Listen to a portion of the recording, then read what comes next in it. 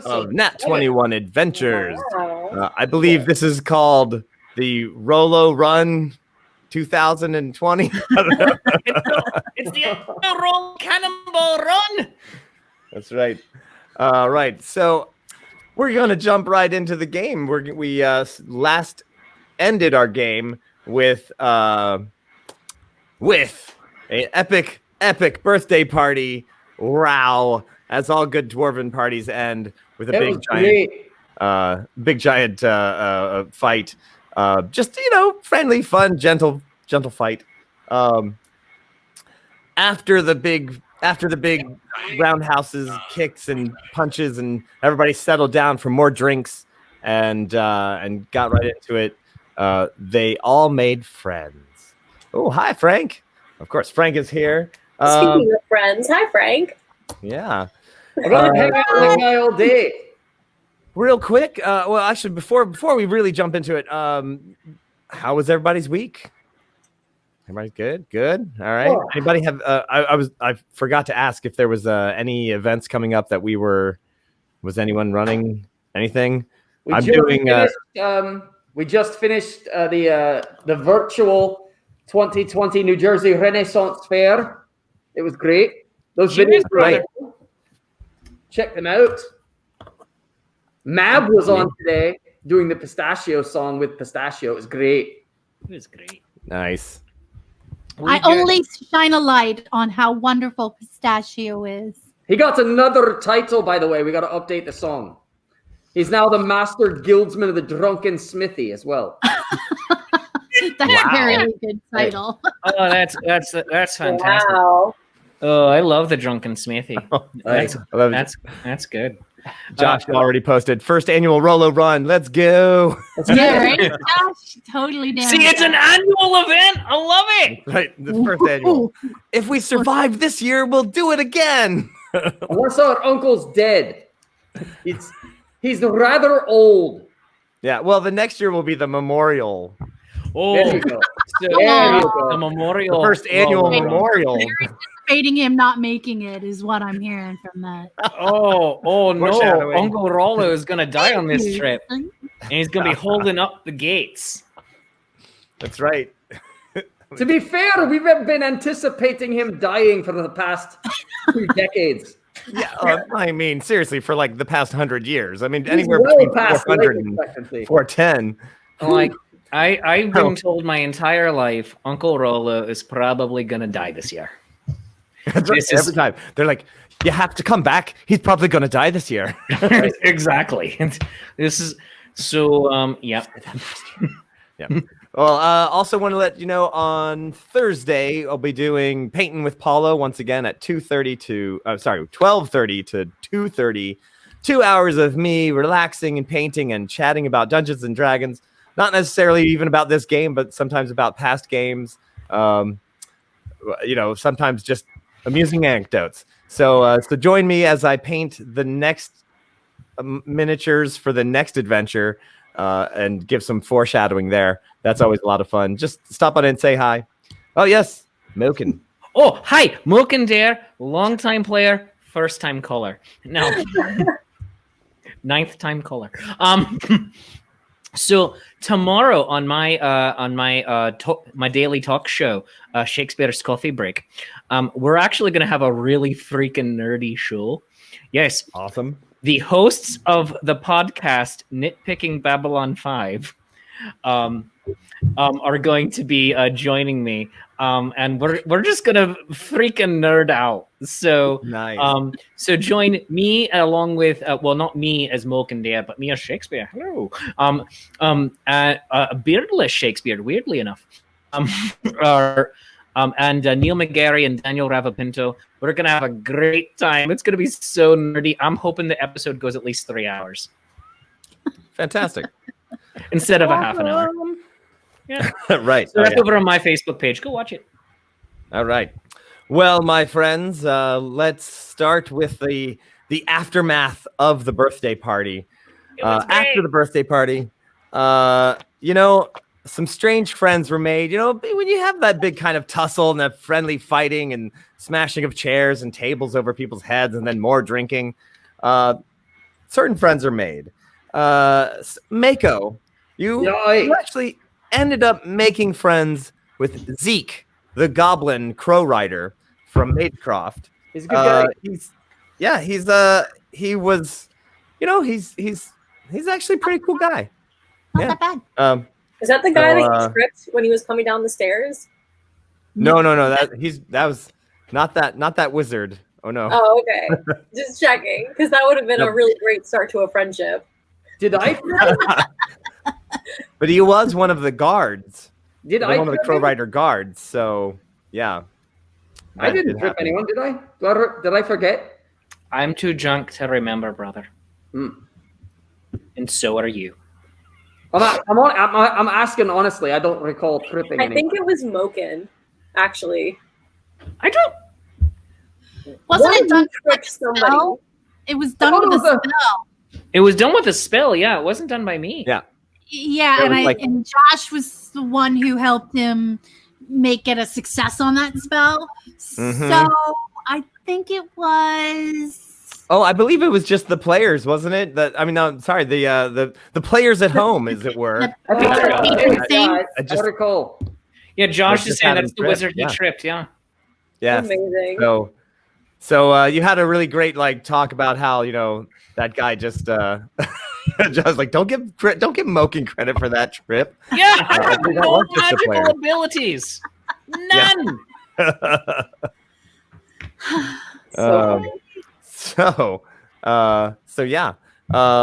So you made friends with him. Ayala, you made friends with Kalim, the red dragon from Magmount, who is a red dragon works for the winery. Really? Yes. Again with the red dragons. What's up with that? I mean, they have wine, and you have to have friends in good places. It's very important. Yeah. I legit have no judgment. I was just quoting you what you said to your friend. Are they red dragons because they have red wine? They do have red wine. But is that why they're red wine? Is that why? That's what they tell everybody.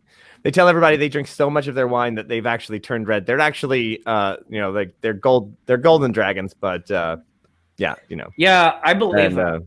I believe that. I aspire to drink so much wine that I turn red. This is now a personal goal of Ayala's. The winery is called Red Dragon. Yeah, and the winery is called Dragon Breath Wineries. So Dragon Breath.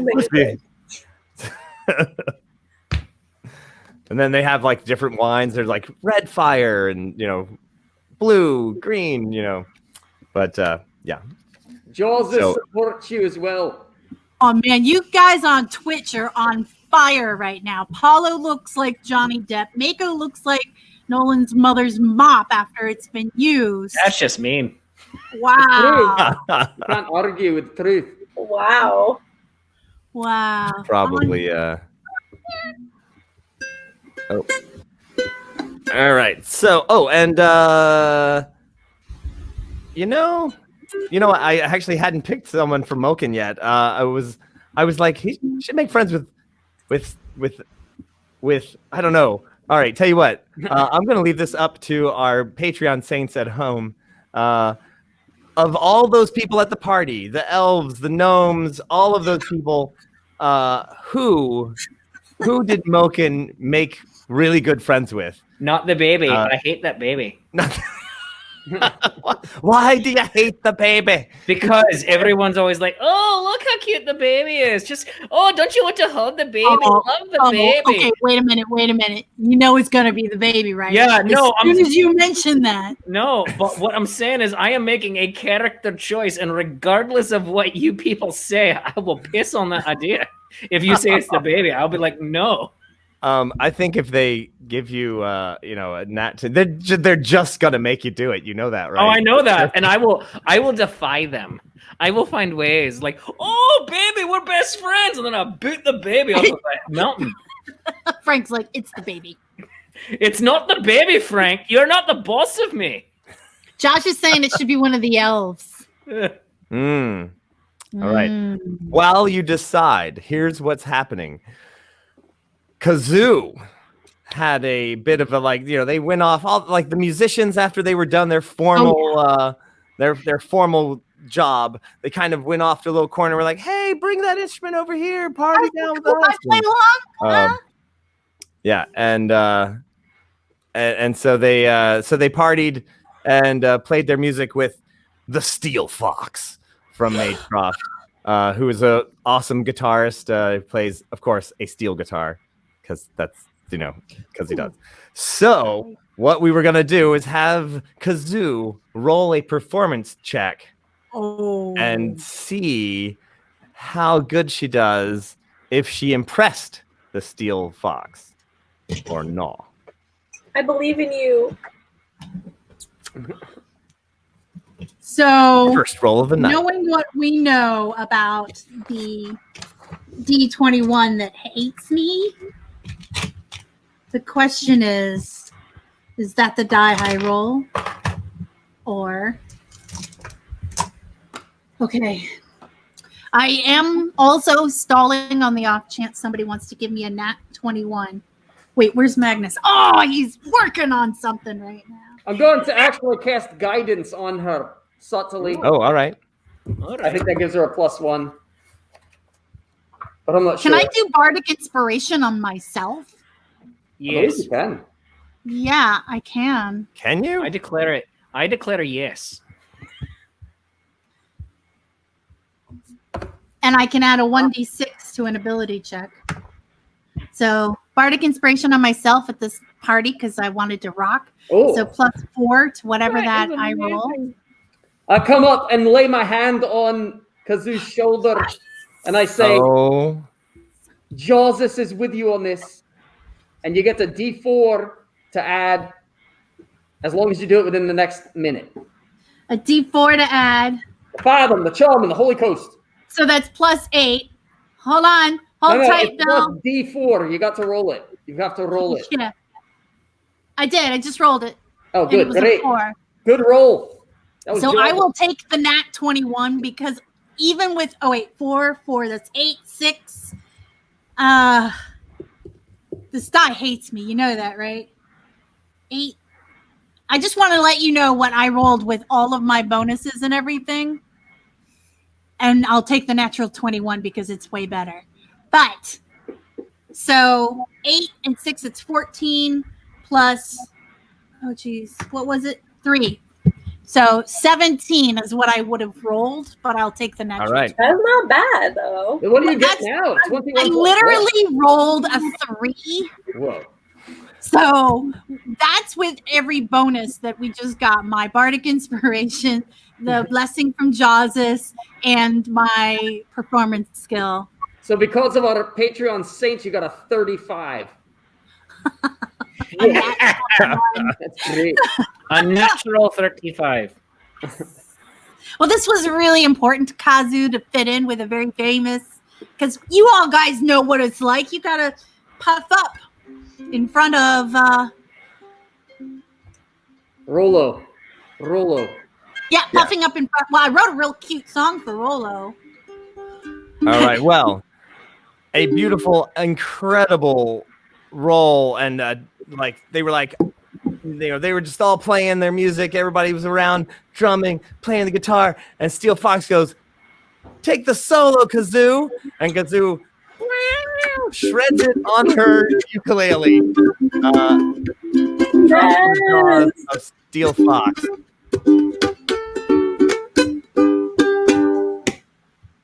Who is stunned and thrilled. And yeah, so he's like, oh my gosh, if you're ever in Magecroft, you have to come to my bar. Oh my gosh, it'd be great. Yeah, you got a gig. He's like stunned. He's thrilled. He's like, I got a gig. Have you there? You got a gig. That's very important. Now you do have to pay for all your drinks, but I am paid in drinks. paid just as solely in drinks. I thought it was an open bar. Why does she have to pay? Because I'm a bard. In Magecroft, in the other city. So yeah. So that's great. Okay, hang on. Yeah. I was thinking this. And All right. while we make some adjustments. Okay, Oh, are we blocking people?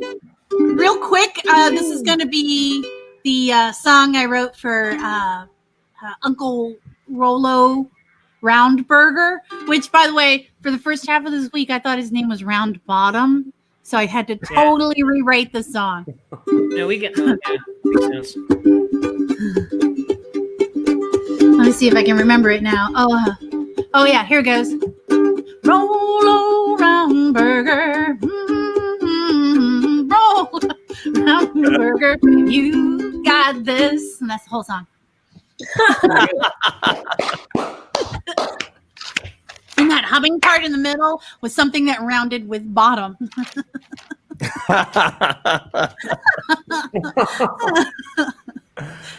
So that was So the next day, as most of you are eating in whatever place you ended up in, there's the big inn that everyone was allegedly staying in, but who knows what room you ended up in at the end of the night.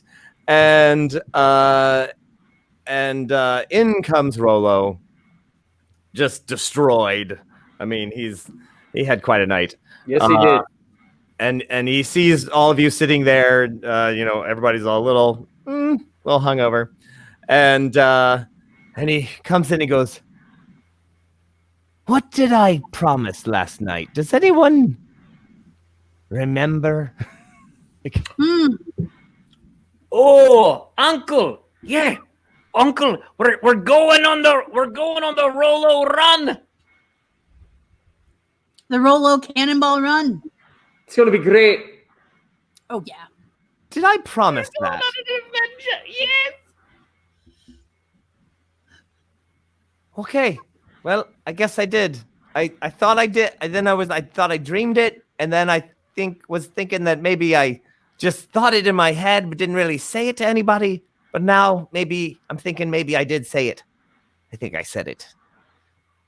I guess we're You going. said it. Oh, you totally said it. And I couldn't believe it. It's like he wanted to die or something. And I said, no way, he didn't want to die. He's strong enough. He can totally do it. And he's not even worried about being ripped apart by all the things that are dwelling in the undead and the monsters with the big sharp teeth. And they're like gonna murder you. And then they'll probably poop you out. And then we'll sculpt you into a shape. But it's okay. We've got you. We'll totally make sure you're fine. I think, Uncle, you should remember one thing. You might not be as good as you once was, but you're as good once as you ever was. He's amazing. He's incredible. Right. Look at the guy is solid. Let me see your war face. He's almost a stone.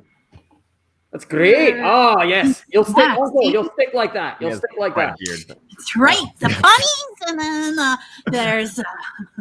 That's what they tell you. Of course, if you die like that, it's gonna stick. Right. If you make that face long enough. Yeah. All right. So he's like, all right, well, I do. There's a bit of a mission. There's some things to be done. There's some orphans that need some goods. Orphans. Oh yeah, Orphans. there's orphans in Magecroft. That's on the other end of the canal, all the way on the other side.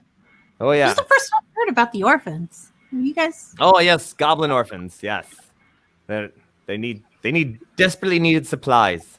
Oh, Zeke told me about it.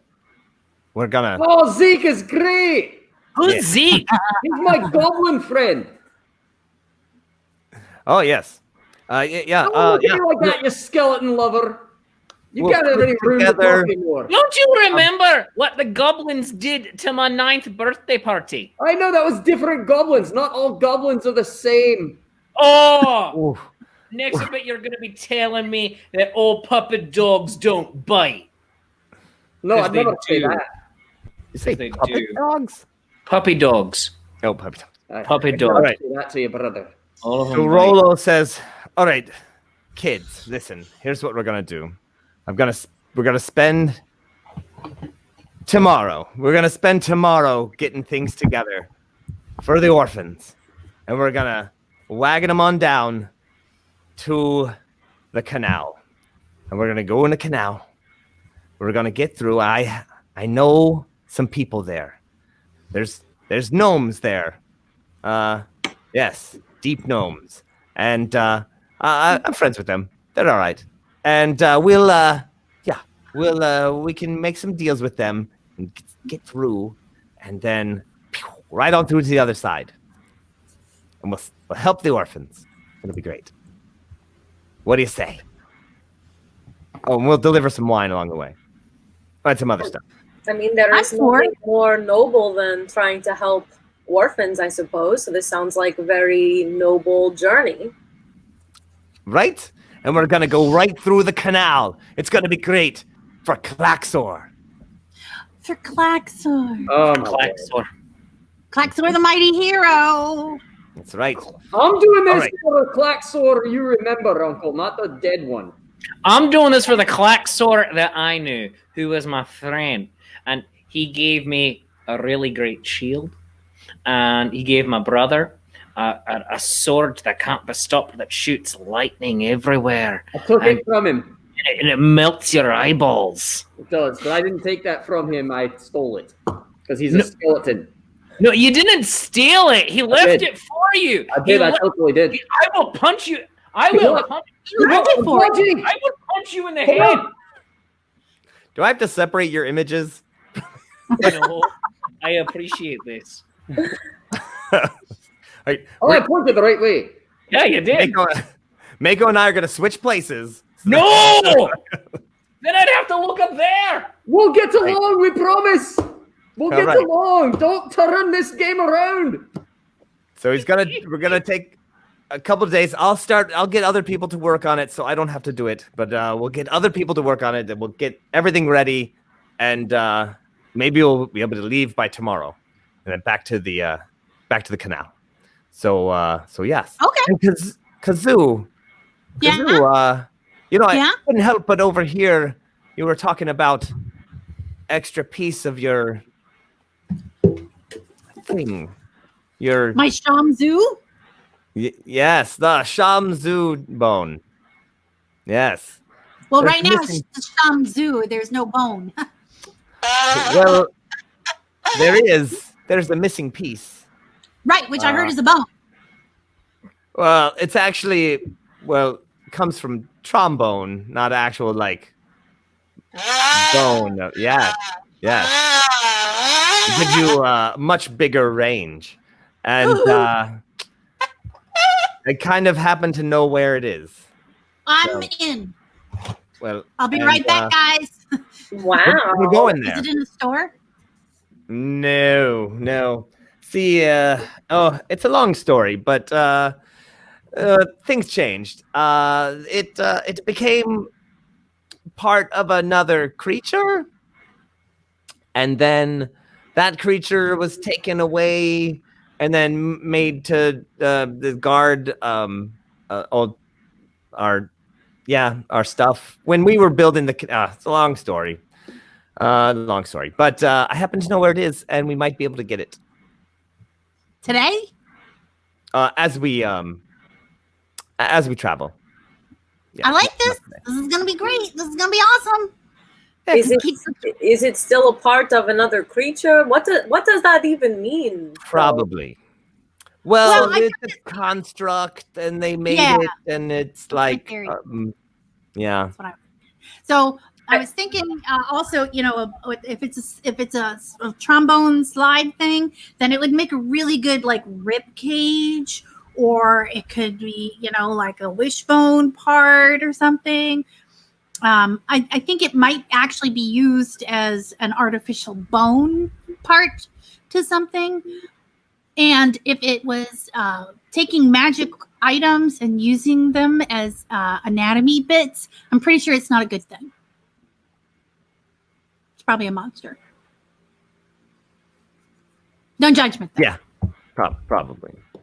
I'm just typing a little response here. I mean, this whole it's maybe part of a creature, except I'm not saying any more details about it. This is a little concerning to me. This is something that sounds like it should not be glossed over. Maybe if you have some more information, we could better prepare. Well, see, they made this. They needed to make a creature to defend a thing that nobody was at, so they kind of just made it out of the stuff they could find, and there was like a bunch of musical instruments. So it is like a big, like heavy metal monster, like like an actual heavy metal monster. Yeah, more like weighty brass, really. Ooh, But brass monster. All right. Weighty brass. That's nice. That's not nice. really heavy metal so much as weighty brass. Very Yeah, brass. Weighty brass. So Yeah, is it still guarding the thing it was originally guarding? And do you know what it was guarding to begin with? it probably is. It was, well, see, it was guarding one of the old towns that we used to, it became a piece of the town that we stayed in when we were building the canal so many years ago. And then we needed to protect some stuff. And that was later. That was like 200 years later. Like it was much later. And there was, maybe some gnomes that needed to protect it. And it's a really long story. Don't worry. We'll get it. It'll be fine. It'll be fine. You're asking really good questions, Ayala. I'll give you that. I just think that if we're going to go fight some kind of strange mechanized warrior, that we should have the information we need to handle it. If it is created from metal, that means that it is very hardy. So, we should be ready. Question. Oh! Question, Moken. Oh! Moken. If this beastie is made of metal, can we go and get my friend from the castle, the metal beastie? Because maybe she knows how to defeat him. Probably not, but All We metal only knew things about the don't things know each in. other. Yeah. That was a very good call. Ayala. I have But lightning. also, she only knew about the things that were in Copperton. That's true, and I feel really speciest now. I'm just Now, I'm just gonna go over Now? here. I'm just gonna leave. I'm It's a sorry. great moment for you, bro. wow. is it warm in here? I'm Just gonna leave. Oh, he's gone. Moken, come back. Don't leave, brother. We just found this out again. You're very strong, and we need you to fight the giant metal thing. I do And- need your help, brother. Brother, I need you. Really? I totally need you, brother. Oh. We're a great team. I didn't mean to make it sound like all the metal things knew each other. I just thought that, maybe it knew each other. It's a growth moment for all of us. All right. Growth moment. There you go. So true. All right. Well, let's get this adventure rolling. What do you say? Oh, I see what you did there because we have D20s. Ah, yes. Once. At our Nat21 Adventures. That's right. So, my friends, just so you know, you can join in and help with the game. Let me see. Also, who am I friends with? Oh, there we go. You can join us on Patreon or Ko-Fi and aid the party by giving them Coffee. the website says it's Ko-Fi. No, it doesn't. You are wrong. Ko-fi. But it Coffee. looks like I don't know. Wi-Fi, so it feels like it should be coffee. It's Right? coffee, like the beverage. Ko-fi. Anywho, it's right there. You don't have to pronounce it. You just type it into your computer, and you can aid the party, give them auto hits, auto crits, and even give monsters auto fails and auto critical fails. if you And like. give monsters auto hits and auto crits. That's true. You can help the dungeon master try to do anything that helps to defeat this party as they steamroll their way through my well-laid plans and just so go on there and support the show, and yeah, we'll see you there. Let me see. I'm gonna put the ticker on there. Ticker. There we go. And dun, dun, dun, dun. All right. Also, if you actually become a what do you call it? If you become a subscriber on the Twitch channel, then that also gives you the opportunity to give some crits and saves as well. So you can On the Twitch channel? Oh, like you subscribe. Oh, that's cool. you subscribe to Polygorbonzo channel, then that also allows you to play in the game as well. So yeah, and you can use both chats. Oh yeah. All right. So yeah, we're streaming live on both, and so you get over your hangovers. You spend the rest of the day. Is there anything from the dwarven town that you guys need? A lot of the people are heading off back to their homes in distant cities, but you've got the rest of the day here in Low Pass to get anything you might need. You have some fine clothing that Uncle Rollo gifted you with. He got new cloaks. I like to spend the day as much as I can with my parents. Okay. I'm here a lot. Very sweet. Aye. Yes. Show off my new clothes to my father, who thought I'd never make anything of myself. It isn't true, brother. You're the favorite child.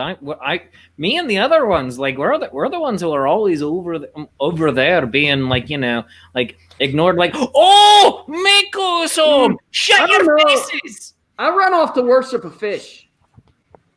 I'm not sure. It takes all kinds. It does. All right. So if nobody needs to do anything to the day, you just kind of rest, relax. You get your spells back. You take a long rest. Rollo's busy, just running around the town, basically, finding some last minute things and packing away some supplies. He loads up an entire 2 wagons full of things, food and bedding and beverages. And lots of wine. Oh, yeah, lots of beverages. We got flasks. Does bring some wine, and from leftover wine from the party, a bunch of other stuff. And they load up the wagons and get ready for the next day. So you have a nice dinner with everybody, and then, as you know, since you're heading off on an adventure, you take it a little easy. Don't drink too much beer, but you drink some. And it's right. And then we're gonna start the next day. So the morning rolls around. Yes. I just gotta say real quick, out of game. I'm enjoying watching these comments come up here on the side because look right now, just in our live comments on our screen, it looks like Reverend Tommy is talking to himself. Yeah. Like one on Twitch and one on Facebook, one on Twitch and one on Facebook. Yeah, you get both. You get more by subbing. Yep, subbing on Twitch. Yes, if you have you're a Patreon fan and you're on and you've subscribed to the channel, then yes, you double up your game points. That's right, Pam, and make it even harder for me to even hit these people at all. Oh. We may not need to ever actually pick up any dice whatsoever. Oh, that'd be amazing, because I always forget what to use. That's the dream, is to just have enough Patreon saints that they can just hand us rolls just constantly. You don't have to roll for that. We're just gonna tell a story with no dice. There you go. Bam. So I wanted to share the dice that I'm using. These are my pride dice. Whoa. Those rainbows. Oh, I love them. That's gorgeous. Those. Beautiful. Oh, wow. Yeah, come on, get it in I tried there. to get those and they were sold out. Yeah. They Not look to be of dwarven make. They are not. They are not even Dicex, Chessex. They are another brand. They look like Sirius. Sirius? Sirius? Yeah, I think that's who they are. Very nice. I like that. They make have good my stuff. And stone because next they're to me. translucent, you can see that they don't have any bubbles in them. So, you always know that you don't have messed up dice. That's really nice. Yeah. Beautiful. Dice that are trying to kill you. That's right. All right. So those are gorgeous, though, man. The next morning rolls around. You guys are ready to roll out on this adventure. You've got 2 carts full of things for the goblin orphans in Magecroft. And Can I check what those yeah. things for the goblin orphans are? Just curious. Oh yeah. Yeah, they're totally they're dwarven crafted weapons. You know? For the kids. That makes sense. Okay. Just checking. Or the They're children. goblins. We're supplying a goblin army now. That's great. Uncle's losing his mind. Orphans, not army, orphans. Yeah. Ah. Yeah. It's an educational toy. There's also wine. What is We your didn't. problem? We didn't specify For the. the kids. We didn't specify the age of the orphans. Water is dirty, and you know that, Kah'zoo. That's why you drink the wine. That's why I drink wine. All right. So yeah. Yeah. So there you go. You go back across town. I mean, sorry, not back across town.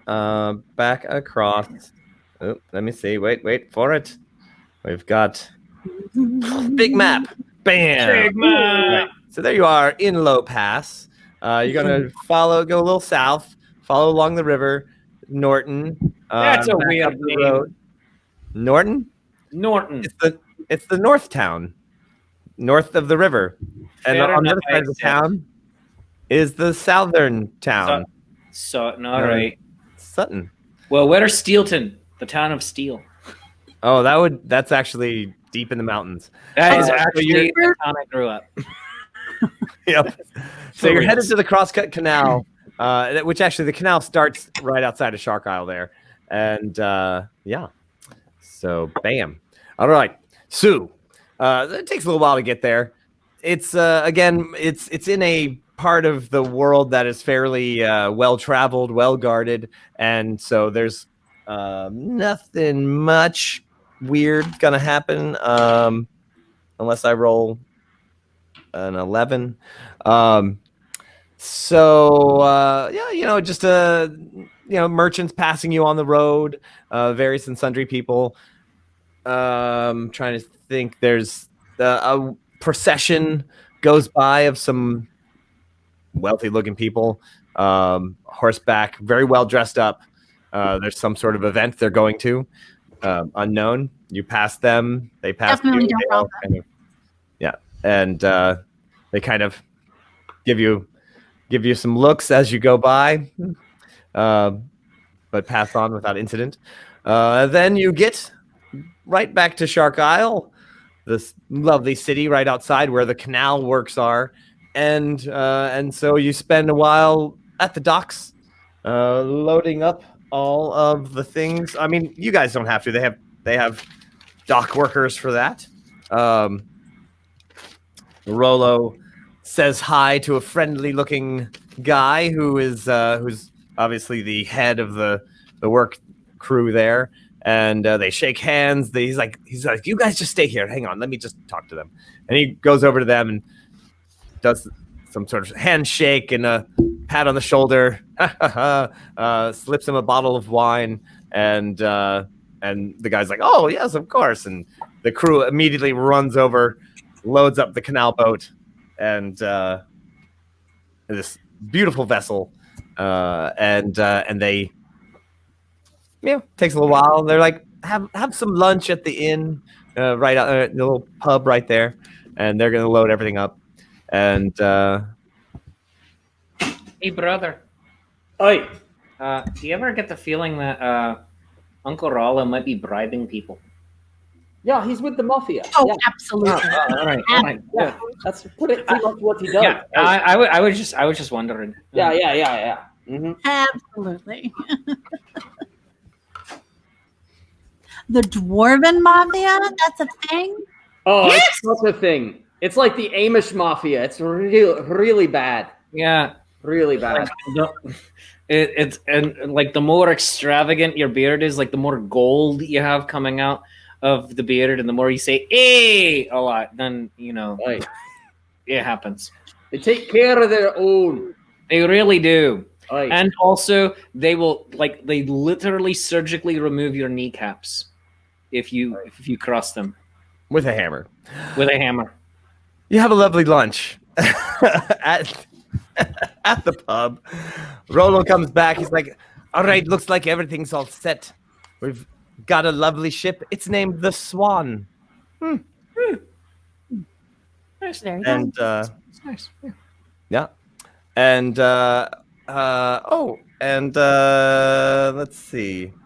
Oh well, I said we'll just take the canal boat, and we don't I know how to operate these things. They're easy. So We're just gonna. Is this a boating adventure? Because I've got my little boating hat here. well, it is the canaling adventure, so I don't know if it's a full-on boating adventure, but The canal ball run. No way. canal ball run, the canal Rollo. The canal bowl. The canal Rollo. The Claxor Rollo Canal Mall Run. Claxor The Claxor Memorial. Good. I like it. Canal Rollo run. These are too many words. Can't believe that people are still watching. All right, so They're here for the train wreck. so you take the canal north, straight north. Once again, I'll just pop that map on the screen there. You're outside of Shark Isle. You followed the road from Norton. You got on the little boat. The little dots lead right over to the canal works, and then you're taking the canal straight north into the Dark Pass Mountains, or under the Dark Pass Mountains, for that matter. So it takes a little while, of course. Once again, you're in a fairly regulated place that is patrolled and fairly safe. It's a nice slow jaunt. Is there, anything you'd like to do on the easy canal ride up, aside from Do we say that donkey/mule that Ayla made friends with last time we were here? Oh yeah, not yet, but the canal is, it's got to be on this canal somewhere. So I'm sailing away, setting open course for the canal. This is an ancient Office hymn. I don't know what is going on in Twitch, but we just got a lot of pride ones. all right, like a lot, yeah. Pride one. Reverend Tommy, what is going on there? He's got a lot of pride. There you go. He's got all the We like pride, it. I think. All right. Cheer So, 100. The bard is singing "I'm Sailing Away," which is, of course, ironic because the canal boat doesn't actually have any sails, but that's all right. That is a hint to Jawses, by the way. That's true. That a pirate looks at 40, sitting on the dock of the bay. That's another one. What about under the boardwalk? Yeah, Oh, lesser known. Lesser known hymns. Please turn to your hymnal 27. All right. So, Rollo's just looks happy to be out in the open sky, even for a dwarf being on a boat. Even he just I'm looks on a boat, yeah. No, that's he's got a I'm whole on a boat. I'm on a mother flippy floppy boat. He's got a whole chest full of pashmina Afghans that he's nautical themed, and so anyway, so he's just thrilled to be here. He's like, fellas, we're on an adventure. Aye, we are, Uncle. I'm proud of you right now. Me too, Uncle. Can't wait. I can wait to learn things from you. Mako, what would you like to learn from your uncle?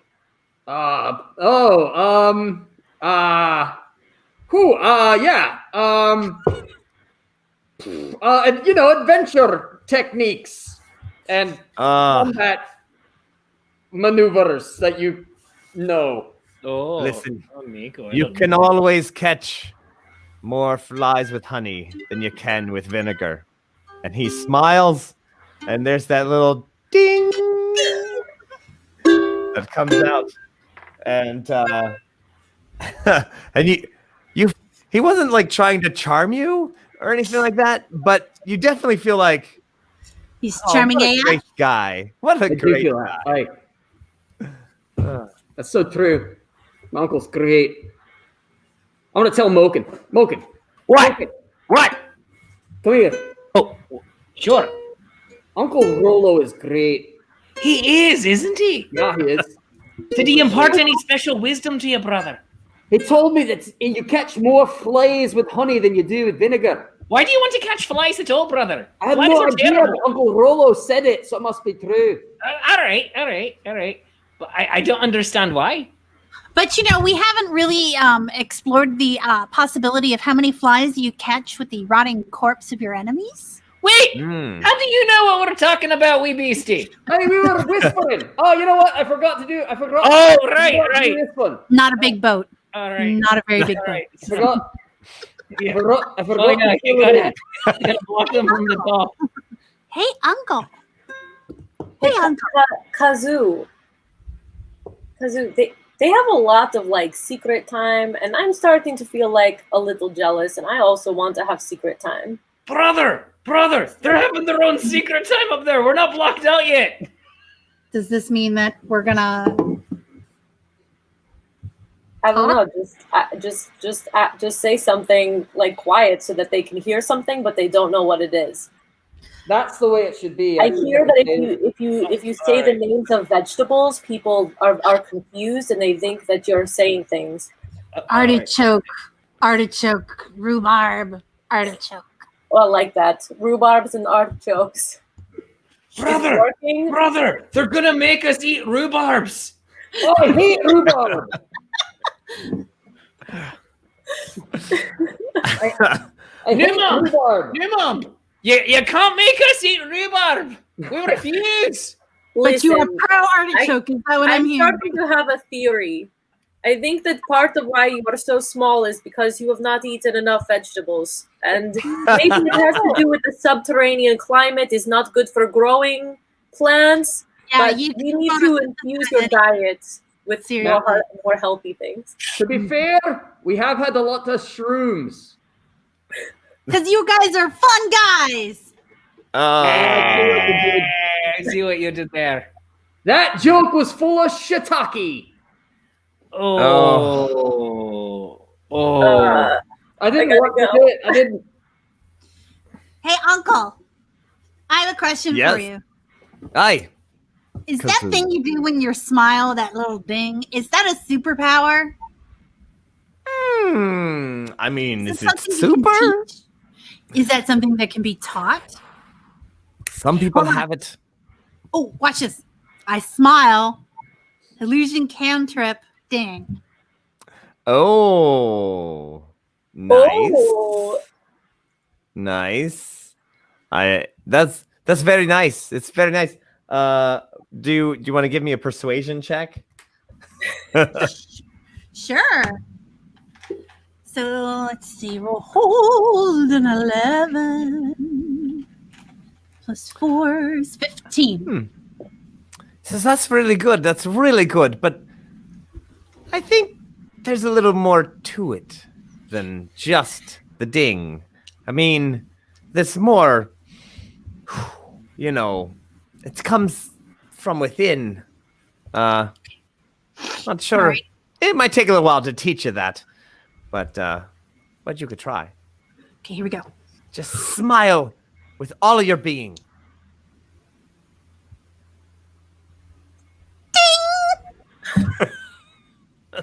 Oh, that was gorgeous. The next time you're in a rough spot, I think you should try it. I think you just say, "No, fellas, you don't want to rob me." Ding! Just Oh. give it a try. Uncle, is it a family trait? Could Mako and I do it? I do not smile. Well, The I would George say thing. Mulkin might have had a chance to do it, but he doesn't smile. And I'm sorry, Mako, Mulkin. You know, I don't know if barbarians can do that, but But I have a lot of charisma. sure you could give it a try, though. I try to intimidate people.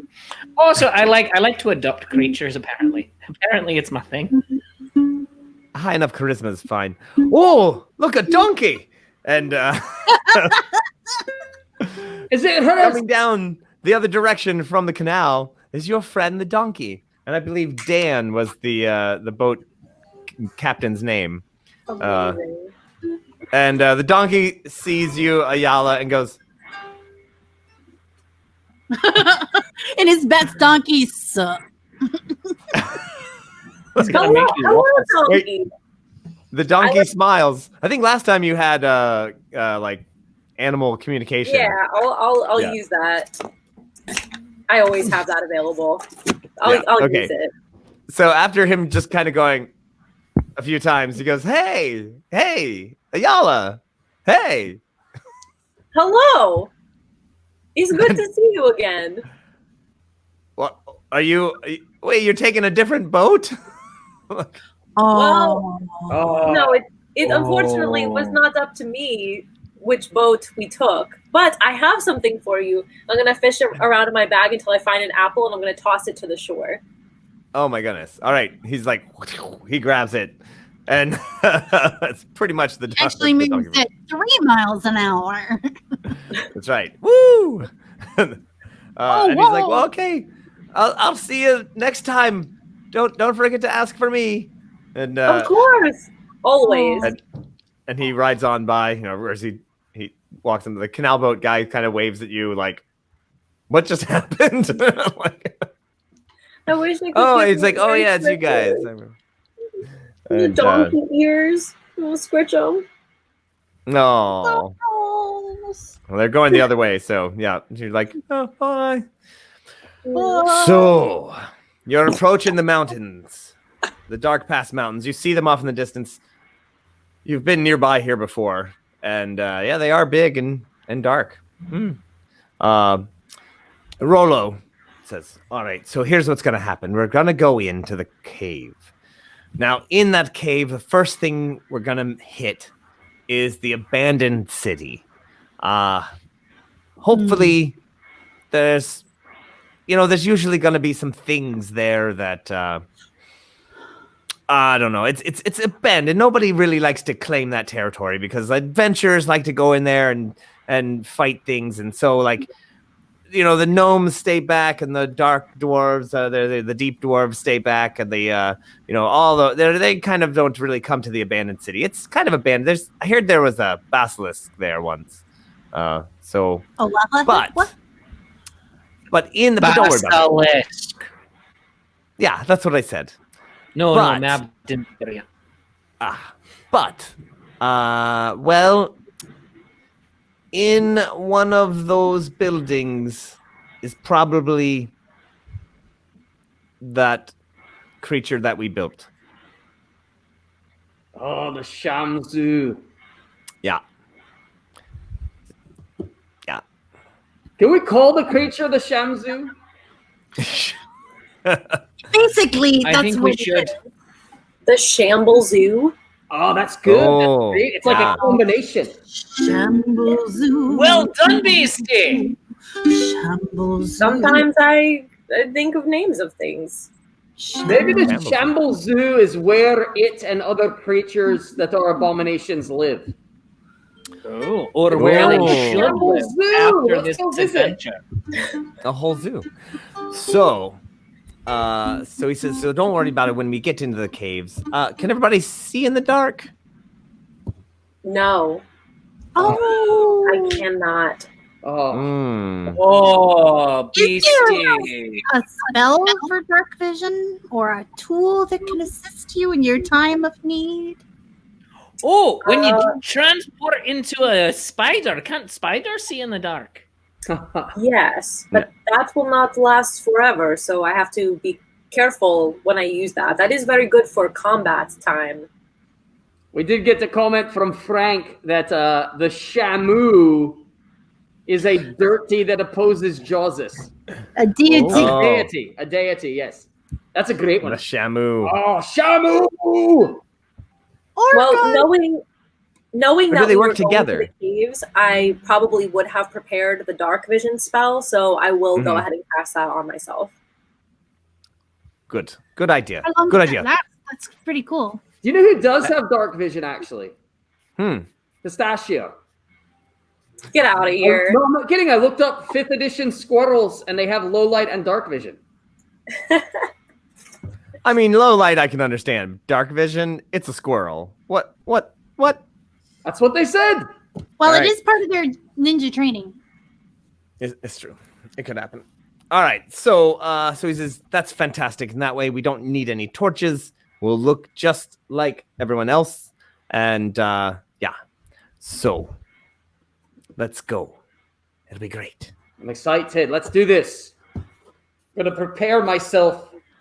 I've got my shield. Oh, we're supposed to have our weapons? I got my shield and my Oh yeah. ready. Oh, hold on. Let me change my hat. Ooh. Your fighting yeah. hat. Yeah. It's a fighting cap. Oh, we're not on a boat anymore, so I should probably put on my. Oh, I'm going to put on my fancy hat that I got from my uncle. Oh yes. The I have fancy a question about the Dark Pass, hat. Mm-hmm. right? That's a canal through, or is it just a road? Yes. Through? So are we it's a canal fighting straight through. on a boat? Oh, through brother, the that's whole fancy. thing? Rollo says, well, here's what's gonna happen. The boat will get through the canal, and to find your little Shamsu bone piece, right. we gotta hop off, make a quick detour, and Gotcha. then I jump appreciate back on that. the boat. Okay. We're gonna hit the first lock. That's where the gnomes are, and once we go through the first lock, we'll see how it goes from there. I'm Excellent. down with this. Let's do this. I'm And jazzed. these are deep gnomes. Is that correct? Oh yes. They're good. They're all right. Yep.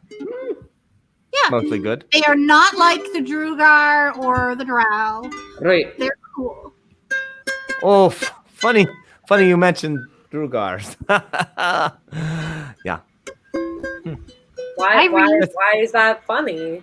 It's just funny. That's all. Well, after the gnomes, then we're gonna go through the Drugar city. Yeah. Oh, okay. How- And so Drugar, some of them can be good and some of them Mhm. are jerks. Which ones are these? Well, depends. Are you a dwarf, a gnome, or a dragonborn? One of those, yes. Okay, they hate all of those. Okay. Okay. Yeah, that's good to know. I'm glad we got that But- clarification. I know some of them, and I think we can get through. Great. Yes. How are we going to do that? Well, see, we're gonna just have to talk to somebody, and then we're gonna have to kind of maybe just go around the really bad people, and then we'll just meet on the other side. How big is this town? Are there very many of them? Oh yeah. It's big. It's a city. It's gorgeous. You should see I like it. stealth. Well, you're gonna I've see got it. my cape. I've got my cape. I can sneak. But you know what, though? Here's another question about that.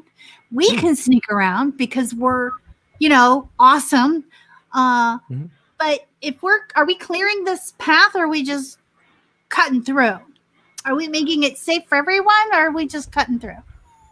I think we're just gonna blast our way through. That's what's gonna happen. I think there's an awful lot of Dugars Okay. and Hail Joseph, keep swimming. yeah. Okay. There's a lot. We're just gonna shoot our way through. It'll be fine. Okay. I've got all the details worked out. It's gonna be great. Yeah. Don't Okay. worry. Okay. Yeah. You just. Okay. Yeah. It'll be great. Okay. You know that I'm very large, right? Oh yes. But I was just checking. that's why we like you. You're wearing like you're like a All right. shining beacon of dragonhood. It's great. It's like a giant shining beacon in trying to sneak through a city scenario might not be the best. Well, you're wearing a cloak, aren't you? Bestie, That's true. Bestie, what if you just like set them all on fire? Listen. No. That is usually very a thing that I like to do, but only with things that are abominations that are a threat to everyone. I'm not sure how I feel about. I don't think we need to set everything on fire, but there might be a couple of opportunities to really set some things on fire. I think so. I think you're gonna love it. It's Really, gonna. Uncle, I'm amazed that you're related to me because really, you can always set everything on fire. I worship a water god. Fire took a very different turn in my life. You are all correct. Every comment that I've seen. That's right. Every single one of them. Yeah. I've been trying not to just laugh. That's too funny. Y'all are killing me. Oh my gosh. Are my plans that see through that that's gonna end up like Lando? Well, we did go to Lando Capes. Lando Capes. Oh, great. Which, by the way, is a shop in every major city in my world now. It's a chain. Lando Capes. Oh yeah. No, they only sell half cloaks. They only sell half the half capes. All right. Oh, so better my full look right now. I'll switch you it out. At halftime. enter into the cave of the canal. The canal moves slow, and the water's, even though it's a canal, it's pretty still. And as you enter this area, and it looks like it was guarded at one time, protected, but these ramparts are abandoned. They're crumbling, but they've managed to keep the tunnel open. And as you get through that initial spot that is definitely meant to be, for guarding and for protecting, like it's got a cut off so that you can just be like, yeah, hang on while you pay a bunch of taxes and, stuff like that. All those things have been kind of wrecked, but the canal itself is open. And you're looking around suspiciously, of course, and get into where it starts to get dark, and you start to enter the next section of the canal, and the cave opens up, and just it's humongous, and there is a city before you, mostly crumbled. Sometimes there's entire like road that's wrecked, it looks like I don't know, like a very large creature just smashed its way through the street and wrecked the buildings on both sides, but a lot of it is just falling apart, dingy, and there's and the cave entrance, I mean the opening, the roof is hundreds of feet up, and it's huge. It's this gigantic dome, and the canal actually opens up into an area where there are several canal, like it used to be a dock, and so there's lots of parts where you can stop and put your ship on board, and there are 4 different canals that break off from this main area. Rollo says, okay, so we're gonna take the second one from the left. Now that's gonna get us to the building where I think that creature is still guarding whatever it is he's guarding. I'm not really sure. I don't know. I feel like he may have known. So You can tell me. What is he guarding? Oh, he was they made it a long time ago. It's probably not even Smile. the same thing. Ding. Ding. Persuasion. Roll a persuasion check. You can tell me. Roll that persuasion check. Plus 17. You can tell us. Come on. Oh my gosh.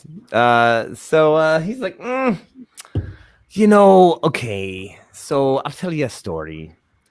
So there was, you're not gonna believe it, but you're a bard. So there was this wizard, and he had this marching band that he really liked, and he really liked them. And the thing is that even after some of them died, he wouldn't let them go because he really liked the way they played. And he just kind of turned them into like this. Eventually, they all died and they became this undead marching band. But let me just say, they were fantastic. I mean, they really were really good. I mean, they were playing for hundreds of years. Just, and I mean, they really only kind of knew like 8 songs, but I mean, they really knew those songs like backward and forward. Eventually, blah, blah, blah, wizard gets defeated. There's a whole bunch of these instruments lying around, like 76 trombones and a whole bunch of other things. So we figured, hey, why not just make a creature out of all the instruments and set it up to, and then we sold it, and so it's, and then it kind of, the person who bought it lost control of it. So it sort of went a little crazy, maybe, with all the dead people that had been playing music for it. So that's the story. I hope you liked it. It's a good story. So it's not actually guarding anything. It is the thing that is being guarded. Yeah, probably. Well, yeah. They're. And there's like is it big enough to like plow through the city in the big gaping path that we're seeing here? Is that? Oh no, that was probably from either a basilisk or a bullet. Yeah. No, I'm not really sure. Brother. What? Look over here. Wait, where? Wait, what? Lean in. Oh. Did you ever feel like you're not getting the whole story? Brother, I'm going to be completely honest with you. I have understood nothing for the last 5 minutes. Aye. He's getting senile. We got to keep an eye on him. All right, great. Oh. Good job, Uncle. You're doing great. We believe in you. We do. All right. So you are not senile. Let's take the canal boat over to there's a particular town square that has a bandstand, and usually that thing is there. Usually, sometimes. So we can just swing on by, and the canal goes right alongside. It's great. Little town square. So, yeah. So you guys are all kind of sitting there, watch around. Oh, by the way, everybody, give me a big fat perception check. Oh, all right. Oof. I received perception. Oh, what about a natural 1 on a perception? It literally just means you were like looking at your phone. You're like, I got a 14. I got a 12. Was I supposed to be making a perception check? Oh, wait. I got a phone. We're all doing it, right? Yes. Nat21. What? I see everything. 21 of the night. An actual Nat 21, not just a free one from the. No, right? All right. So what else? What did everybody else get? Because did you actually get a 1? I literally got a 1. You were just working on your. Will give you crit success. Oh, all right. Oh, or was that for the? Oh, that was for the charm for yes. Persuasion roll on Rollo. Yes, that was the story that actually Rollo told when you succeeded. So yes. Mako. 12. 12. Moken. 14. Pretty good. All right, so while everyone except for Kah'zoo feels like they're probably being watched, Ayala, with her dark vision experience, that you're like, oh, dark vision, this is kind of cool, actually. And you see something that like, it's not radiating heat, so it's not infravision. You know, it's definitely moving. It's definitely creature-like, and it's definitely running along one of the parapets of one of those buildings. And it had been watching you, and you like look directly at it as it had looked. You know, it was sitting there, you know, behind a little thing, and was like watching the canal boat. And then as the canal boat was going, and it looked right at you, you look right at it, and it, like, its eyes get really big and like, huh! it just, and like, boom. And the thing is that it didn't just like run off. It looked like it kind of dissolved. Ran dissolved. Like, yeah, it just kind of like started to run and then just kind of went. So if I looked like right at it, could I see like what it was or what it seemed to like? Did it seem familiar at all? No, it. You know what? Give me another. Oh gosh. Oh well, you did get. You did get a Nat 21. I did. I'm gonna say yes, but you couldn't quite figure out. You didn't see it long enough to figure out who or what it was, but you were like, kind of recognize that outline. That, you know, the eyebrows and the nose are like, I've seen that somewhere before. Maybe even just recently. Maybe even at the party, and you're like, huh. And then it was like, we are being watched from. Huh? What? I was on my phone. Well, get off your phone or whatever it is you're saying, because there is somebody watching us. Who? I mean, I don't know exactly what it is, but it gave me. It seemed like something that we've encountered before, maybe on one of the different days of our adventures. But it's so dark, I could not get quite a good enough look. But it was up there, and I kind of like subtly point like up there. I'm like, I'll take a closer look. all right. You know, it's a building pretty far away, has a little balcony on it. The roof is wrecked. But there doesn't seem to be anybody there right now. So Let's keep a little eye. There's probably all sorts of little beasties in this. Absolutely. All sorts of beasties. Oh, the evil Ayala. dream. Is there any chance it was wearing a copper helmet? Oh, is there? you're. I want his helmet. Give me a. I guess it'd be like an intelligence. Give me another perception check just to see if you can remember. sure. No, that is 7 total. You're like, it put on a hood. I don't know. Yeah, How not big sure. was it? All I know is that we should be alert and on our guard, because clearly things know that intelligent beings know that we are here. How big was this thing? It was How at least intelligent. dwarf-sized. Pardon? It was at least dwarf-sized. Oh. Did Kah'zoo bring up the thing about the copper helmet? Did No. you say that? Oh, yeah, Oh. you just asked, yeah. Oh, I'm ticked then. I'm ticked. I'm getting my sword at the ready. If I see that copper helmet, I'm gonna lightning bolt it. I don't know why I hate that gnome so much. It's not a gnome. It's a goblin. That's the one. Whatever. You just made friends with a goblin, brother. Dwarvenoid. Kah'zoo, you would look so much better in that bronze helmet. Don't listen to him. I'll get it for you. Possibly.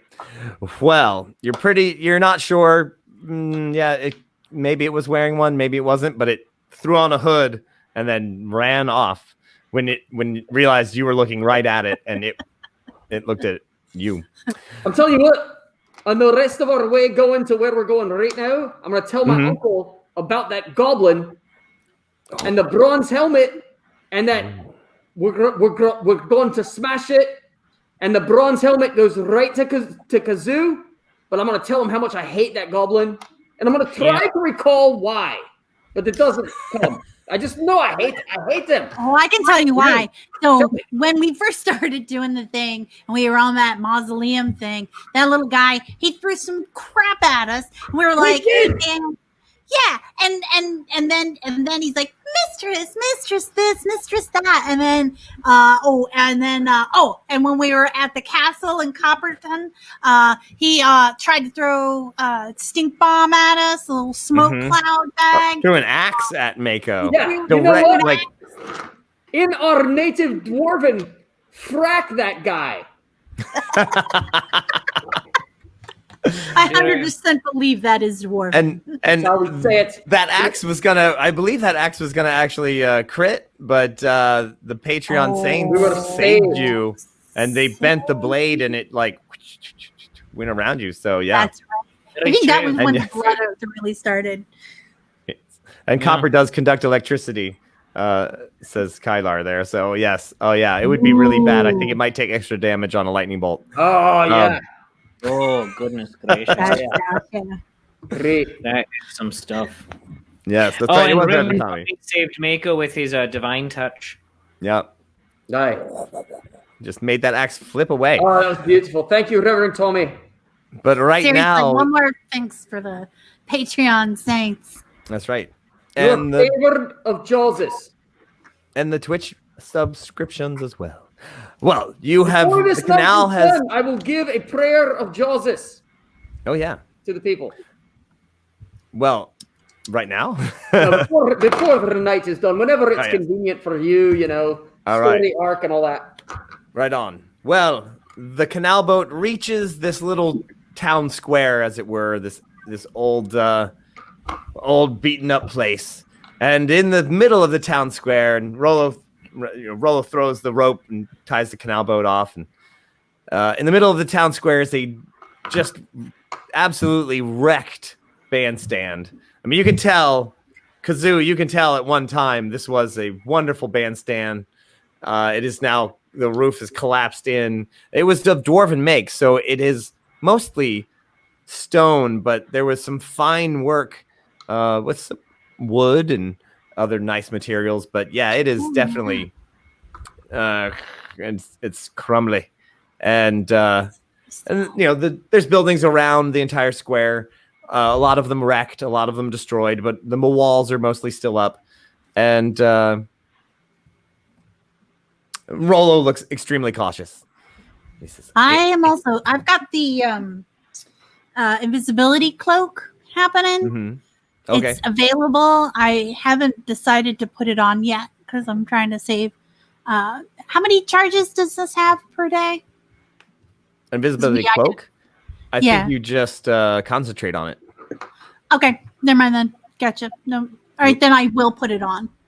All right. She cloaked. All right. So Rollo says, "Well, I don't know. I think it's around here somewhere. Sometimes it's over at, in that building, that main. I think it used to be a hall of some sort. I'm not sure, but sometimes I've seen it parading around, but it usually comes back around here." She got the kitty. I love it. Show us the kitty. Make the kitty's camera bigger. Oh. This is all that's important. Oh. It's the murder beast. Yeah, I love Murder beast. Love your kitty. I love that anytime one of our cats comes on the screen, we all get completely distracted. It's like, it is cat time, cat show now. We are the All the internet. time. Aw. That's right. We are on the internet, so we do have to show cat pictures. if possible. It's the law. Yeah, them's the rules. That's look up by all the rules. All right. So what do you do? There's a large wrecked bandstand. There's a town hall kind of thing off to one end. There's various and sundry other buildings, and Rollo kind of looks around and says, "Well, what's the plan?" I did have hood back. I did have the idea that if we could make a stand, if we make enough noise, particularly music, this automaton is likely, like any musician, want to come and check it out and join the jam. Oh, great! I'll sing.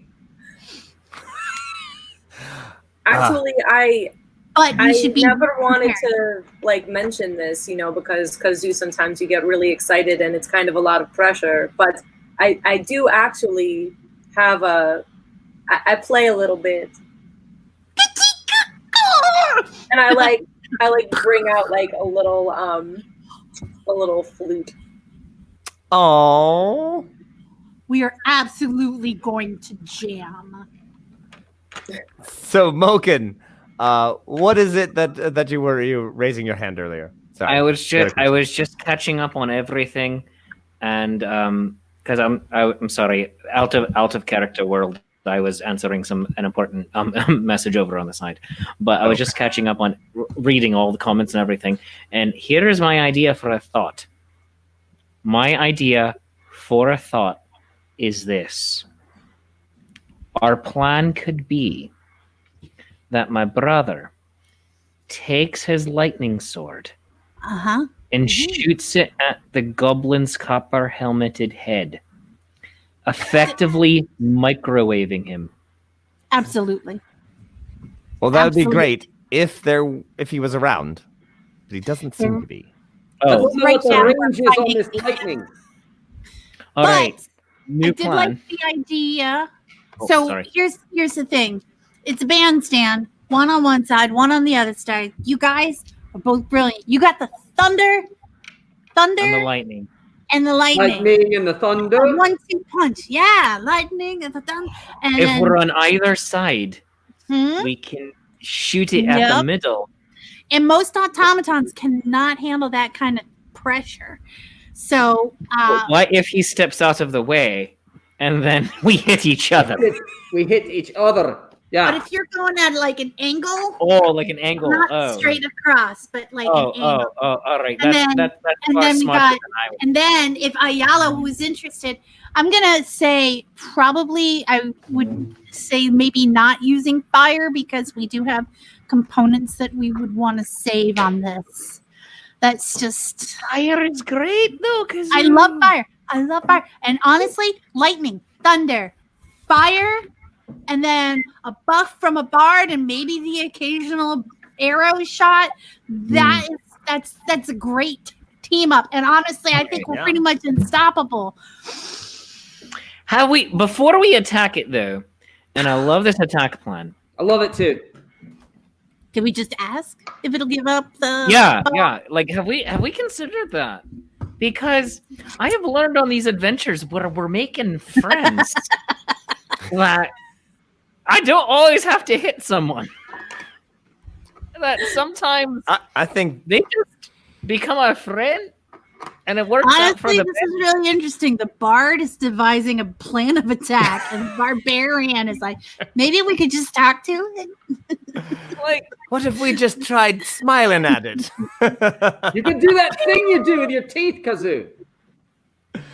I'm nowhere near as Right. good at it as your uncle, but yeah. all right, Right. I'm gonna try it.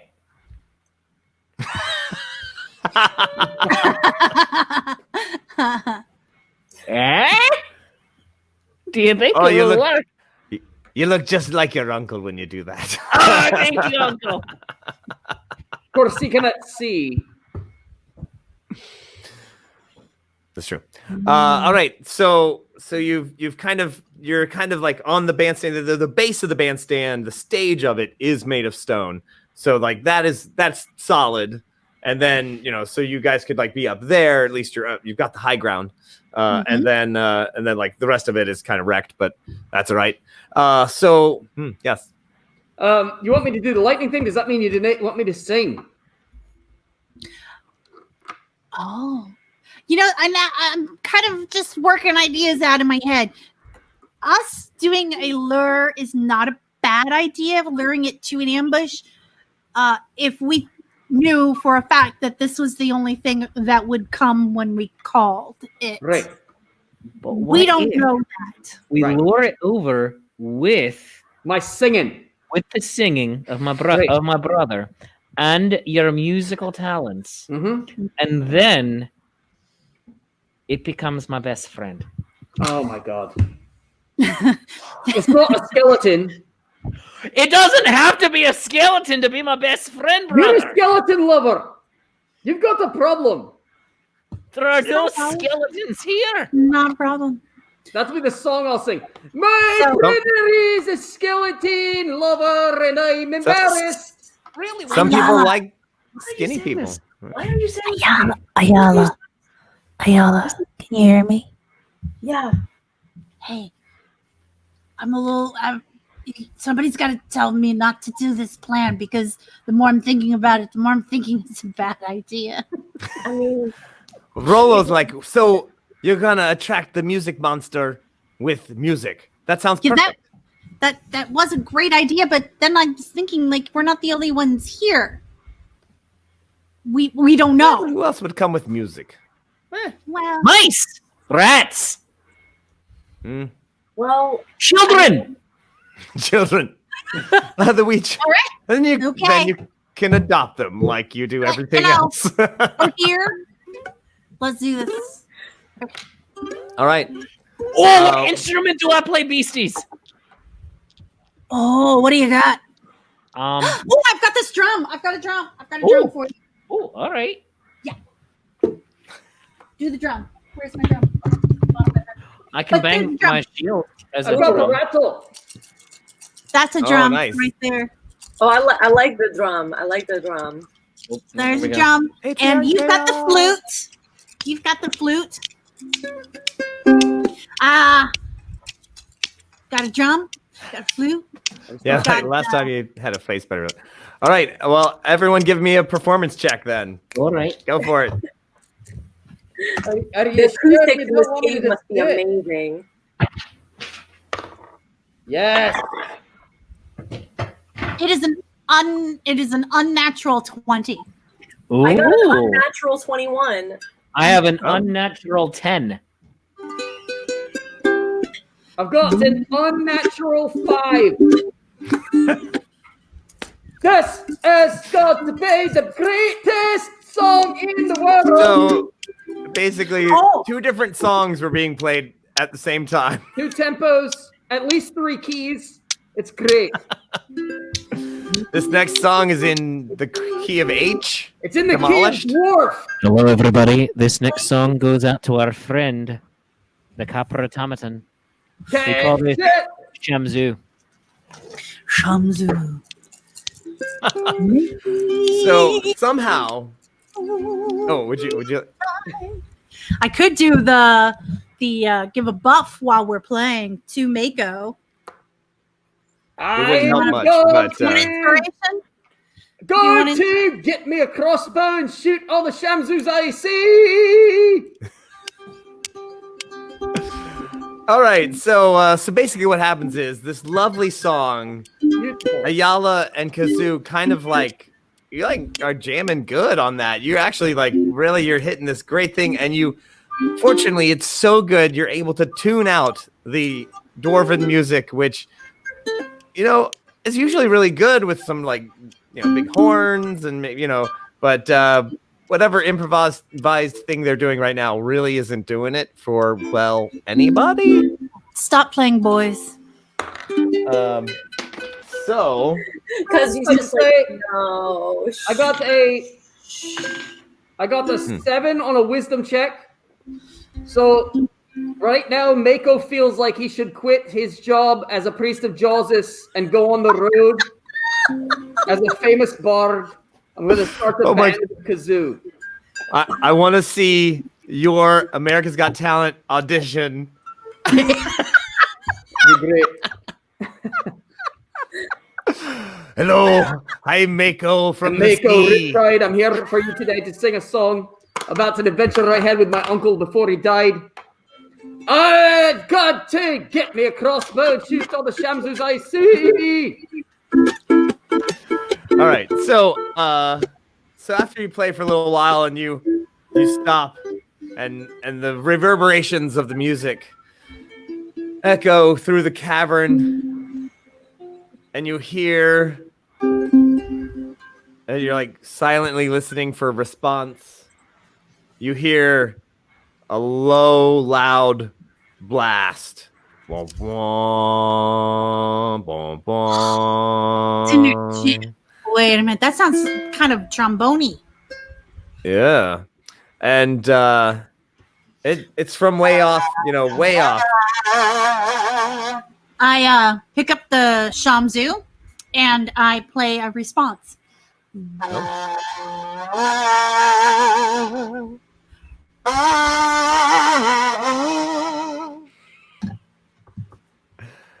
And a moment goes by, and another, and it repeats what you played, but in a lower tone.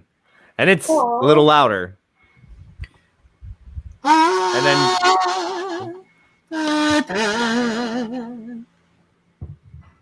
and it plays womp, womp, womp. And that's what you're playing.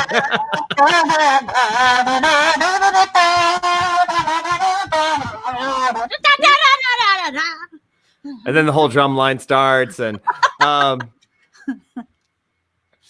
so you start to hear, like, in a steady beat, like maybe drums and a marching beat, drums in the deep, and then it's definitely coming from one of those streets, and so you guys are like, you're all kind of facing that direction, and around the corner comes, well, what looks like every instrument ever of a very large band that is, like, put together, just basically not trash compacted, but welded together. It's got, like, a bunch of clarinets on the top, and like the ends of tubas. It has one arm that is just basically like a bunch of different tubas, a couple of saxophones, and other instruments. And it's this giant bronze-looking or brass-looking instrument creature that looks vaguely like this guy. Make him big. Oh, Fell beast. A minotaur. Yeah, It kind of looks like a minotaur. Its horns are like reversed instead of Horns, they're clarinets. instead of pointy. They're like, they flare out, and they're definitely making noises. And it also it looks like it is put together by like 200 or 300 instruments, and full of a kazoo. Again. Again. Remember that time where I asked you guys to stop me because it was a horrible idea and nobody did? Hey, maybe he just wants to jam. Maybe, like, that's all he's been in the dark in this cave, just waiting for somebody to jam with. He probably heard my singing and realized I could be the lead singer of his band. So it's at the corner of this town square. It's probably a good 80-90 feet away. It rounds the corner, and you see it's like it has these ears that are also like horns. They flare out, and it like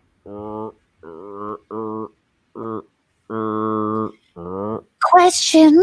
Is the Yes? music it is playing, is it good? The music that it is playing, yeah, it's clear. Oh, yeah. I totally jam with it. Oh, all right. I'm It jamming. definitely, its ear horns like focus on you as you jam with it, and it has an arm Boys.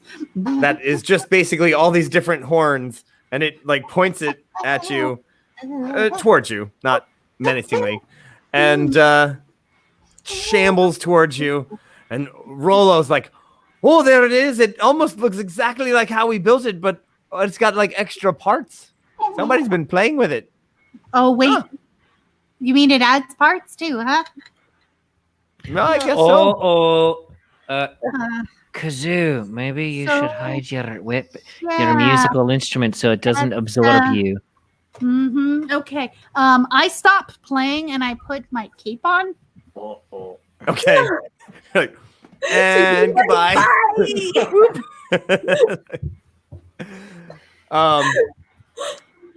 It stops, and it's now about 60 feet away. And it like Oh, I can't say no. Come on. You poor thing. it's definitely like listening for you all around. Everyone else is like, Uh-oh. You know what? Oh, I can't say no to this thing. You know what? I To save Kah'zoo, I'm gonna start singing again. "Oh, okay, give me a performance check." Oh, this is gonna be great. I got an 8. Woo! To sing to the shamzoos of our life. It's little it's like saxophone eyebrows like "Rrr." And it's like shoulder like like porcupine spines or a bunch of clarinets and a bunch of reeds go towards you. Uh-oh, brother. You've angered it. can't let him get mad. All right, I'm gonna come back. I rolled a natural 1, so clearly it just was a warning shot, and it just and all these reeds like shoot over your heads. Maybe it hasn't targeted dwarves before, I guess. All right. I angry saxophone eyebrows. I will run off on a diagonal. Okay. All right. And I, taking my brother's lead of distracting it away from Kah'zoo, will also start singing. Do it, brother. We should start the band. We'll be like the Nelson. Rolling my performance check. Did it All seem right. mad? Dwarven Because stone. did it seem like mad because he was singing badly? Yes. Oh yeah, definitely was like it was as soon as Mako started, it was like eyebrows went from My brother didn't Smoking. start singing yet. What do you mean? I rolled an 8, and I'm running this way. So that That was great. the monsters come in here, I'm gonna go that way and also distract it. But unlike my brother, hold on real quick. Yeah, unlike my brother, I have absolutely no illusions about how bad I am because on the performance roll, I got an 8. On the checking to see if I'm actually good, I got a 21. So I know exactly how bad I am. You will not be joining your brother on the America's Got Talent audition. Let me. Like, no, this is just a plan. This I is just. rolled to see if I knew how bad my brother was. Is that a 1? He is amazing. You guys are great. Dwarven kingdoms. This is just a plan of distracting the beastie so Kah'zoo doesn't die. Mako, you're almost like, All right. man, he's so talented. I'll never be as good as he is. Never be as good as my brother. Hopefully I could. I don't even know if I could back him up. Away my way, away my way, away my way, Hilariously, away my way. Since you both rolled the same, you're actually just as bad as each other. That's funny. Amazing. Only one of us is aware of it. Awesome. If This you is guys some are doing cringeworthy that, videos. if you guys are Most of doing it. that dream away, and it's like the drunken frat boys doing a weemaway. Let me make Brother, distracted. Okay, I don't make my will check, and as soon as you guys are doing your weemaways, like drunken frat boys, Kah'zoo comes out, voice of an angel. In the jungle, the quiet jungle. She can't let it go. She's singing. Well, she's actually she's got a. Kah'zoo, this wasn't an opportunity to form a band. Ayala just looks around and then reaches down and picks up the discarded drum and just I'm gonna totally do a Mako music video this week. We should totally make it, yeah. Oh wait, I have to do man. my roll. All right. My So roll- even though Ayala has turned out to be a pretty great musician because that is an 22 for the drum playing. So right? So you're rocking it. You're nailing it. Rollo's like, well, I'll just join in. Rolls a 4. So despite his actual good performance check, nails it the same level as Mako and Moken. This dwarven kick line now starts. We're starting a band. We need to make a music video this week. So We do. It's gonna be great. one eyebrow, like it's like,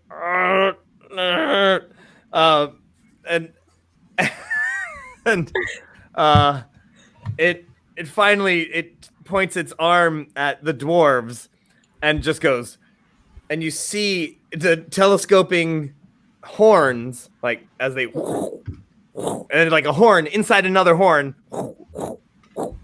Wow. And then at the very end, you see the bone part of the Shamzu bone. And it goes, wah, and it just takes this huge low note that just literally rattles the floor, the stone floor. it's the brown note. Oh god. Gnome dwarves need to make a save. All right, what am I rolling on real quick? It is a Constitution save, so you actually have a bonus on that because you're a I dwarf. do. I rolled a 19, so I got the 21. All right.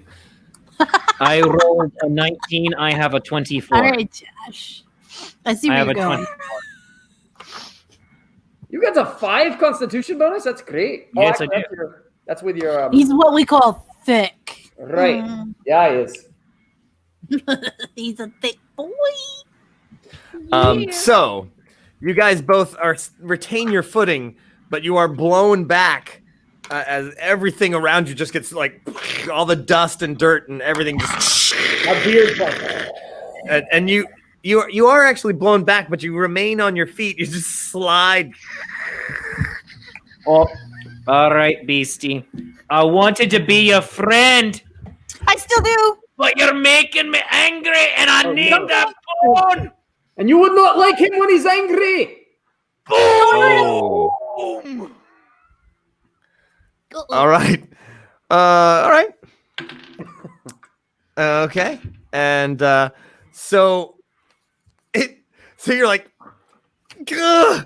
and of course holding the shield up makes you slightly less aerodynamic, and you're still like, you're like, boom, duh, and you Kah'zoo, you see the music and the thunder wave like just fighting each other, and then it's like it's like its eyebrows are now like way questioning, and it steps forward and just continues this low blast and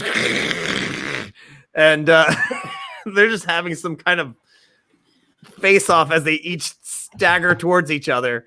It's like a Lindsay Sterling fiddle battle. I am the keeper of the I am the keeper of the shield of Kah'zoo. I am the brother of Mako Riptide and the nephew of Rollo. You shall not blow. And then Frank gave a natural 21 to the creature. Oh, Frank. Frank. Frank. One of Thank those Frank. gods of chaos. So Moken, you will need to roll another check. Constitution. Yup. All right. Oh no. Oh. 8. Oh. 8.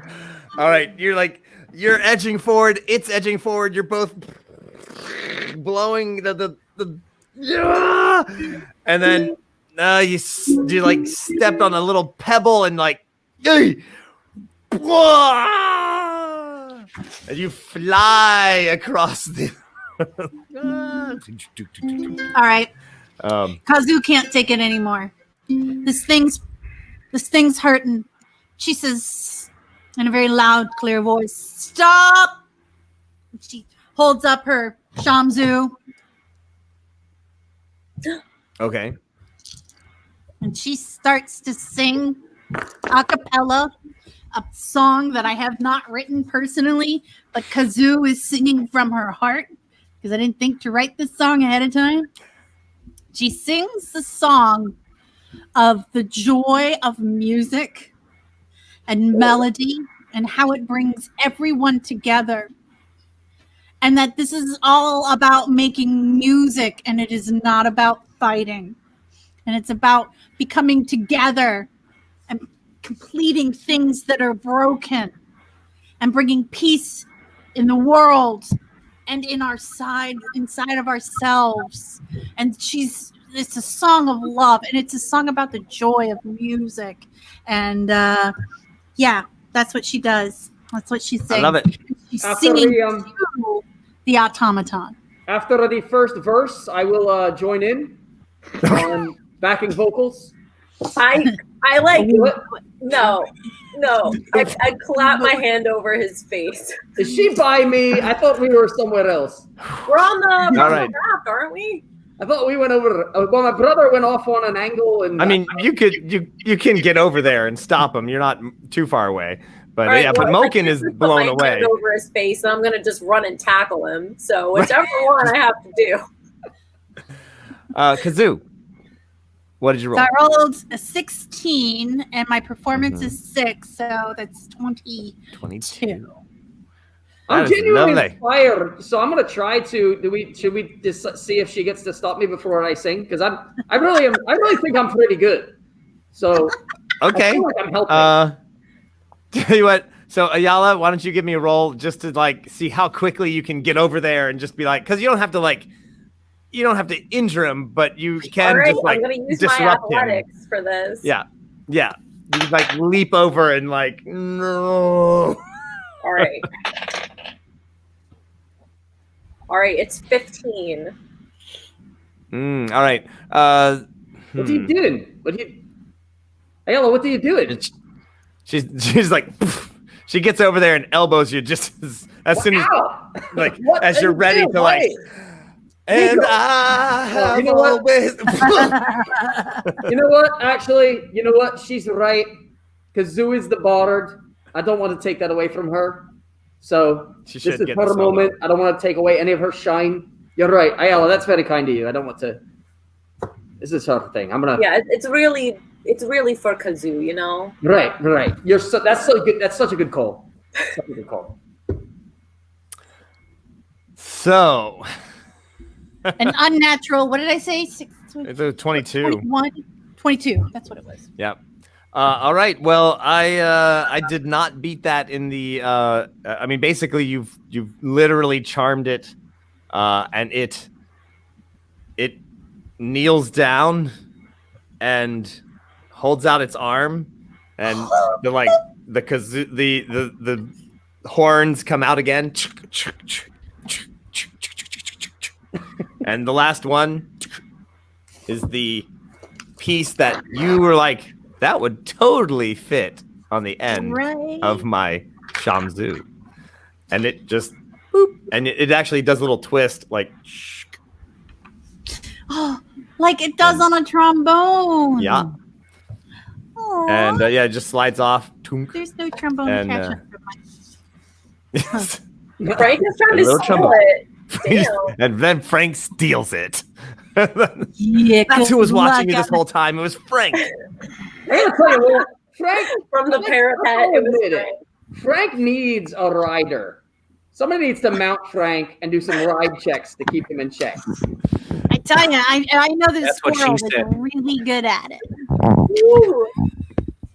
Spicy. So, Kah'zoo will graciously accept the bone from the music monster with 76 trombones, and tells it he can. Thank you. This instrument is now complete. I will give him one of my old instruments. Since we already have another flute player in the party, I will give this entity. I'm not calling it a monster. This entity, I'm going to give it an old flute of mine that I never really play anyway. Aww. And put it on the end. No, yeah, and say you can. I don't want you to feel like you are leaving this encounter less. You should be leaving a collaborative music thing more. Mako, yes. I just wanted to point out how creepy Moken looked for a second. What'd I do? I don't know. You were just sitting there and your eyes were blinking. It was so creepy. Oh my gosh, it was great. Well, that's actually one of the reasons that most of the time learn this one. I just keep the smile on my face, Yeah, so it that's looks slightly less creepy. You're creepy, bro. Great Also, job, Ephraim Well. Saints are full blown steely right now. They are the steeliest. They want to steal everything. Like it's real. They are some kleptomaniacs. Like it's that thing where you're like, where did I put my car keys? Like the Patreon Saints have them. That's Instead of my like phone. I just had him. they have all the socks you've ever lost in the dryer. Like Yeah. You should have a Patreon Saint of that. That's the I am the keeper of the socks. I gotta say, Kathy Evans on Facebook is one of the few other people that I know that has a bathhouse band kazoo. These are very rare. It was when was this made? I think I told you guys second episode, 1967. Mm-hmm. It was built in 1967. That's This amazing. thing is older than I think all of us, Hey. except Magnus. It's not older than Magnus. Yes. All right. So so you put it in the slot that it was there, and Yeah. and it tries to whoop, whoop, whoop, it actually is able to play it, and the notes come out. Oh, the It's flute! Yay! Yeah, Do you want to do a little duet? Oh, I'll follow you. You go for it. all right. It starts playing.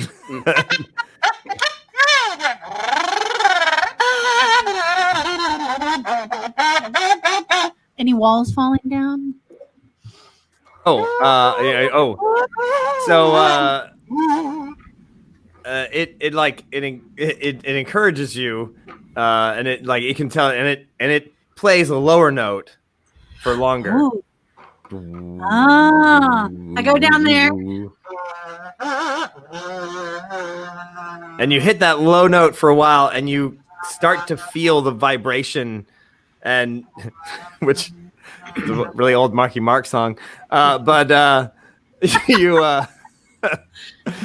and everyone else is like, huh, and as you're just pointing it at, not directly at anyone, you see the rocks the pebbles starting to move on the ground, and then a blast comes out of the Sham Zubone.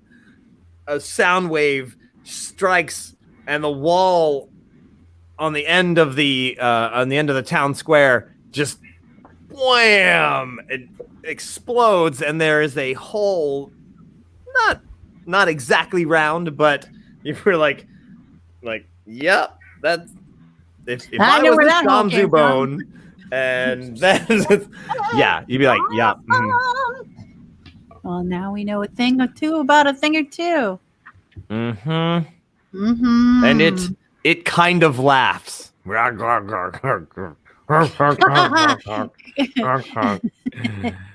Kah'zoo gives him a high five thing. Yeah, You are right. awesome. You are awesome. I'm gonna come back and we're gonna totally jam. I could jam. If you wanted to go on the road, I think I could get you some gigs. I just made some good friends with people in Magmount.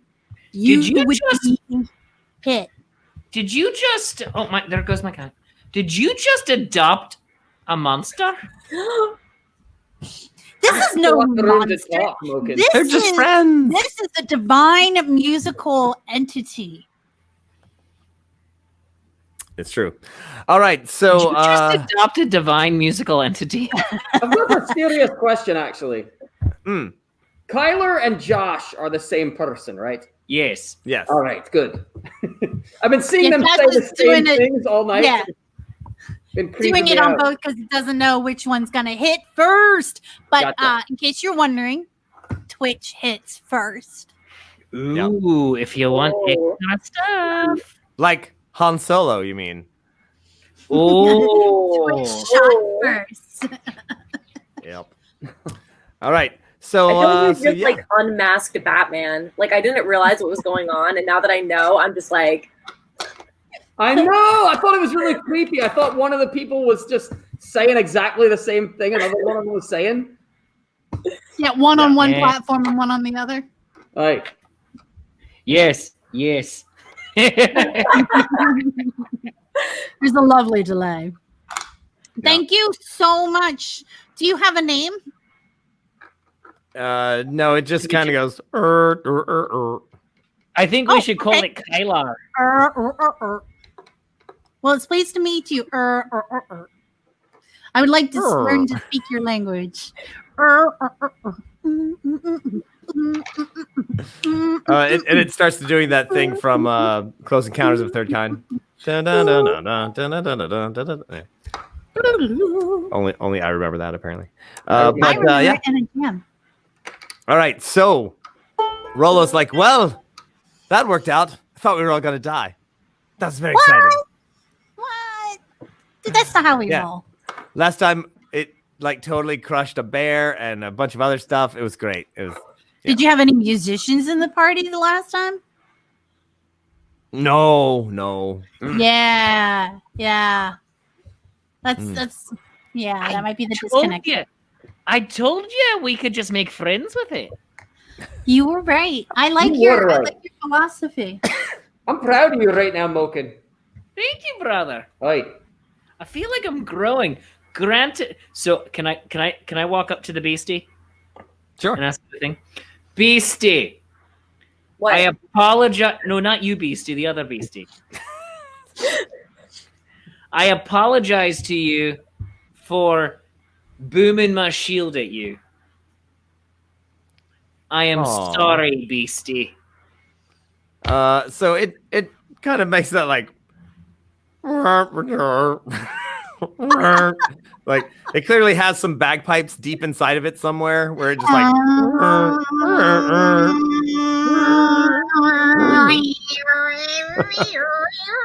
So it's Charlie Brown's principle. womp, womp, womp, womp, womp, womp. Yeah, absolutely. And Oh, it's break well, down. yeah. But Magnus just walked in and he's watching this on his phone. And there's like a weird echo delay. Oh yeah. Careful for that echo delay. So Rollo says, all right, we need to get back and get to those gnomes. They're waiting. So let's jump back on the boat. We're gonna take the side lock. Never take the main one. That one's always being watched. And so so you guys jump back on the boat. The big brass monster creature music thing Divine musical entity. I'm gonna wave at it. waves it waves by and starts playing like nice little like going away song. So I'm gonna sing it a dwarven goodbye song. Aw. Don't anger it, brother. Huh. I got an 11. Oh, okay. I mean, Aw. it's all right. It's understandable. Here's the health to the company. Aw. 1, 2, Aw. hey, lass. Aw. All right. know that Well, one. as they continue on the canal, it's time to take our break. It's 9:00. We're gonna take a quick break. I was wondering who is gonna take watch first. We're gonna take a break from the game. Yeah, I got it. All right. I'm Let's calling have, dibs. I'm calling all right. dibs. We're gonna Dibs. change up the watch order tonight. So Kah'zoo is gonna go first. Because And, I have a thing that Magnus made. Oh, all right. I prefer to And, go last then because I actually need to like have a block of time. So Yeah. All right, go forth. Okay. Ayala, So- you'll be last. Yes. Great. All right. This is gonna make So popcorn. Kah'zoo, Mako, Moken, me, and then Ayala. Magnus made Playmobil figures for all of us in the party. This is Kah'zoo. You can see the matching hat and the brown hair, and then the little ukulele there, and then this is Ayala with the Aw. halberd and the wings, the dragonborn. Looks really good. And let's see here. Oh, even Uncle Rollo right here. This is Uncle Rollo. You can see he's rich because he's got the blingy bling, the fancy dwarven, and the fancy beard. This is awesome. And then so there is this is Mako. Oh, okay. Yeah, so this is Mako with the lightning sword, right? But he's also got the blue hat. I was trying to talk Magnus into putting the blue hat on there. Boop. All right. And then this is Moken with the same beard and the same helmet. And the Holy thunder- crap! I love it. Yeah. This is great. Looks Oh just my like God. you. That seriously does. That's amazing. And a big hammer. Yeah. Oh So, my God! and I then- want it. And then this is the GM. This is you, Paulo. He looks nothing like you, except for the skeletons. It's Klaxor. I love it. It's Klaxor. That's what I said. But Magnus pointed it out and said this is the GM. But I think this is Klaxor, the mighty hero. So I'm taking the first watch. And does anybody have any song requests that they would like to hear me play? Or I can just play whatever I want.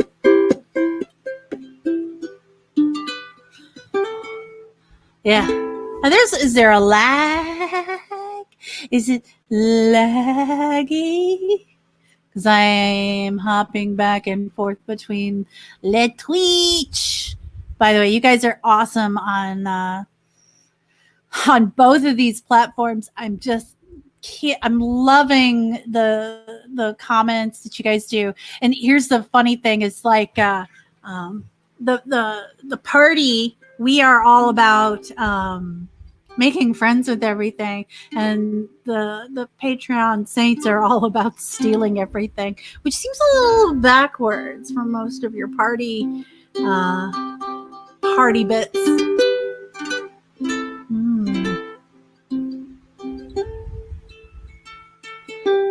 are you allowed to say party bits on the air? Party bits. Let's see. We have new comments. Let's see. Wild Rover. Oh, I don't know that one, but I did just learn. And it's funny that I don't know as many Irish songs as you would think, but Lassie Go. There's one I just learned. Will you go, Lassie Go? I learned it for a friend of mine. Oh, it's Wild Mountain Time, yeah. And I haven't practiced it, so I can't even really sing it because we'll all go down together. All around the blooming heather will you go, lassie, go. Yeah, so I have the music for it. So I'm still learning songs. It's I know, I love it too. Thanks. That's why I'm learning it. So a little bit of background about me. Way back in the day, I used to do the Ren Fair circuit, but I was primarily a percussionist. So any of the Ren Fair songs that I was playing, it would be on the drum. So it's a little different than learning like melody stuff. And by the time I was playing the ukulele, I was doing mostly cabaret shows and festivals, and that's where I was doing all of my stuff. So here's a good song. It's English, so you know it's classy, right? It's kind of a lullaby of a generation, and it's one of the first songs I learned on the ukulele. It's from my childhood and yours. I think you might like this one. I am the Antichrist. I am an anarchist. Don't know what I want, but I know how to get it. I want to destroy the passerby, 'cause I wanna be anarchy. Yeah, no dog's body. Anarchy in the UK is coming sometime, and maybe give a wrong line, stop a traffic line. Your future dream is a shopping scheme, and I wanna be anarchy. Yeah, it's the only way to be. There's many ways to get what you want. Or use the best, or use the rest, or use the enemy, and I use anarchy, and I wanna be anarchy, yeah. 'Cause you know the words, right? Sing it with me. 'Cause I wanna be anarchy, yeah. That's the only way to be. Get pissed, destroy. Thank you very much. I love that one. It's a classic song. It's like a It lullaby. really is. It made me want to learn that. Oh, what is the Mingle boat song? What is that song? Don't make me Google that. Does anyone listening? Heel your ho, boys, let her go, boys. That one. You know, I'm not kidding when I say I'll know the song, but I don't know how to play it on the ukulele. Mm-hmm. So it's the hazard of not being a melody player when I was doing the Ren Fair circuit. So I can play percussion along to just about anything, and Nice. my frame drum's all the way over there. How's it going there, Mab? Huh? What? Oh, How's it yeah, going? it's going all right. How are you doing there? Pretty good. That popcorn looks good. Did you I gotta see share on the Nat21 page the pistachio song that we did on Zoom this week. It was great. Oh, that's a great idea. Did you see the Playmobil that Magnus made for you? Oh my gosh, that's awesome. But wait, I say he should have the blue hat so that it looks like your Jaws' hat. So Oh my gosh, that's awesome. there you go. And there's the lightning sword. Nice. Lightning Can I sword. see the other ones? Who did he did? He did everybody. He did the whole party, and he did Rollo. And I say this is Klaxor, Oh, nice. but Magnus says it's the GM. Hmm. It's whoever I want it to be. It does look kind of like Paul. It does kind of look. And then this is Ayala. This is our Dragonborn. Yeah, it is. She looks great. Whose hat is that? It's another hat. Oh! This is his battle helmet. He changed You're in the right. middle of the You're thing, right. so- You were absolutely right. So when you were making here. He's gonna put that together. Josh, your parents used to sing "Anarchy in the UK" to you to put you to sleep. That's awesome. That is awesome. It's a good song. So this is Kah'zoo. It's amazing how much it looks just is like Kah'zoo in Devo? in Devo. Awesome. And then this is Mokinder in his fancy hat. That's my brother. And with the thunder shield and the hammer. Nice. That's beautiful. And then here's your Uncle Rollo. Oh, yeah, it is. Because he's rich. He's super rich. Oh, his parents sang Mingle Boat Song to him, not Anarchy in the UK. If I had children, I would sing to them Anarchy in the UK. That's beautiful. As a lullaby. All right, so I'm going to let you do your thing while I go take a break. All right. I'm on watch with you guys. How's everybody doing out there? That's a great question. Well, Frank, apparently somebody abandoned his rider. So Pistachio's probably crying somewhere. As far as I knew, I think Pistachio thought he was going to have this tender moment where he released Frank from his servitude, but Frank would be like, you know what? We're a great team. But no, that's not what happened. Frank bailed on their relationship. There's nothing good about it, Kathy. Yeah, I really thought that was what was going to happen. I was very excited. I thought they were going to become... It was make no mistake. It was a brilliant improvisational moment, Frank. I definitely give you that. Well, maybe he would have started paying you once he gave you your freedom, dude. You could have negotiated terms. Thank you, Mr. Cleanse. Yeah, it's going crazy. We're in the place that's like a really bad idea. You got to talk to him, Frank. I think you could salvage the relationship. I'm pretty sure. I'm pretty sure we can agree that Pistachio and Frank helped up the level of chaos that happened that week. That was an awesome deal. I know Frank and I both were crying with laughter many times that day.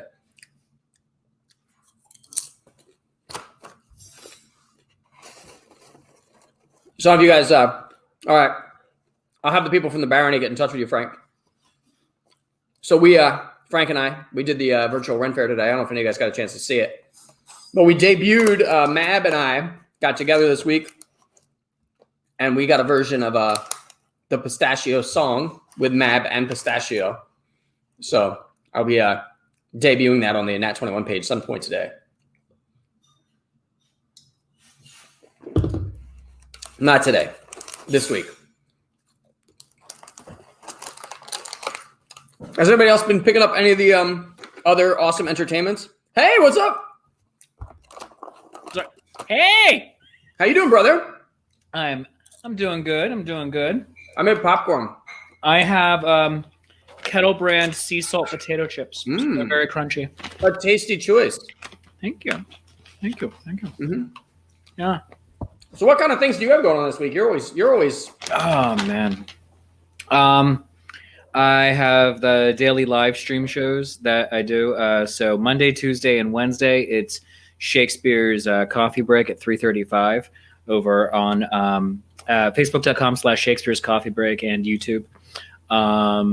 Thursdays we do Talking Trek. So Brian Harvard from Connecticut Ren Fair and I we talk Star Trek. We have a Star Trek show. Oh my god! Yeah, and then on Fridays it becomes Shakespeare's Shameless Self-Promotion Happy Hour. Mm-hmm. So I'm usually going at least 6 days a week with a live show of some kind because we have this. Today, this is my second live show of the day because earlier we had the Midsummer Night's Dream cast talk-along show. So it was basically us just doing commentary, which only was tangentially related to the show. It was great. Frank and I were on for it was over 2 hours today. Nice. It was pretty cool. Oh, that's wonderful. Mm-hmm. I caught the very end. I caught the Duke's speech, so that was a beautiful. Yeah, Reverend Tommy, I am still. I got hung up with the Ren Fair stuff, so now that we're past that, Reverend Tommy gave another title to Pistachio. Oh, what is it? I can't tell you. It's going to be announced. It has to be an official announcement.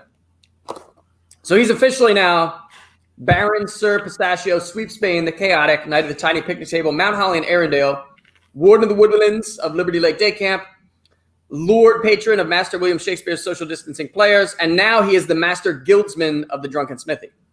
Oh, see, that's fantastic. Mm-hmm. And I'm probably going to get him a title from Sealand. Oh, so Paul and I were talking about let's just start getting titles from Sealand, so people have to refer to us as like Sir or Lord in all contracts. Mm-hmm. Did somebody say Sealand? Oh, yes. Have you guys looked into that? We want to do a Sealand Renfest. Oh my God. Hashtag awesome. Sealand Renfest. It's fascinating. The history of Sealand is fascinating, dude. Yeah. Oh yeah. It's gonna be amazing. But we were saying like especially with like social distancing, what better way to do social distancing but for Renaissance Festival than to do the antibodies and the temperature checks for people as they're physically coming in, and you can have like a full-on guarantee like quarantine area for like, nope, you stay here in this room and you stay here for 24 hours and you're good, and then come on in and join us. Hashtag Sealand Ren Fair. That's what we're doing. Mm-hmm. Yeah, and we'll teach Britain how it's done, and we're like, hey, Britain, come on over. So that should be the next great thing for Ren Adventures. This is our next. Oh, it's definitely going to be an adventure. I think the plot line though should have something to do with the Germans. Yeah. Well, we'll be the Germans overtaking the Sealand Renfest. Oh no.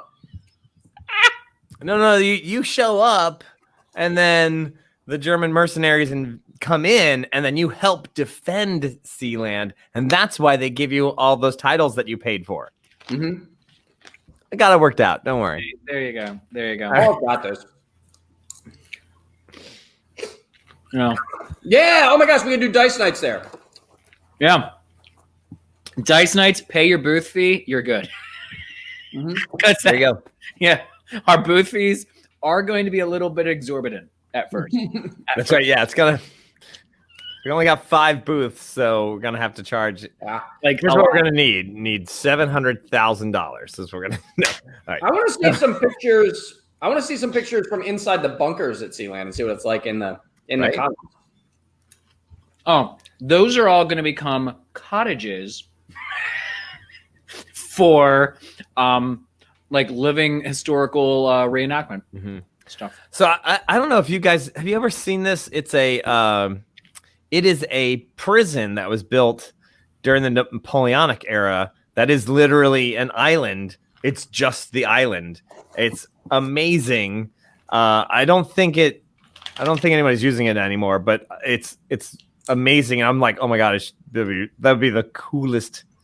Sealand's pretty cool, but I don't know. Maybe this 200 and something odd year old prison. Would be awesome. Anyway. Can we take over and then we can start selling titles? Yeah, there you go. Yeah, why can't we sell titles? Yeah, we don't need to have our own country. It's just like you want a title, you need to have a country. We can sell titles. We are lords and ladies and non-binary gentles of Ren Adventures and Nat21 of Earth. There you go. Yeah. See, we have a land, we have a country. Also, I have my own little province called Dansylvania. There you go. Well, I have Awesome Town, and well, I mean, I'm kind of a servant of the Barony of Sweep Spain, so you know what? Right. All of us are a servant to somebody. Most of my income right now is going to sunflower seeds and walnuts. Oh, it's something. Yeah, that's how I tie it. Most of my income is going to paying my bills. I've actually been kind of spending money on improvements of Awesome Town. We've expanded the garden now twice. It is now 4 times bigger than it was at the beginning of the spring. So we have zucchinis which they're just starting to grow. We have so many zucchini plants right now. Cucumbers, not so much. Anybody else on the East Coast have problems with cucumbers? Because all our cucumbers got like taken out. It was terrible.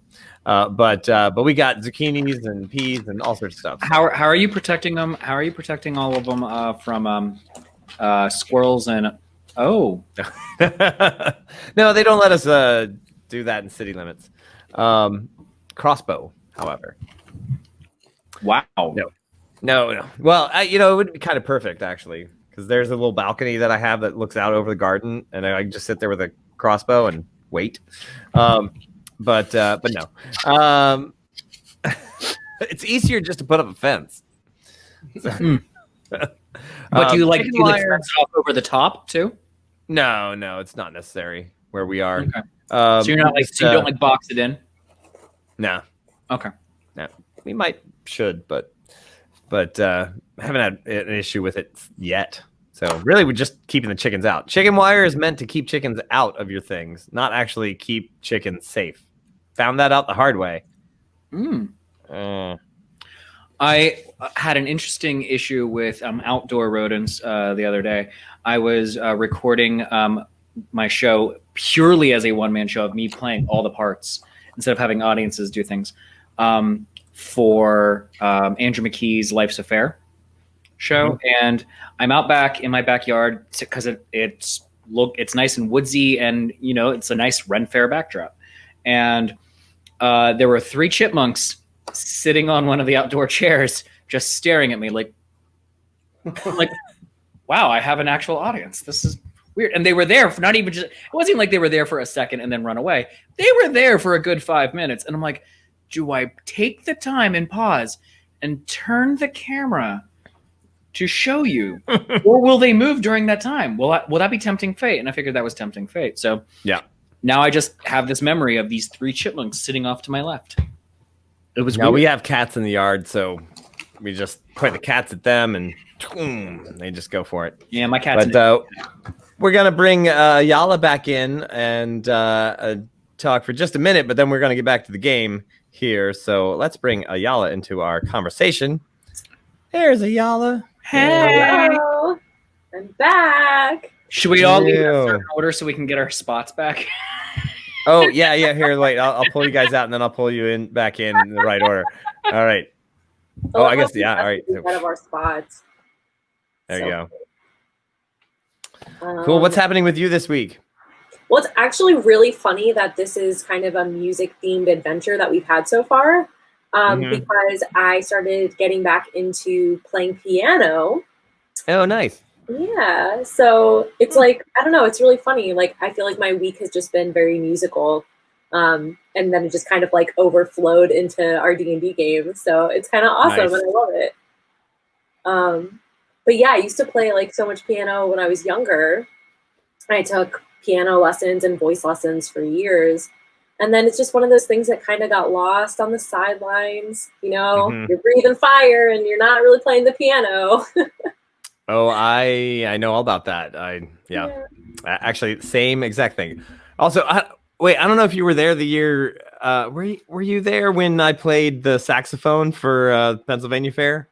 I did not even know that you played saxophone. I also play saxophone, so that is really super awesome. What? Oh my god! Oh no! So you must have. If you must not have been there, so no, I would have remembered if I had seen that. The finale. So I showed up. I think the year that this was like maybe I guess it was 3 years ago. And I wasn't doing a full run. I showed up in like the middle end of August, but I was there for the rest of the run or something like that. A couple months. Anyway, it's a really long fair, but so I show up and I'm at the morning meeting and I'm watching they're rehearsing on stage the finale and song, which Pennsylvania is kind of a little wacky show. This finale and song gets a little out there, and so they had this whole thing where they have the mummers do the dumb show where they review everything that happened with the court that day at the finale, and then they and they act it out, and it's the peasants of the court, and they act out the thing with the royalty. And so they had this thing where they're like, during the chess match everybody starts wrestling, but then the kings end up like becoming friends. And so what they did was like they had somebody come out with a saxophone and just as they're wrestling, and it goes. And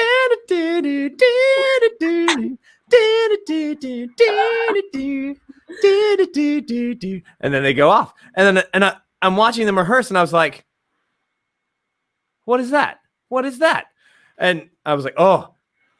I go home that week, yes, and I practiced my saxophone because, so I used to play saxophone a lot. I used to be in every band. I was in school. I was in like the field show band, the marching band, and the stage show band, and the concert band, and the jazz band. I was in all the bands. Anyway, and then my saxophone got stolen in high school, and that's when I went to juggling. So I was juggling a little bit, but playing saxophone. So your saxophone getting stolen like changed your destiny? It did, maybe. So I think maybe I went back in time and stole my saxophone so I would become a juggler. I think. Oh my gosh! I think maybe I was, maybe I got to the end of my saxophone career going, that could have been better. And then I found a time machine, went back in time, stole my sax, threw down some juggling clubs. Anyway, so I was like, what? You can't saxophone at a rent fair? Like, oh. So I go home. I practice that part. The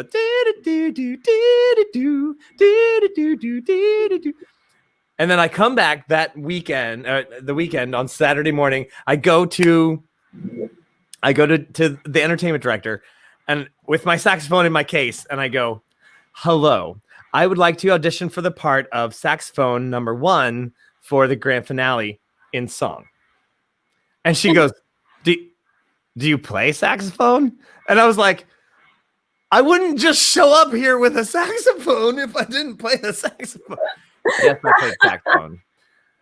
I can also play this part. If you'd like me to audition, I'd like to and she was like, "Well, does the other person not want to play the saxophone?" Which, oddly enough, was one of the stage managers because nobody else played saxophone. So they had the stage manager was like, "Well, I play saxophone," and she was like, instantly regretting her choice of saying that she played saxophone. And she was like, "Wait, you want to play the saxophone for this part?" And I was like, "Yes." And she was like, "Take it." And I was like, "Awesome." And so then, and I was like, "But don't tell anybody." And so they didn't tell anybody. I was like, "Warm up with your sax, but I'll warm up with the sax and keep it hidden. And then the moment that you're supposed to step out, I'll run out. You don't run out. They'll never know."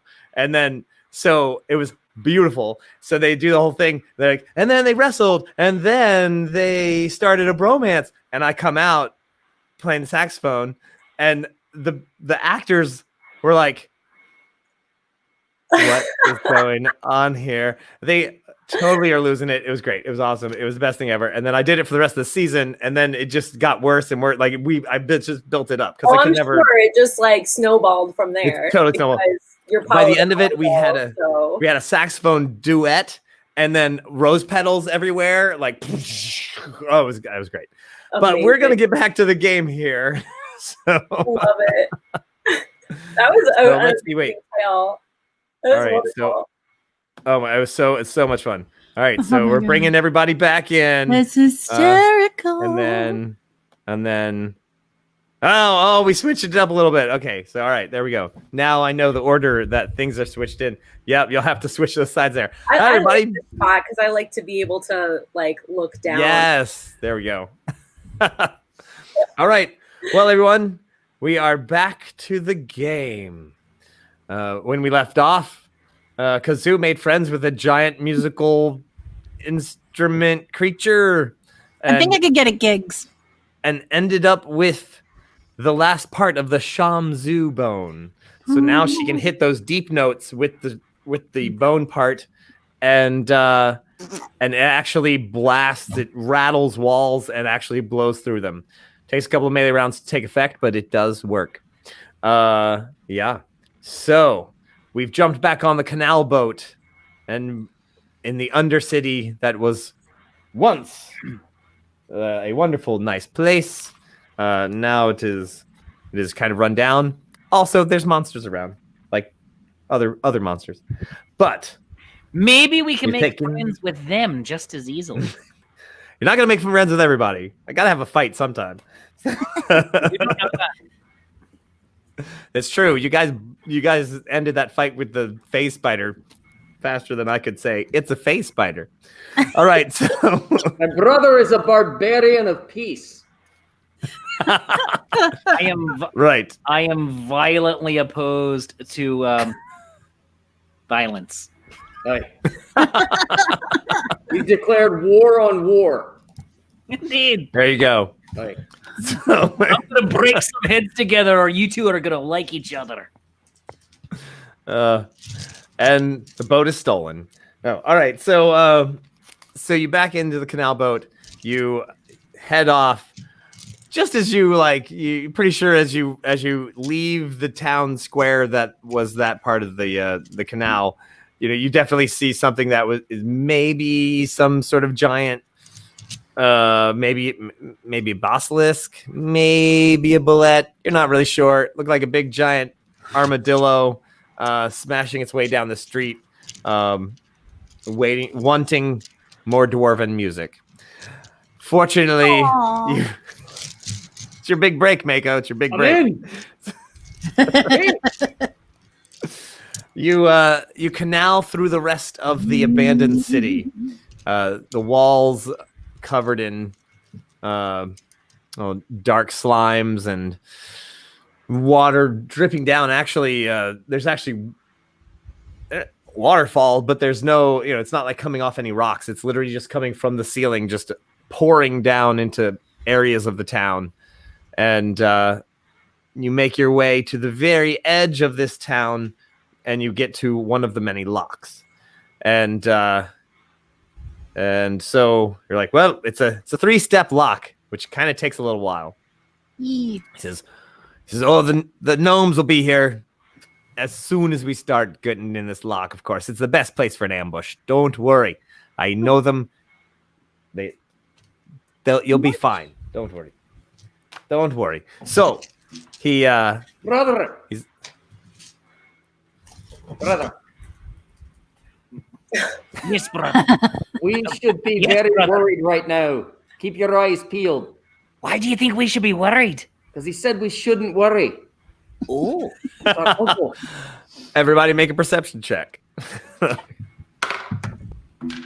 was pre-worried. I want to make that clear. I got the 13. Frank stole the canal. 13. Oh, very nice. I got a 13. I think you should take into account that I was pre-worried. And he was pre-worried. I was. I said it. Yep. And Ayala, what did you get? 16. Kah'zoo? 11. 11. All right. Rollo got a natural 1. He was looking at his phone. He's not used to getting out. Like, it's not his fault.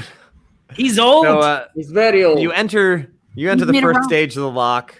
The water has to release and go down, and then you close the gate, and then you float down, and then so everybody's on their guard, looking around.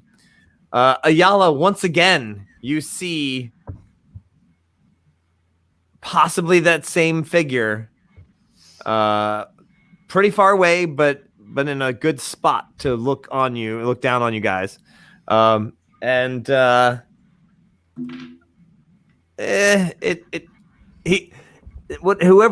the creature is, kind of like gets a little lower when he notices that you might be looking in his direction, like, but he's still looking.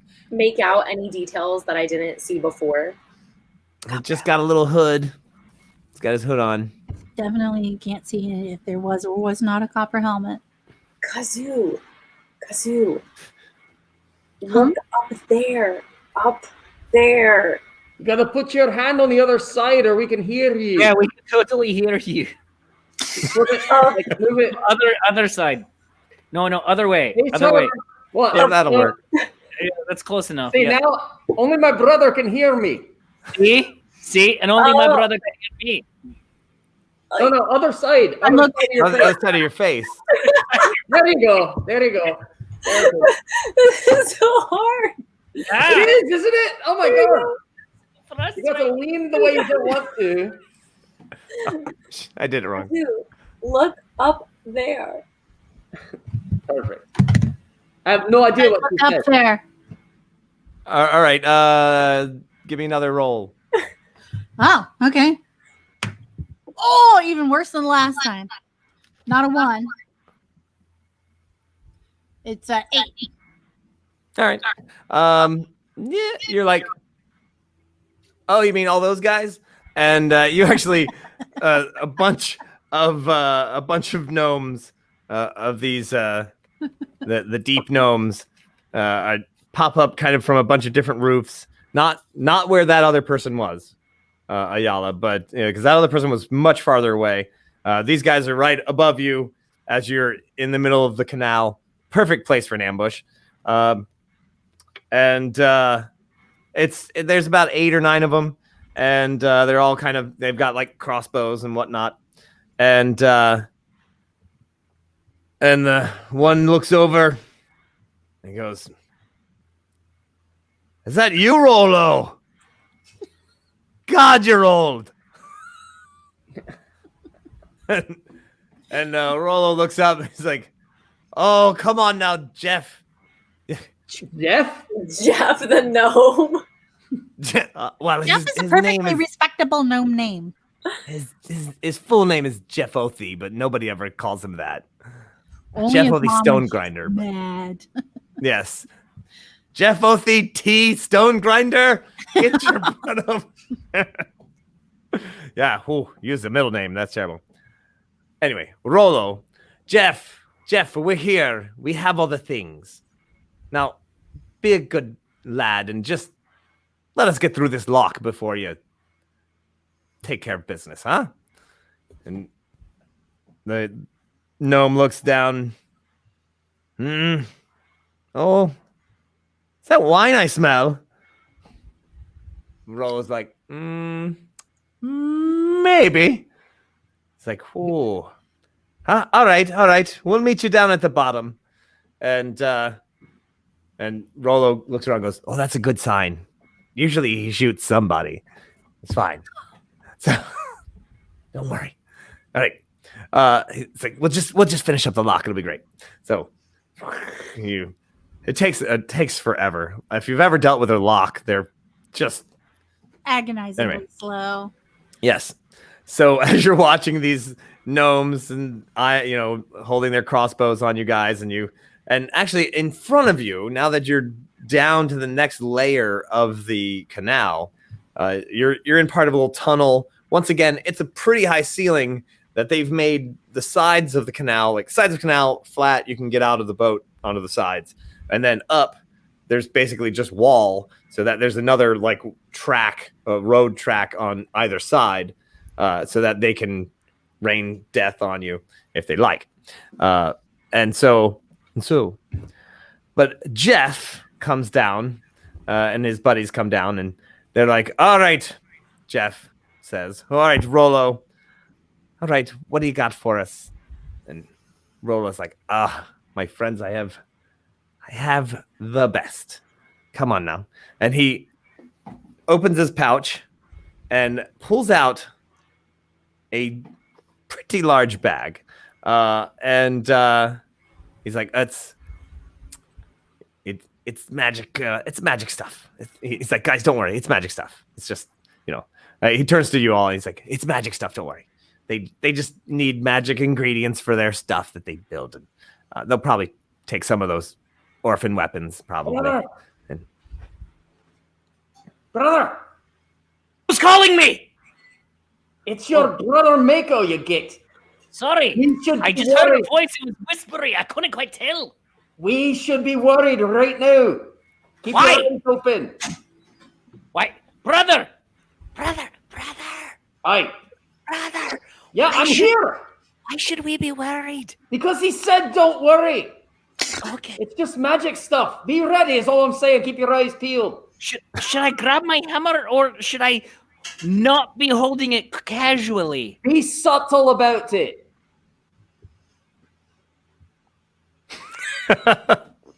Right. So you get down. He's like, so Hey. Rollo says, okay, so here's what's gonna happen. You guys, tell you what, why don't you guys just stay right here? I'm going to talk to Jeff. I'll be right back.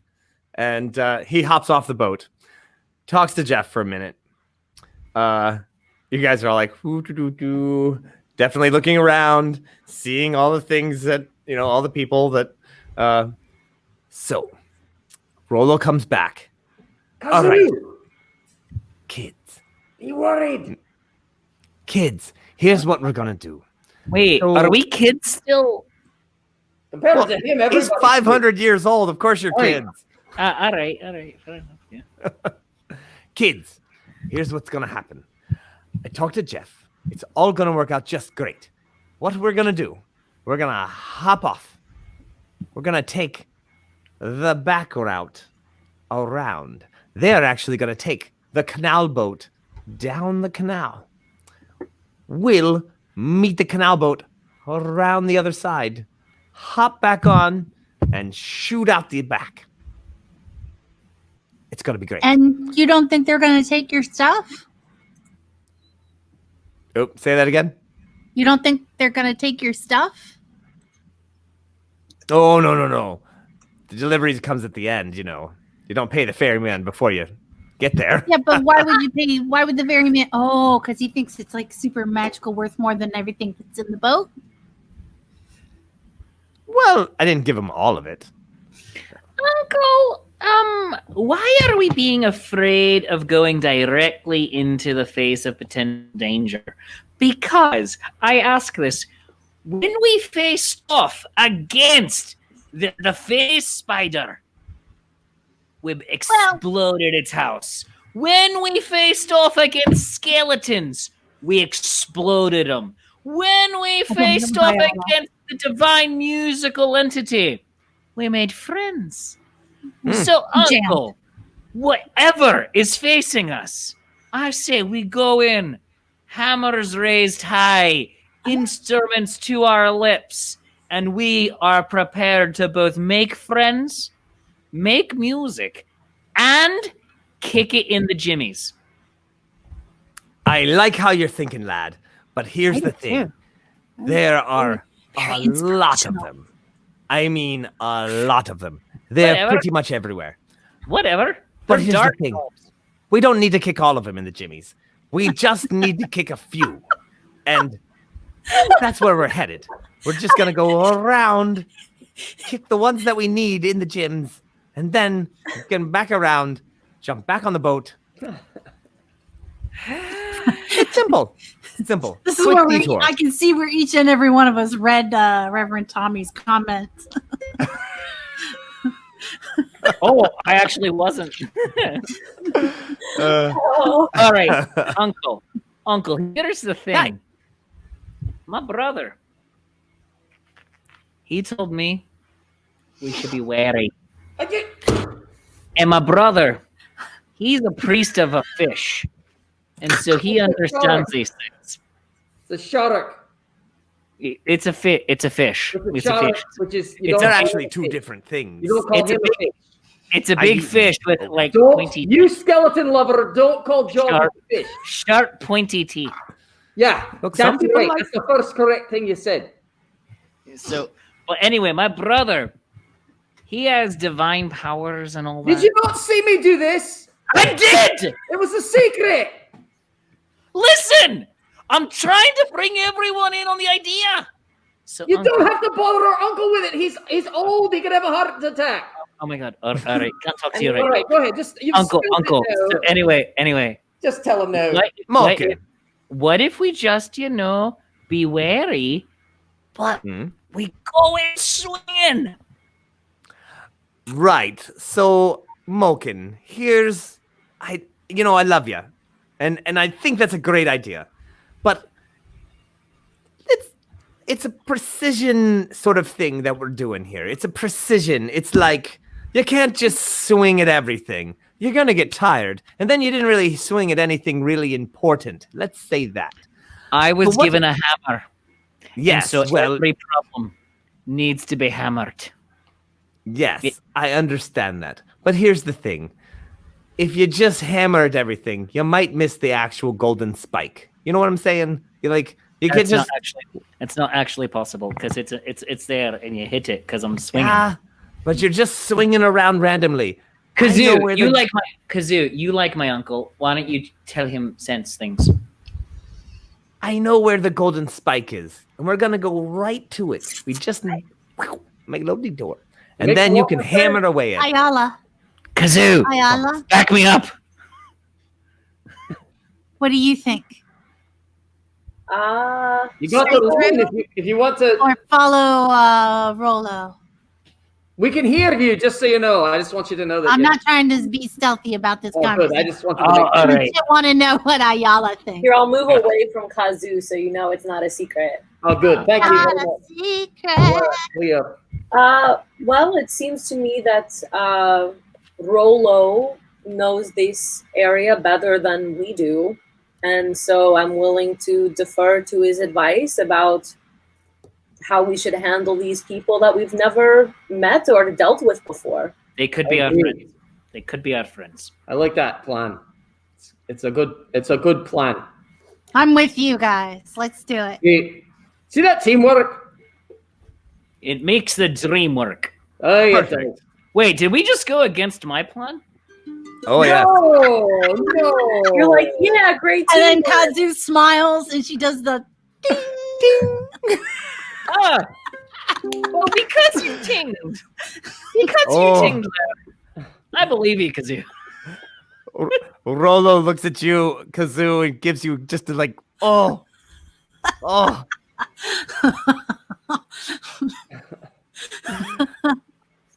So You're we're learning gonna be so able- good, Kah'zoo. We're gonna be able to hit them later, right? Oh, aye. Absolutely. Yes, Vulcan, I have some things for you to hit, but I have certain things for you to hit. Certain things do not hit. They explode. Listen, So, all I'm saying is they get in the way of the hammer. They get boomed. Vulcan, I'll point you in the right direction. I'll never steer you wrong. Wow, Actually, I'd like you to really make a wisdom check on that. I was like, I don't even need to, man. I picked up. You're like, I will absolutely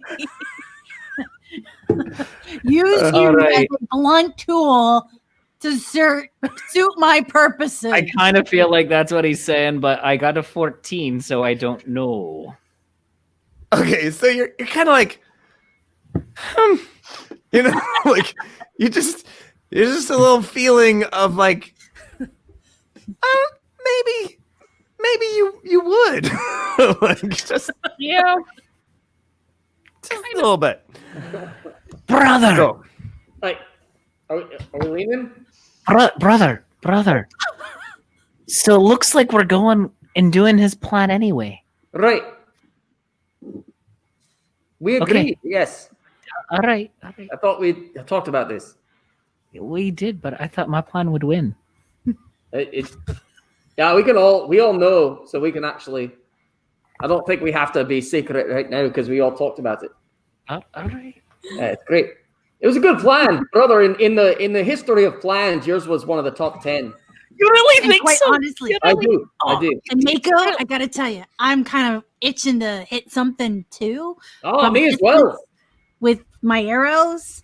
And I really can't wait to play a bard song from Mako. That's all I'm saying. Oh, I'm excited. Oh, I'm so excited about it. for you, brother. I'm so excited, and you go into the bloodlust. I've got it right here.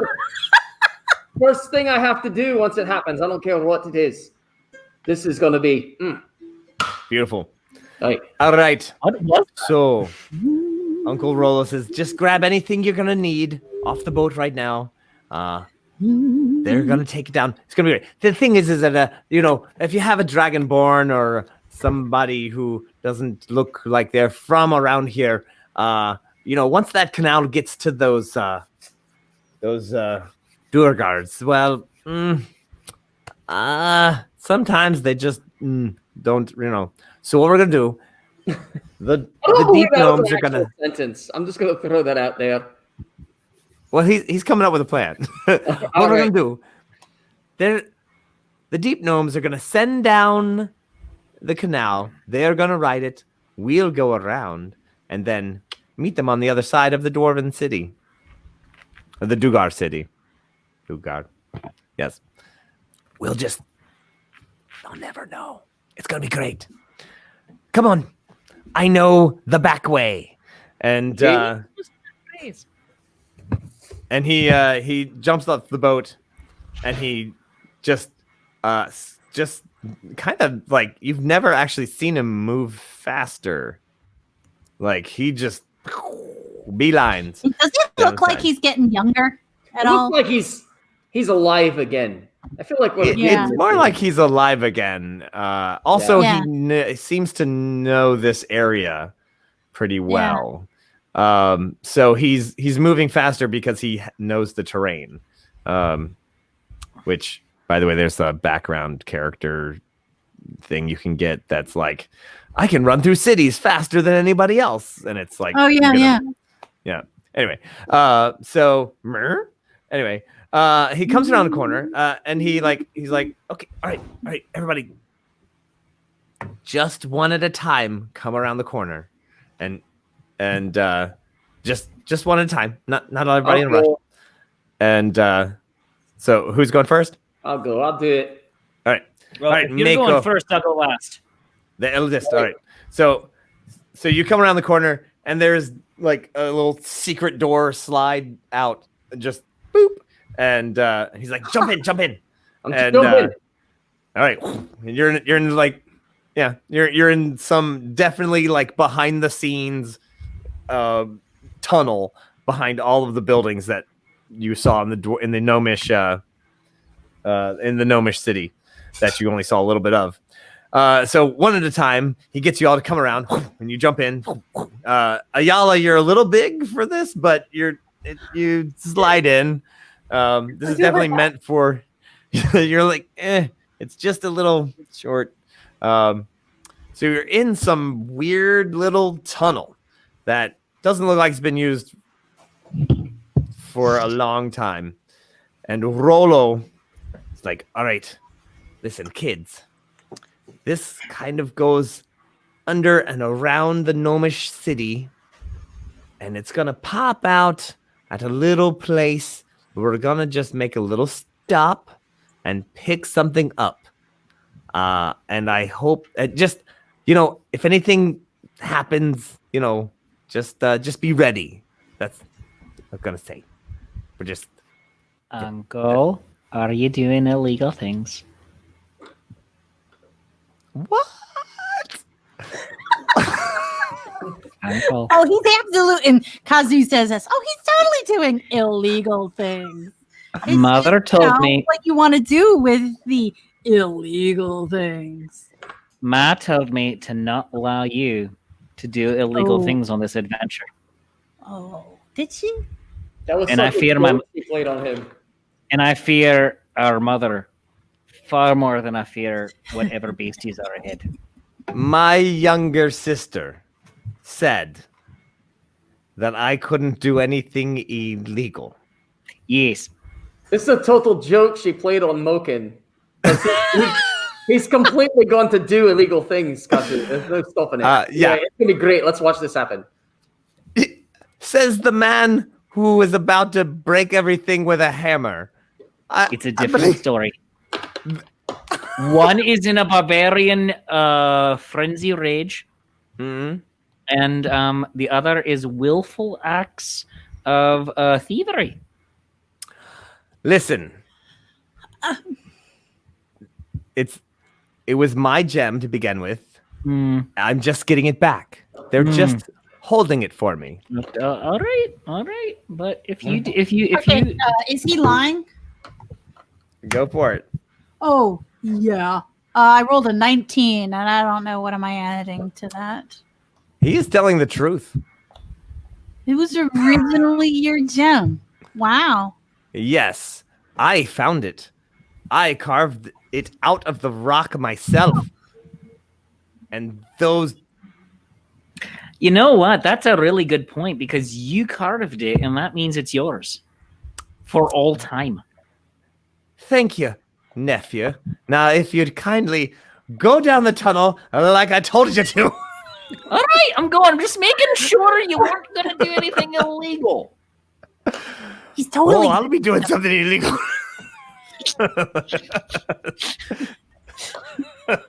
Oh boy. Not by dwarven law. By dwarven law, it's totally fine. You can beat your nephew in dwarven law. That is completely legal. That's right. Nurtured it from a tiny pebble. Okay, so you guys are traveling through what is like the undercity of technically an undercity.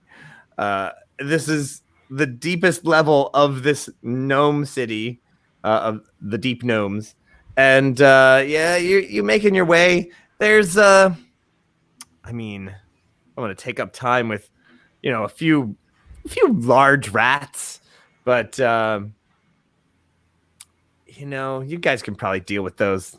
Like, let's not take up any time with secret tunnel through the mountain. Yes, Frank, it is a secret tunnel through the mountain. Badger moles are a different story, but yes. So there's no reason to there's a couple of large rats, not giant rats, but large ones, large enough that you are like, maybe I should shoot it with an arrow. I got plenty of arrows, and I'm going to discourage blowing any wads of magic. Save our spells, save our charges on that thunder shield. Which Kah'zoo definitely let Mokindare know how many charges he has in that thunder shield. All right, that's ridiculous. How does it not have infinite numbers of booms? Well, it's per day. It's per day. So you're still Beastie.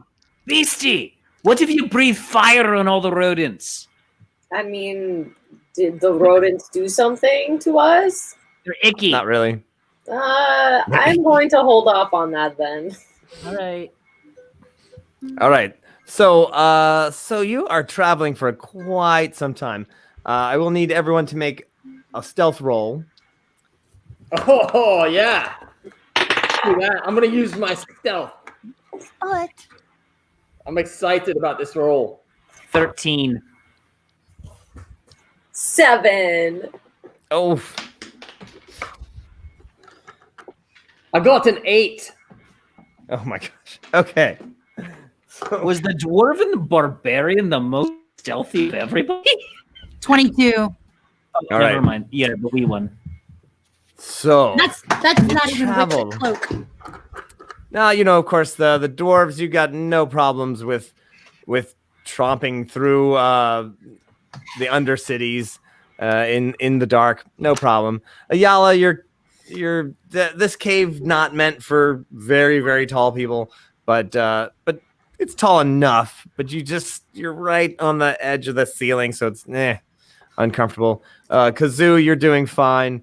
And that moment, as you're standing in this little tunnel, and there's a ladder that goes up, and there's a panel made of steel, and Rollo climbs up, and he goes, "All right, everybody, just be quiet." And he lifts up the thing, and at that moment, that's when who rolled the worst? I believe it was Ayala. Did you roll? Yeah. You're like, I'm sorry, what did you say? And he's like, "Gah!" He puts the thing down. It's like, oh. All right, let's just wait. Maybe they didn't hear us. All right, so kids, maybe I wasn't completely honest with you. So here's the thing. There's a giant. We're going into a building. It's sometimes called a temple, and it's don't worry, it's an evil god, and they've got one of my gem. They have it. It's mine, and we're just gonna go in, and we're just gonna get it back. But here's the thing. So there's one guard that I just need to. Well, Malkin, you could make a deal with this guard, I think, with your hammer. Enough of me making deals. Malkin, come on now. So here's what we're going to do. Okay. This leads to one of the rooms inside of the temple. We're going to go in that room. We're going to go through. There's a door there. We're going to go through that door. And there's usually a guard there. And you're going to hit him really hard on the head. This is because he gave you that nice hat. This is the favorite. No, it's not. Oh, it is. This is how this works. All right. So about this temple. Yeah. How do you know that this is an evil temple? Who is this temple for? Well, so we've been walking all day. We've gotten to the city of the Dugars, and they have a temple to Lad Ugar, a very, very evil god. It's that. So why did they steal this gem from you? Oh, I'm sorry, you cut out. What? Like, why did they steal this gem from you? What's the story here? Well, 300 years ago, when I was making this canal, I was off on a side quest, and I was making some tunnels, like you do as a dwarf, and I ran into this. Oh, it's beautiful. It was this big. It was huge, and it's a beautiful, beautiful red gem. Carved it myself. And then, later on, that's when the trouble started. I had it for years. And then, Is it at all possible that this gem that you found was already somebody else's gem? Oh, no, it was uncut. I mean, it was in the rock. I actually dug the cave. Like the tunnel. I was mining like a dwarf. I do have a question about the present current situation. Will we be desecrating any god temple by taking this? And do we need to anticipate any divine retribution? Well, some people would say divine. I would say that some people would say... what is retribution anyway? I was asking Mako. Oh. We don't have to worry about it. If it's a Dwagar temple, just deface away. Just whatever you can do. I'd even try to break down a few extra things that we don't need to. That sounds really. I mean, does Joseph not practice religious tolerance? No, that's a lot. Actually, no. Apparently not. Especially when you're a Dwagar. Yeah, they're awful to the core. Yeah, really bad, really bad. Yeah, no worries there. You're gonna be great. Jaws has got your back. The Fathom, the Chum, the Holy Coast. All right. I guess let's see what is in there. I'm glad you're on board, Ayla. This is gonna be great. I love that you guys are like, this is we're just going along with the Godfather. Like, yeah, there's just we took that. I told you we shouldn't take the hat. There's nothing you can do about it now. Do you see how nice this jacket is? We've got to do what he says. It's a very nice jacket. Now. It's a really nice jacket, yeah. It is. I shouldn't have taken it. I knew. Yeah, but you do get to desecrate a Drogar temple. Well, I'm excited about that part. Make no mistake. All right. Nice. So nobody seemed to have done anything since he opened the thing, and they may not. I think it's time for a Jaws' prayer, since we're getting ready to go into the temple of the Dwagar. So everyone who has a drink should raise it. All right. Is everyone ready? Doff your caps if you could. Sorry. Wait a minute, brother.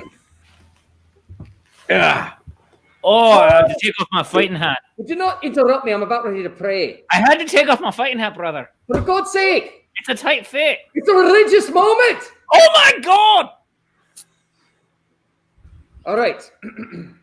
Raise your glasses. Our great white who hunts the deep. Joseph is what we call him. Thy murky depths, thy unbending intent is ever swimming on land as down below. Give us one more day, our daily chum, and allow us no debts to any in the sea or up above. And bring us return tenfold on the debts borne against us. Lead us not into a pond of the mediocre small fish. And deliver us from lampreys. Divine, the fathom, the chum, and the Holy Coast. Keep swimming. Yeah, I ain't sure. Amazing. Praise Jesus. Praise Joseph. Keep All swimming. right, I'd also like to propose a toast, brother. All right. Of course. All right. To all of you and to my Uncle Rollo, Lampreys.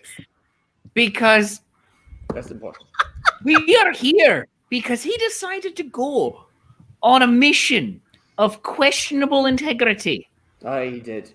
But Yes, he did. brought us all along for the ride anyway. Aye, he did. To Rollo! You're To probably Rollo! going to die because you're freaking old, but I love you. He's great. He's our uncle. How come you dwarves, you never drink until we're about to go fight someone? That's the And best. then all of a sudden you're like, let's have 20 toasts to 12. Rollo, do you have a toast?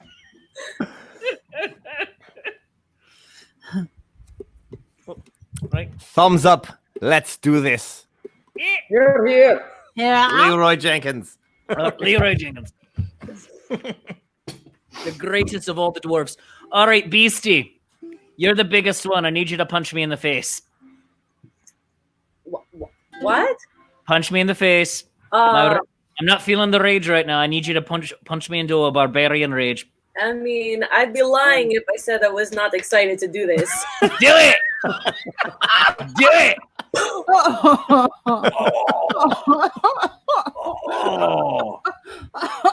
Oh, you loosen some teeth, Beastie. That was awesome. Did it work? Are you angry now? Let's do this thing. Chickens. It's a smash and grab. Oh, yeah, it is. All right.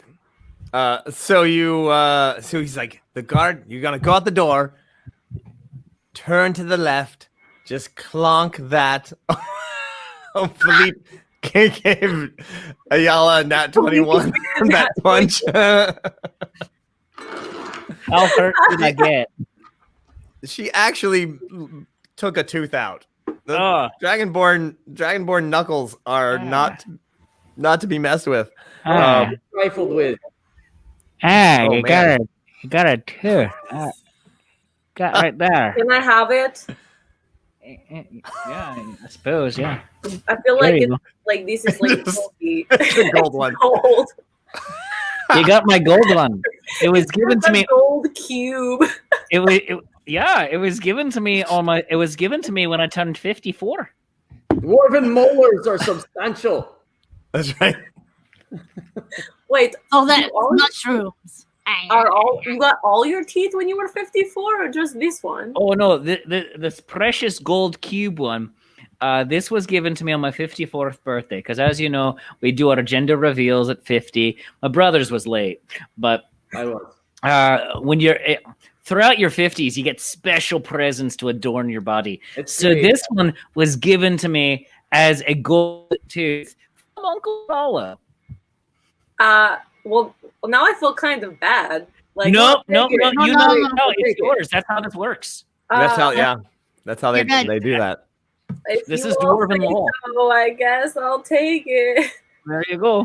It's one of our traditions. Whenever you punch a dwarf, anything that comes off of them belongs to you at that point. Really, and unless it's a gem that they themselves have carved, because we have. Wait, actually, that's not true. Rollo, they didn't punch you and make it fall, did they? Because then by rights, it's there. No, they just straight up stole it. All right, then, Like, yeah. no, I mean, That's it. fair. Yeah. That's legit. That's fair. That's That's legit. fair. Also, by the way, thanks, Felipe Rock. All right. So Rollo says, all right, Moken and Ayala, I hope you enjoy the tooth. You lost it fair and square, Moken. He did. Oh, I'm aware. Uncle. The guard's on the left. Whatever side that is for the TV. The guard's on the left. You go that way. The rest of us, we're going to turn to the right, go to the main room, grab the gem, and get out. Come right back this way. Moken, you clobber them, and then come meet us. All right? All right. Try not to scream real loud if anything goes wrong. All right. Who's going to the right? Like, you know what? Do you need everybody to go, or should I just go by myself and be invisible and grab the gem? All right. I'm out. I'm going. Well, you're going to need all of us to grab the gem. It's up high. Oh, okay, cool. Oh, man. Yeah. So Kylar gives Moken a crit to hit the guard. But Sarah had a very curious question. Would the Nat21 given to Ayala by Philippe have knocked me out? No, but it did knock out a tooth. So juicy. It's just bam. You're like, oh, now we have to wait for him to wake up again. Huh. Right. Okay. So, I'm invisible. Right. Righto. So you're invisible. Moken, you step out. You turn to the left. You go about. You gotta go. It's about 10 feet. Let's see. I gotta go get my advantage and auto hit. Use it. Oh, Tamoa. Oh, Frank, thanks so much. Frank. We got to get that squirrel to rein in Frank again. All right. So, crit to hit the guard. You just come up behind him. Actually, you know what? Give me a stealth check. Unless, of course, you're just not going for stealth. I can give you a stealth check, but I wasn't really thinking about it. Yeah, I got a 13 on stealth, so whatever. Depends. Oh no. You're just kind of walking down the hall. The guard turns around, and he goes, "Who's there?" And, Hello. Just conga. Keep Frank free. Is he undead, or is he dead now because of the crit, or is he? Well, he'll just take double damage. So roll all the damage, multiply it by 2. All right, 1 second. What do I roll on that? It's the D8 plus, what is it? D8 plus 3? Yeah, D8 plus 3. And then all my extra stuff. All right, so here we go. So, that was a sucky one. All right, so that's a 5. Plus 2 melee. All right, so that's a 7 now. And then, so 14 points of damage. Oh, geez. All right. Oh, hold on. 1 moment, please. 1 moment. Please hold. Thank you, Please Roll. hold. Thank you. Your damage is important to us. Please stay on the line. And the Well, anyway, yeah. Since I'm in rage, and since I followed the path of the ancestors, he'll also take half damage when dealt attack by anybody else that might go up against him. All right, so you have actually started the rage. Oh, yeah, because I all punched me in the face. All right. To get me going.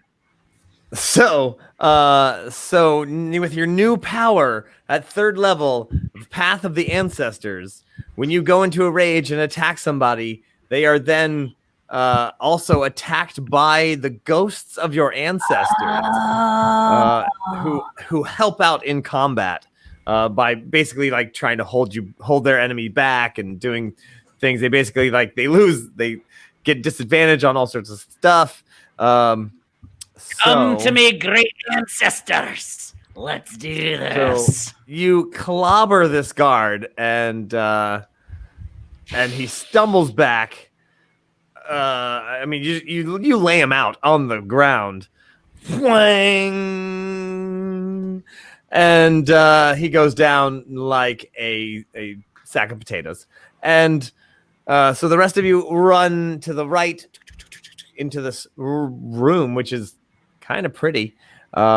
It's marble. It's decorated with all sorts of statues, and you're just like, huh, this is pretty cool. Rollo's an ancestor, but he's not dead yet. Like, take your strength. Relatives. No, do not take his strength. Nope. The difference between an ancestor and a relative is that a relative, you know their name. An ancestor is just from the past. Anyway, at least that's how I see it. But yeah. So the person, this guy is on the ground. You've laid him out, and he's still alive, but he's trying to figure out which way is up. Go to sleep. Go to sleep. Go to sleep. Oh, that's crazy face, man. That is definitely... My little green friend. Just go to sleep.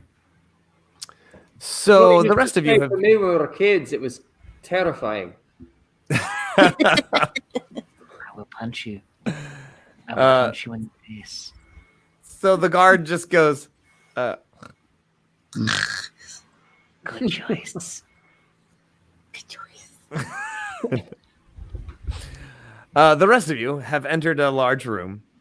There's several statues, and they get disturbingly more mind flayer-ish as you look around the area. The largest statue is of this god, the Ladiger.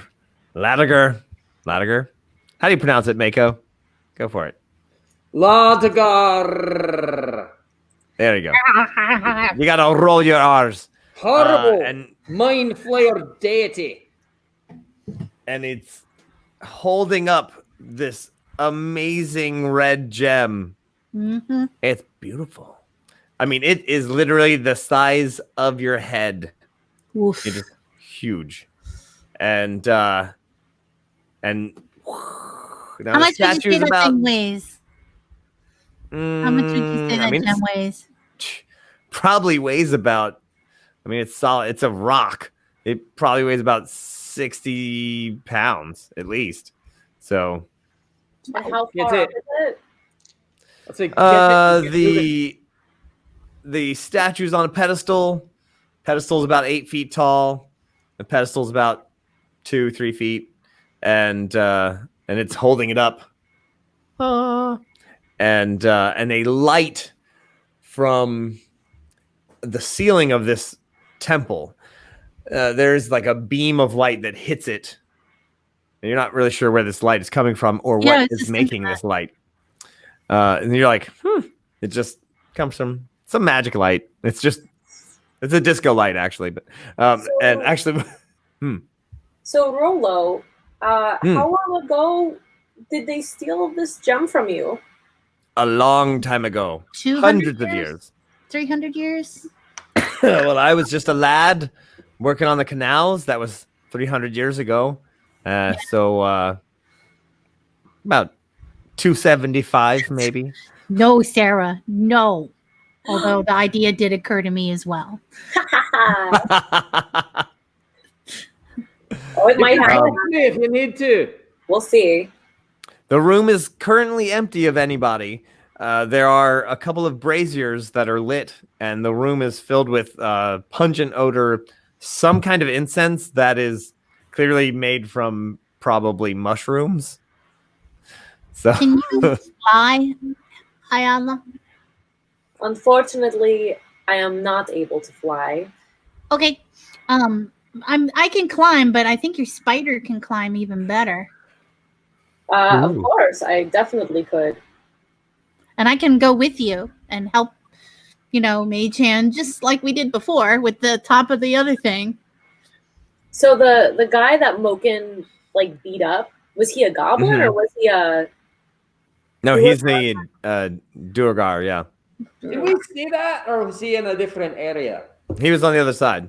So did Yeah, we see you guys that went- happen, or nay? No, you didn't see it. I see. Oh, okay. You probably heard it, though. Right. All When right. it happened, I said, that sounded like a Nat21. Oh. That's right. Sounded awful. Carr. Are there other like passages out of this room? Oh, yeah. Like, There's what's the layout? several. It's rectangular. There's several columns along each side of the wall. Large. The ceiling's probably about 40 some odd feet high, and there's a central altar, and then the statues behind that altar, and there are at least four kind of archways on either side. So there's 8 exits. The back wall has got the statue and a couple other statues, but nothing fancy like with holding a giant gem. They are very nice, made of marble, and very large. And so there's some tapestries that come down, and if only the DM had tiles and stuff to represent the layout. I do, but Ooh, you just got called out. that may not be where the fight is. So, So you're saying you have something already set up. And what I'm saying is, quick, let's get this thing and get out of here. Huh? All right, I'm gonna turn into a spider. I'd like to Okay. ride on her back while wearing her cloak. Yeah. okay. And I'll shimmy my way across the floor and up. The Okay. Bitsy spider went up the statue with the gem. Down came the gem and made Rollo rich. Well, so Sue. This better not be Indiana Jones. Oh no. Oh. Had this No, like it's worse. taking the Much gem worse. and Yeah. Wait, what? Let's review that. Okay. I just want to say bag of sand versus a lump of gold. Gold weighs like Lead. a million times more than a bag of sand. Like, how Yeah, would but you he ever measured go? it out. He measured it out, and Hmm. yeah, he made You- sure that you could see Sand is not. in the. Yeah, no, he measured it. You'd have to get a bag of sand Measured it. like this big. You don't know what kind of even- sand it was. It could have been gold sand. Well, then why did he trade it? Because it wanted the artifact to Because it belong was to a me. relic. Yeah, Also, Fortunately, it's just a could have been lead. Yeah. very. Sarah Weeks is yelling at us. Check under the altar for a ladder. they might have one around for regular cleaning maintenance. Exactly. We're halfway up. Yeah, don't worry about it. I'm not even in this room. I'm going That's to right. lock the exits, just kind of keep an eye while they're trying to figure out how to get the gem down. Okay. Isn't that convenient? Give me a perception check. I would love to. No. Oh, that's perfect. All right. You're like, The statues are really nice. I actually want to start. I want to start reading some of the inscriptions. Like, you start taking pictures of your phone. I do want to say I probably am holding on to like the backside of the statue, Right. like whichever side is closer to the wall, and then I'll stay there, and she can go up with her invisible cloak. actually, I know what happened. I turn around to say, hey guys, don't worry about it. I've got the watch. So I'm going to keep an eye on these doors. You don't have to worry. Just do your job. I've got this. All right. These over here behind me, this tunnel, I'm watching. Out in the area where I am, I'm looking to see if there's any other guards. There don't seem to be right here. It's a rectangular room. It's about 30 by 30, and it's definitely, this is like the pre-room before you get to the temple. There's 3 other exits on the other side of the room, and you're like, it's decorative, not super fancy, but definitely decorative. This is where you would put the guard that you snuck up behind and clobbered. So, right. yeah. Sue, the gem. It's very heavy. Kah'zoo. Probably more than I could carry. I mean, you can carry it as long as you're not going anywhere with it. But you're going to have to figure out a way to dislodge it. Unseen hand helping me push at the same time as chipping away with a dagger. A kick. At the stone. At the stone. Right. Yeah. Quite a bit of sound. Whatever's holding it. Right. Ayala, any chance you could give me a little strength assist? She's a spider right now. How strong are spiders? Let's see. Let us see. So just take me a second to find what I need. So here's a crazy question while she's looking that up. I have a spell called Unseen Servant. It creates an invisible, mindless, shapeless medium force that performs simple tasks until my spell ends. So if I said, get me that gem with this Unseen Servant level 1 spell, be able to do that? Perhaps. It's just a matter of it can't. It can do some things. I'd have to look that up. Yeah. Yeah, my strength's all right. I'll roll. It's probably more than what I have as a. Yeah. I mean, basically, it's not that it's impossible to get, but the question is, how loud are you getting it? Right. So, there's the silent, trying for silent option, or just quick. I ask Rollo, quick or quiet? Oh. Well, if you can't make it quiet, make it quick.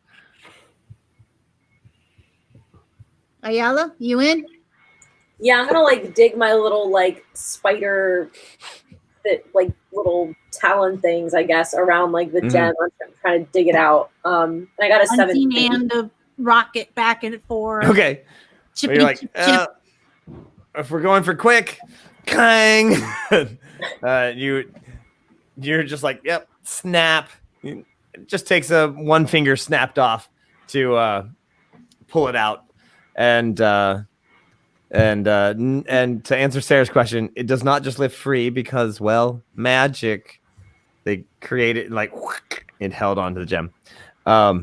Otherwise, yeah, you would have made 2 separate things. Anyway, long story. And also super glue. But all right, so they. I wonder what's stronger. I don't know, magic or super glue. The magic of super glue. Take the gem and hide it under my cloak. Put the cloak back on. Hop on the Ayala. All right. I use a little bit of web to try to put the finger back on the statue. Very well. All right. So it kind of works. It's I'm just hanging there. Just kind of tampering with it, trying to get it to stay on there. It's adorable. Trying to get it right. All right. You're gonna notice the gem is gone before they notice the missing finger. So the light that was shining at that gem, lighting it up, of course. Now that you've moved the gem,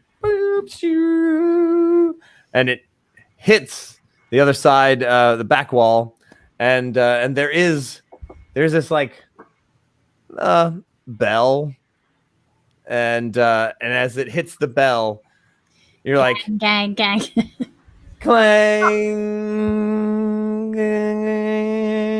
You're like, son of a bitch, I knew it. Just like King Tut's beard. And then it rings again, and you're all kind of just standing there. And then it rings again. Go. Rollo's like, I'm gonna block the light with my spider body. oh, okay, great. You're like, you reach up and dink. All right, it stops ringing, but it rang 3 good times. Rang. And yeah, we should. Rollo's like, I want a web where the light's coming from, like covered up with a web. ooh, okay. So you web the hands all up so that it Can't pass through the. it Yeah, can't it's pass like, through that. you know what? I'm gonna pull an Indiana Jones. I'm gonna make a web ball, and I'm gonna put it in the hand of the statue. All right. Do that. You weigh it. We Just weigh it. tried Well, I'm I seeing can your ass illusion it. like. to make it look like the gem. I think we need to get going. I think so too. There's an alarm. Mako, anyone coming? Anyone No, coming? no one. We're in the clear. You're not even looking. Moving. You're not even looking at the. Okay, that's. I checked before. It's great. Coast is clear, but I think we should start moving soon. Agreed. All right. So down one of the tunnels, you see Mako. Eventually, you see 4 Duergar guards. Duergar guards. Who are wearing they're not, they don't seem to be priests themselves or clerics themselves, but they are of the temple, and so they're temple guards, temple Duergar Guards. temple Duergar guards, and they and they're like they come in and they're like, I guess they see the spider first, and then they're like, what the. And then they see the web ball, and they're like, "What? What?" I illusion the web ball to look like the gem. Ooh. I did say All that right. earlier, but I don't think Yes. it went through. Oh, We are such all right. a good team. Yeah. They look around at you. Rollo. Rollo goes, "Oh, fellas, glad you made it. They went that way. Ding!" And rolls a 3. Oh. Which only makes them mad. And the one in front goes, "Call the high priest." I'm gonna blast them with a thunder wave. All right. All 4 of them. Okay, go for it. All right. Meanwhile, did I hear the alarm? Oh yeah, definitely heard some ringing. Uh-oh. I run over towards the alarm. Can I? All right.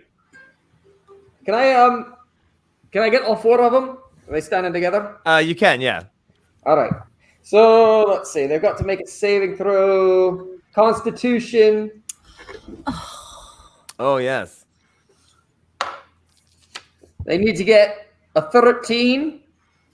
Actually, I think it's 14 now because we went up a level. All right. If they fail yes. to save, and this, by the way, creates a boom that can be heard 300 feet away. Oh jeez. Yeah. All right. So All right. We are not being subtle. if they make the save, if they fail to save, they're pushed back 10 feet, and they take 13 damage. Wow. Ooh. If they make it, they only take half and are not pushed back. All right. 3 out of 4 get pushed back. The one stands there and gets hit. Kah'zoo. So you did the illusion spell. Ayala, what do you do? Well, if we haven't already made it down the statue, I'm gonna come down. Okay. I'm still on her back in my cloak, holding the gem under the cloak. Right on. And is just how many people? I mean, Mako attacked the one guy, but like 4 of them. okay, There's four guards, yeah. 3 of them, however, just got pushed back down the corridor that they just come out of, and the lead one stands there and takes half damage. okay. I will. I'm just gonna go to the nearest one, and I will do a bite. Oh, okay. Oh, right, because you're a spider. Yeah. Right on. Cool. So that is going to be 13 to hit. That does not hit. Oh man. Aw. I just lost my pencil. All right. Let me get a pencil. No. Ah.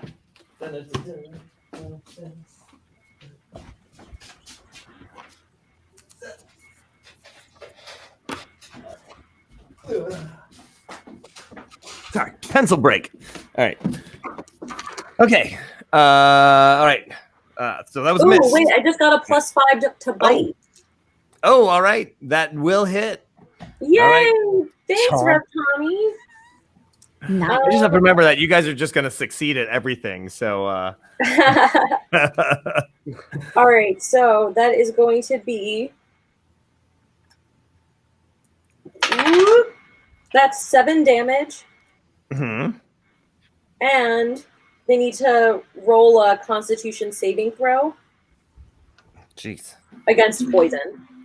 Oh, all right. Oh, they made it. Yeah. Okay. Ooh. All right. Man, this is slow. All right. So we've got Ayala. All right. So Mako went. Kah'zoo went. Ayala went. And Moken just ran in. The lead Dugar looks at Mako and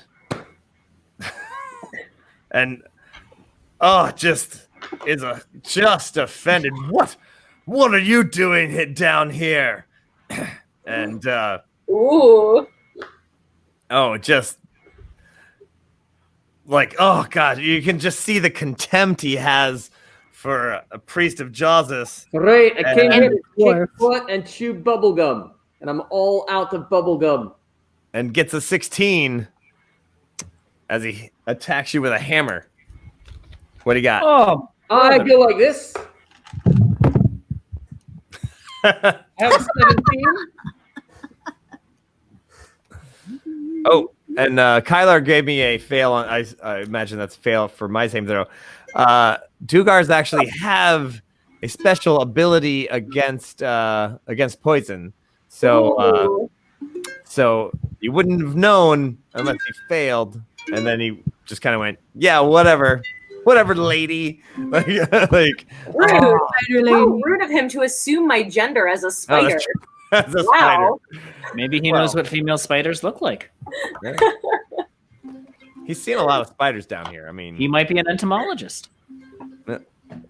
he just likes spiders. Anyway, Thanks, Josh. I appreciate you trying. yes. All right, so he misses. We're Mako. It's back to you. Hey, agree. So I have a spell that's a bonus action. So can I also move and attack at the same? Yeah. All right, I'm gonna cast a spiritual weapon as a bonus action, All right. and I'll put that next to the fella who called me out. I told him I was gonna the chew bubblegum guy, and I'm gonna charge at him with my Tetsubo because I want to smash him with my Tetsubo. All right. You know what? I'm gonna use the sword. Oh, okay. Stab him. It's better. I've got to It's better. Oh, I rolled a 19. That means nice. 25. Oh, that'll go through it. Yeah. And I did 10. Oh, geez. Okay. That's the magic sword you gave me. Yeah. Your great reactions. That's right. The 10 plus the bite plus having half damage from the thunder wave is enough. You slice him down, and it goes down. It's pretty bad. The other 3 that you had blasted back had actually run, and they were not sticking around. Wow. Back up.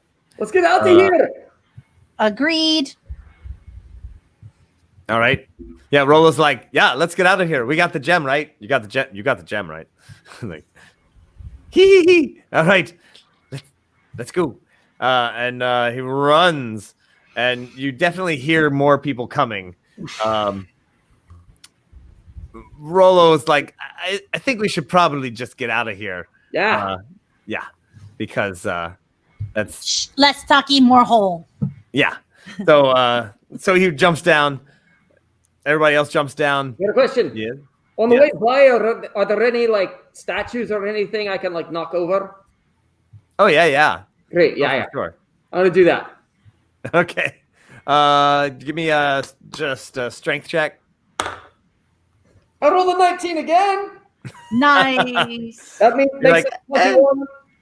You're running out, and you're like, boom! You just hit it with your dwarven, all those dwarven abilities of stoneworking and understanding how a stone statue is finely balanced and how easy it is to knock it off balance and knock it over. Coming back to you now. And then by the time I try it on the second one, I've forgotten all that because I got a 10. As you bounce off of it. Oh, they reinforced this one. I wasn't expecting that. It wasn't my fault, certainly. Oh, Reverend Tommy's saying domino effect? Question mark. That's what I'm saying with a 19. It was actually a 21 unnatural because I have a 2. Oh, that's right. Right. Oh, all right.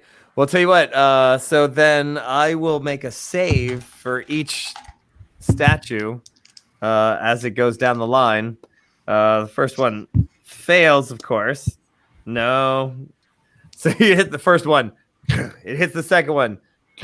And now there's just more force coming down. And all right. And so finally, 4 statues later, it hits against the wall. Yeah. Nicely done. That was because of that prayer of Joseph I did earlier. Praise Joseph! Oh, yes. Praise Oh, you. yeah. Oh, yes. Philippe says he should have pulled a Han Solo chasing stormtroopers. Oh, and you definitely would have, because there are definitely more coming. In the hole. You jump down the hole, and Rollo takes you not back the way you came, but still going forward. And he's like, "All right, let's go." And he's like, we're taking the route around, and you guys run for it. You definitely. They're starting to get their forces together to come after you. Who's in the back? Probably me, I would imagine, if I had knocked everything. No, that's true. I guess. Did I fit back down there as a spider? Would I have fit through the hole? Oh yeah, no. Mm-mm. Oh man, I shouldn't have asked. No. All right, well then I guess I turn back into a dragon. Ugh. God, such a boring old dragon.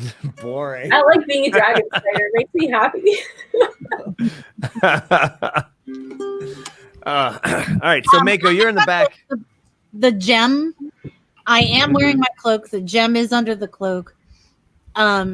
Just for reasons. No reason in particular, really. Just for reasons. I'm not going to go down there until the entire party is down there. Down the hole. Oh, okay. I don't want anyone left behind. All right. So then you're in the back. Yes. I'm not gonna let her be in the back. I can't let her be in the back. You don't see me. You don't know if I've already gone down the hole or not. I like reach around and try to put you on my shoulder. I'm like, where is she? Oh, come on. I just want to make sure everyone's down here. Okay. Come on. All right. So you all get down there, which then just takes a little bit more time. Like, all right. So then who's actually in the back? Mako or Ayala? Probably Mako. I think so. That's fine. Wherever I am, though, I make sure I have Kah'zoo. It's very important. Okay. Well, you actually make sure she's run safe. faster than the dwarf, so Mako, then you end up in the back. Just checking. Just checking for reasons. Just checking for reasons. I'm just trying to check and see who's getting hit by crossbows. So you guys are going down these tunnels. Once again, it's the same kind of sewer under city. You're not like in the sewer with water, but you're definitely in the Undercity's back, the Jeffries tubes of the city. Yes, Mako. I had a minute, and it's not concentration, actually, a spiritual weapon. So I'll just have that in the hallway to engage anybody who comes. Oh, nice. Us. So excellent. Is this the hallway or is this the tunnel? No, the hallway leading out of where we stole the gem from. Right. Okay. I don't want to put it right by the trap door because I'm hoping they don't know that it's here.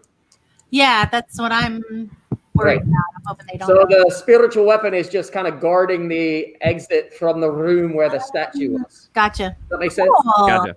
Right. Yeah.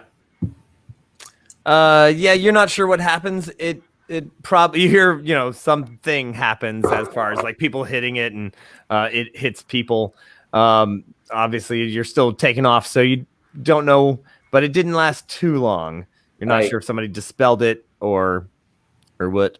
But you were running. So as you run, Rollo's like, okay, now you start getting to this. Like I said, it's like the Undercity, the workers area where you would be repairing things and fixing things under the city. Not a wet sewer, but some of it's wet. And Rollo's like, all right, we're taking a left here, and you run, and then you like, oh, take a right here. And you takes another right, and then he's like, oh, he runs into a wall, and he's like, that's weird. This wall wasn't here. Huh. Is it a funny. real wall? I check. Seems to be a real wall. How do you check?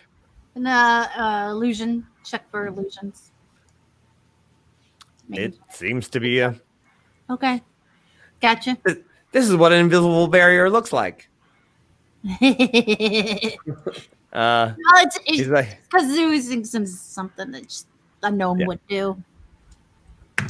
That's It's been 300 years. If only we had something that would punch holes in walls. oh yeah. Wow. So as you're all standing there, and you're kind of, and you see this. It's like, it's probably like 6 guards, 3 clerics, and what you think is possibly some kind of mind flayer behind them. Oh, that's not good. And you guys are like, woo. So Kah'zoo, you all right. So you're blowing on this thing. You're doing the circular breathing. You're like, wow, wow, wow, wow, wow, really low note. You see the wall vibrating, the wall shaking, and this whole squad of people coming up. Is anyone facing the guys coming at you? Might as well. Might as well. All right, you got Moken. Till she gets. Wait, the wall is shaking? Oh yeah, Kah'zoo is blowing her Shamzu bone, and the wall that you're in front of that was not supposed to be there starts to shake. I want to like run at it with my shoulder and like try to hit it.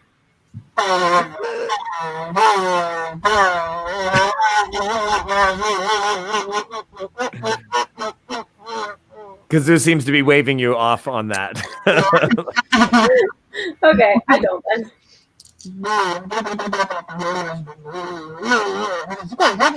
All right. So, oh man, really? These guys? How far away are they? They're in crossbow range, and one of them hits Mako with a crossbow. What? 4 damage. What do you get? He got a 21. Oh, that's more than 17. Yeah. All right. How much damage? It's 4. 4. Ow. You go, Joseph! Great, Joseph. It's all right, brother. It's all right, brother. Now you're gonna have the blood frenzy. Oh, yes, I am. Oh, that's true. Oh, I want to sing his song so bad. You're. Oh, all right. Disadvantage on the crossbow shots. All the rest of the by the way, all the rest of the crossbow shots just went bouncing off the wall. They're stormtroopers. There is a mind flayer behind them. I just want you to know this. Like, I Yeah. hate that mind flayer. I don't know what that is. It's a horrible creature, brother. He's gonna fry your brain. They eat brains. Do we have like an So- order that we're taking actions in, or are we just doing free actions right now? free action right this second. Yes. Do you have something you'd like to do? I just wanted to see what my options were. How far away are they? Well, they are probably about 60 feet right at this moment. Okay. All right. I will. I've got a spell going on. Let me check out what sweet stuff I have. If anybody else wants to go first, like go ahead while I'm pulling up my All thing. right. It looks like Moken and Mako are just waiting for them to. I have a small crossbow on me, if I may I do as remember well. correctly. So yeah, I'm going to pull. Yep, I have I have a short bow, actually. So I will put my hammer down for a moment, pull up my short bow, notch and shoot. Okay. All right. Oops, sorry, fell off. So hold on. All right. So Adopt the mind flayer. We're not adopting the mind flayer. They don't Yeah. adopt well. Hey, All right. that's like a And chip. You should never have one as a pet. All right, Moken, what do you got? All right. Are there any? Do I get any advantages with the roll for that, or like is that with No, I mean, it's with just the regular. bow? It's just the regular. Yep. Oh, okay. So it's just the regular roll. All right. That was just a 12. No advantages. All right. You're like, take an aim. One of the front guys. You pop off the bolt. It shoots forward. And right then, a wall of stone in this. Oh, nice. So auto hit. You see the crossbow bolt go shoo, right over as this wall of stone comes up, blocking the tunnel. And you hear, ah! Somebody got hit. So someone yelled a Wilhelm scream. All right. Yes, we got the Wilhelm scream. Oh yeah, and oh man, and Kylar is doing a +10 to damage because he's got the 2. He's doubling up on his Twitch and Patreon. So you definitely hear somebody give the Wilhelm scream. How much additional damage? Plus 10 damage. That's dangerous. All right, and then damage it does is 1d6 plus 1. So rolled off. All right, so he gets 5. All right. And then plus 10, so 15. You definitely hear him go, ah! And as this stone wall rises in front between you guys and this opposing force. Oh. And Kah'zoo, you're watching as the wall in front of you starts to quake and crack. And you can definitely see that there's cracks forming, getting bigger, and pieces of stone are flying off as you give this. Meanwhile, as the wall rises in front of you guys is facing this opposing force, and what do you think happened? Slam into it. Someone in a hood, the person that Ayala saw twice now, literally comes out of the ground as if they were part of it, and made of it, and actually has his hood on, and okay, well, tell you what, Are you a dwarven god? aside from Kah'zoo, Ayala, Moken, and Mako need to make a perception check. Well, Oh, I know nothing. that's going to be an 8. All right, Ayala, up to you. Come on. 13. 13. You know, since you did make that 21 earlier, as this creature whose skin is like a dark red, brown earth color, and he did just kind of come up out of the ground. It's an earthbender. Sorta. But here's the thing. His nose and his eyebrows look just like Rollo's. And he stands up and he's standing there. He stops. He puts his hand up. Says, I'm trying to help. Don't attack me. What do you do? Lightning bolt! I'm just kidding. I'm kidding. I can't. Yo, thank you. Who are you? I know. I was thinking the same thing. Come with me if you want to live. Why do you have my uncle's eyebrows? Or did I not see that? I don't think I saw that. Says, well, maybe you should ask him. Rollo. Right? Can we all? Father. Oh my gosh, this is this dragonborn kid. Who's dying? She wants in on this gossip. Oh! Oh my goodness! You were right, brother. Yeah, you were right. I knew it! You knew it. I didn't believe you. I knew it! I didn't even have to roll for it. Player. He's a stone dragonborn player. Oh, I almost took my entire notebook and chucked it across the room when you were like, Oh! High fives all around! I'm giving you one because you were right. Wait, what? What did I miss? This is his dragonborn kid. It's not a dragonborn. Dragonborn. He's a dwarven born. Wait, He's a dragon orf.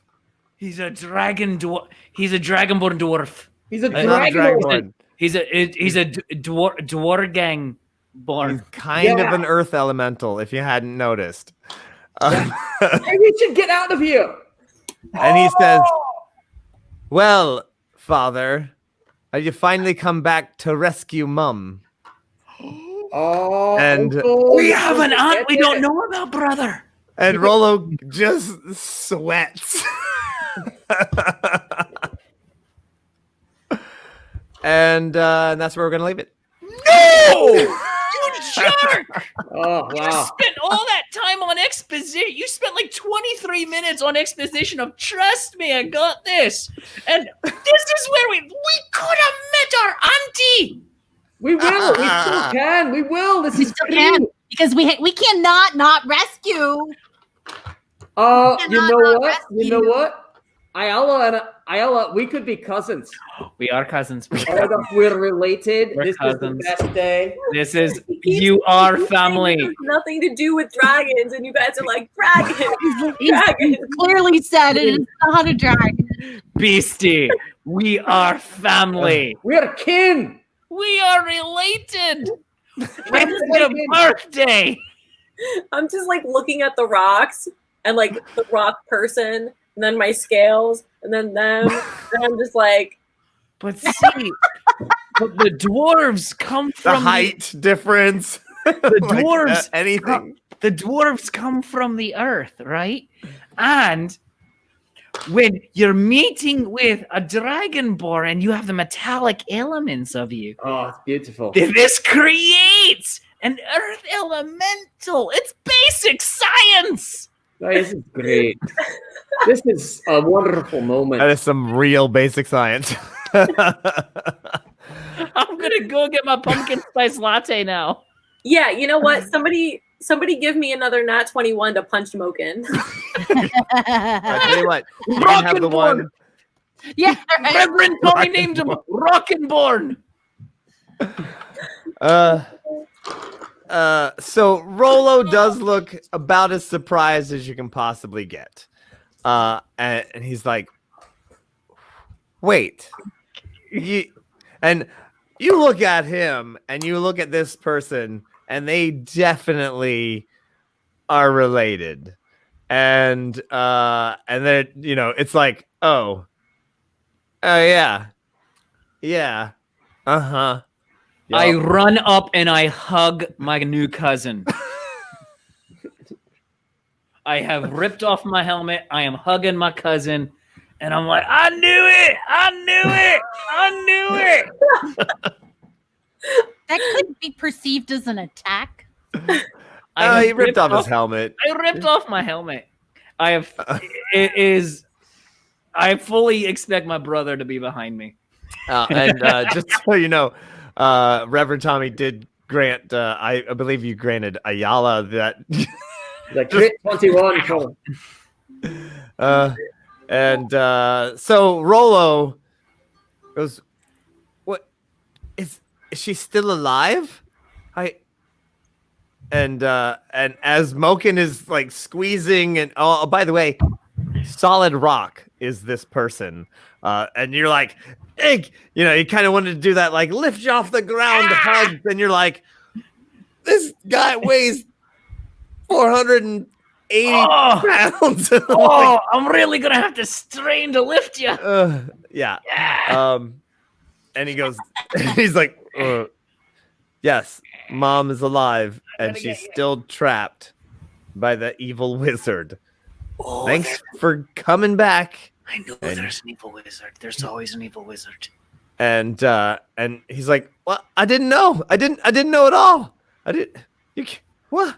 Huh? So, what's our auntie's name? Dun, dun, dun.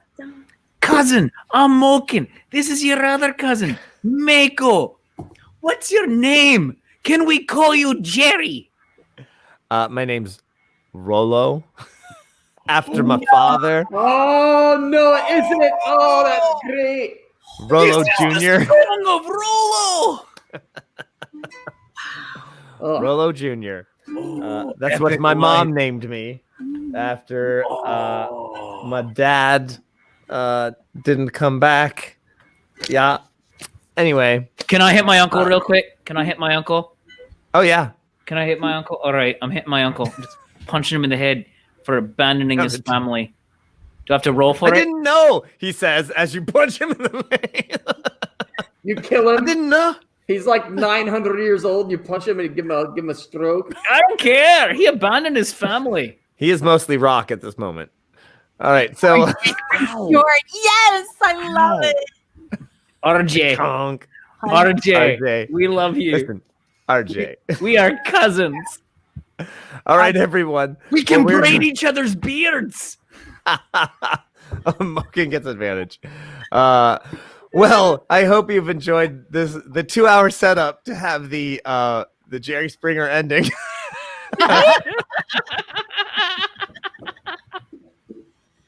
RJ the Rockborn. We're gonna do this next week. We'll be back with the conclusion of this campaign, and we are gonna keep going with Nat21. But we're gonna wrap up this story somehow in one more episode. And Whoa. Oh, Yeah, it's a gonna lot. be like the season finale of Star Trek Discovery season 2 when everything happened, and you're like, That's right. why? So, but don't worry, we have Nat21 Adventures is gonna keep going every week, and we will hopefully see you all again here next week. Thanks everybody for joining in and giving those awesome crits when needed. Thanks for subscribing to the Twitch channel, and I hope to see you all again, my friends. Remember, it's Nat21 when a natural 20 just won't do. My next Enjoy the rest of your night, character doesn't have a everybody. beard. Bye, guys. Playing Silver Wolf with us, and so we had a side quest, and it was great. I had a hilarious time. It ended epically. I actually had a really quick review of what happened, and I'm of course trying to find it because where did I put it? Because I just wanted to. I was like, yeah, how do I say this really fast? Overview of what happened really quick last week on last episode of Nat21 Adventures. Come on, computer, catch up. All right, let's see. So it was epic. Wow, that's not it. It was epic. There we go. It was really epic. All right. I can sing it. I'll sing it. Great. So we started off with meeting Silverwolf, who was one of the actual rescued people from last week, from episode 4. So we had. Oh, was it nice? Yeah. So the dwarf brothers had ran off to prepare for the party. The rest of the group, including the recently rescued Silverwolf, discovered that the 2 remaining skeletons of the 4, the very powerful group of adventurers, Klaxor and Slippery Steve being 2 of them, the other 2 remaining skeletons had their life forces stolen away by the necromancer Randalis, who turns out to be the boyfriend of Valdris.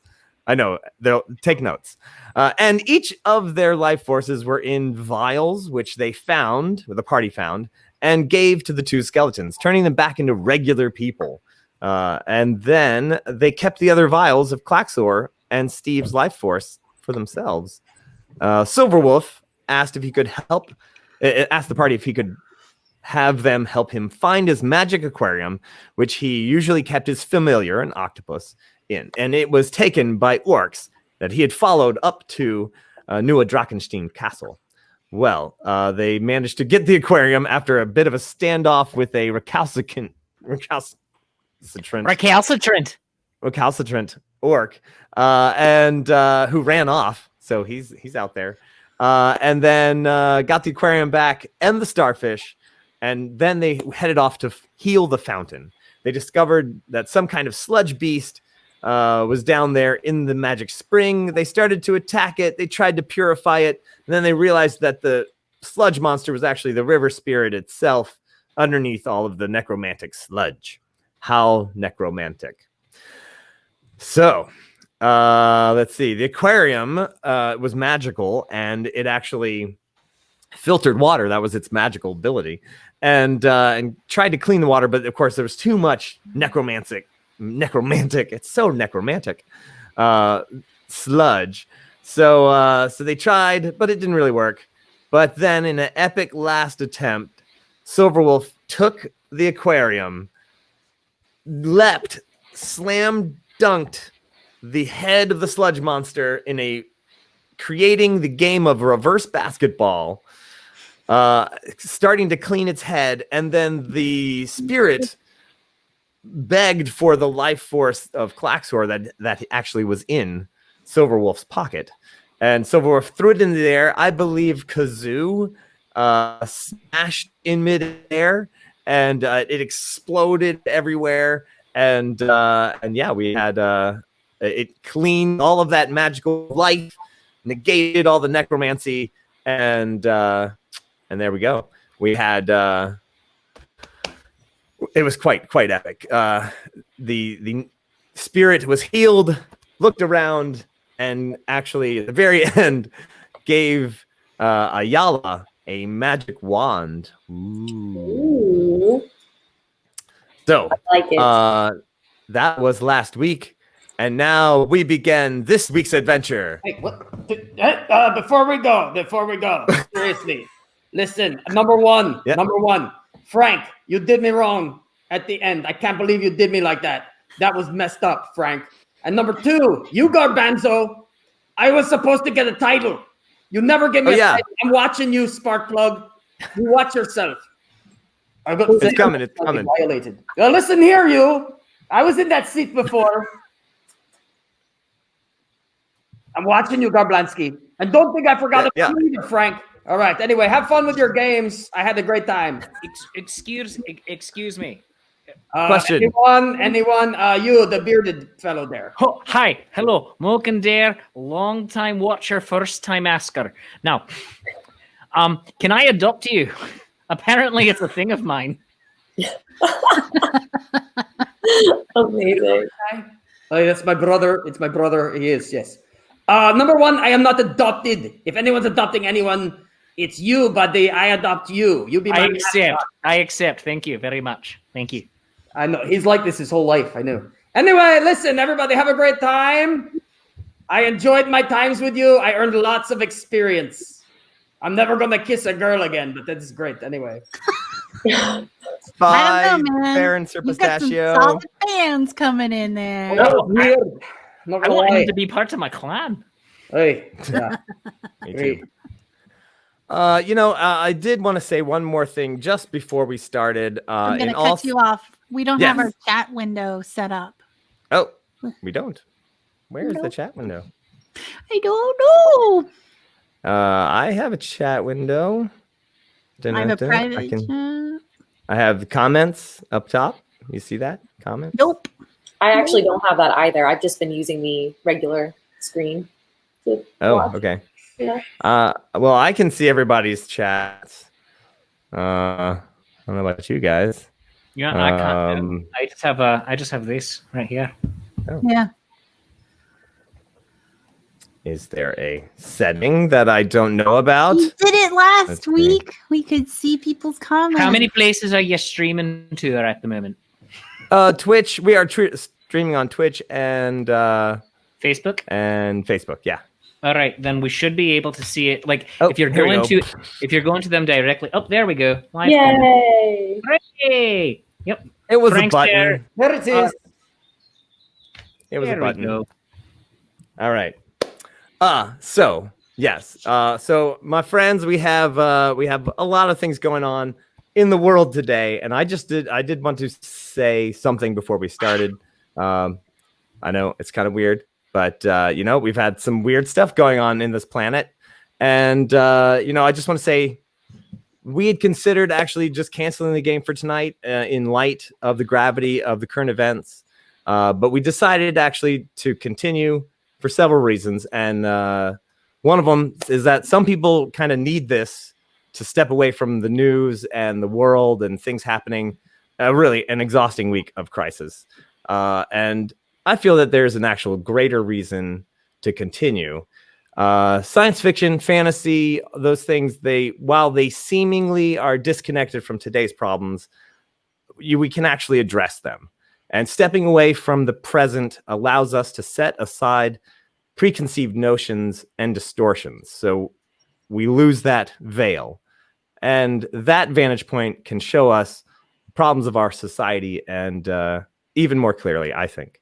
And the other thing is gamers, we grew up preferring the universe of Roddenberry and Tolkien to this world. And there's a lot of reasons. And this world, our fantasy world, is interesting because there's diversity of race, species, and cultures. And so, look, we don't know exactly what the best way to support positive change in the world is. But look, we're going to do this show here tonight, and we're going to play a game that celebrates diversity, inclusivity, teamwork, and imagination. So thank you. Yes. Snap, snap, snap. That's all I have to say about that. So now let's have a party. Ain't no party like a dwarven party. Hey. Right. Because a dwarven party actually takes a long time to stop. Like people say, because a dwarven party just don't stop. No, it takes at least 3 weeks. At least. It's Once like it gets rolling. 17 tons just sliding to a halt after. Yeah, Yeah, going because off like the mountain. it's like you're trying to say goodbye to everybody, but then new people are coming in, and you have to That's say right. hello all over again. Yeah. Yeah, by that time, it's next year. It's time for your next birthday party. Exactly. But it is. This guy gets it. That's right. It is about to be the 510th birthday of your uncle, Rollo Rounderburger, who is the oldest dwarf that anyone knows at this moment. Oldest dwarf who's ever lived, as far as we in our family. He's old. That's right. Yeah, I mean, he is the godfather of this family. right. And he's he's your uncle, right? Mhm. He's your mom's brother. And Right. yes, the goblin is still going down. So last week, what happened was the Dwarven brothers took the necromancer's magic rod of lost souls, and some other magic item, and we're like, hey, this is a great gift for our uncle. Let's get out of here and zoom off. So they had actually headed down the mountain well ahead of the group. The rest of the group continued their adventure in Nieuwe Drakenstein Castle. They found the aquarium. They found the this water spirit. Let's see. So then they are now headed out. So they're really not too far behind the dwarves, but the dwarves are going to go all the way down from the Dark Pass Mountains to the city, to the Low Pass. Here I'm going to overlay our map, our beautiful map. Everyone is so they started. Thanks.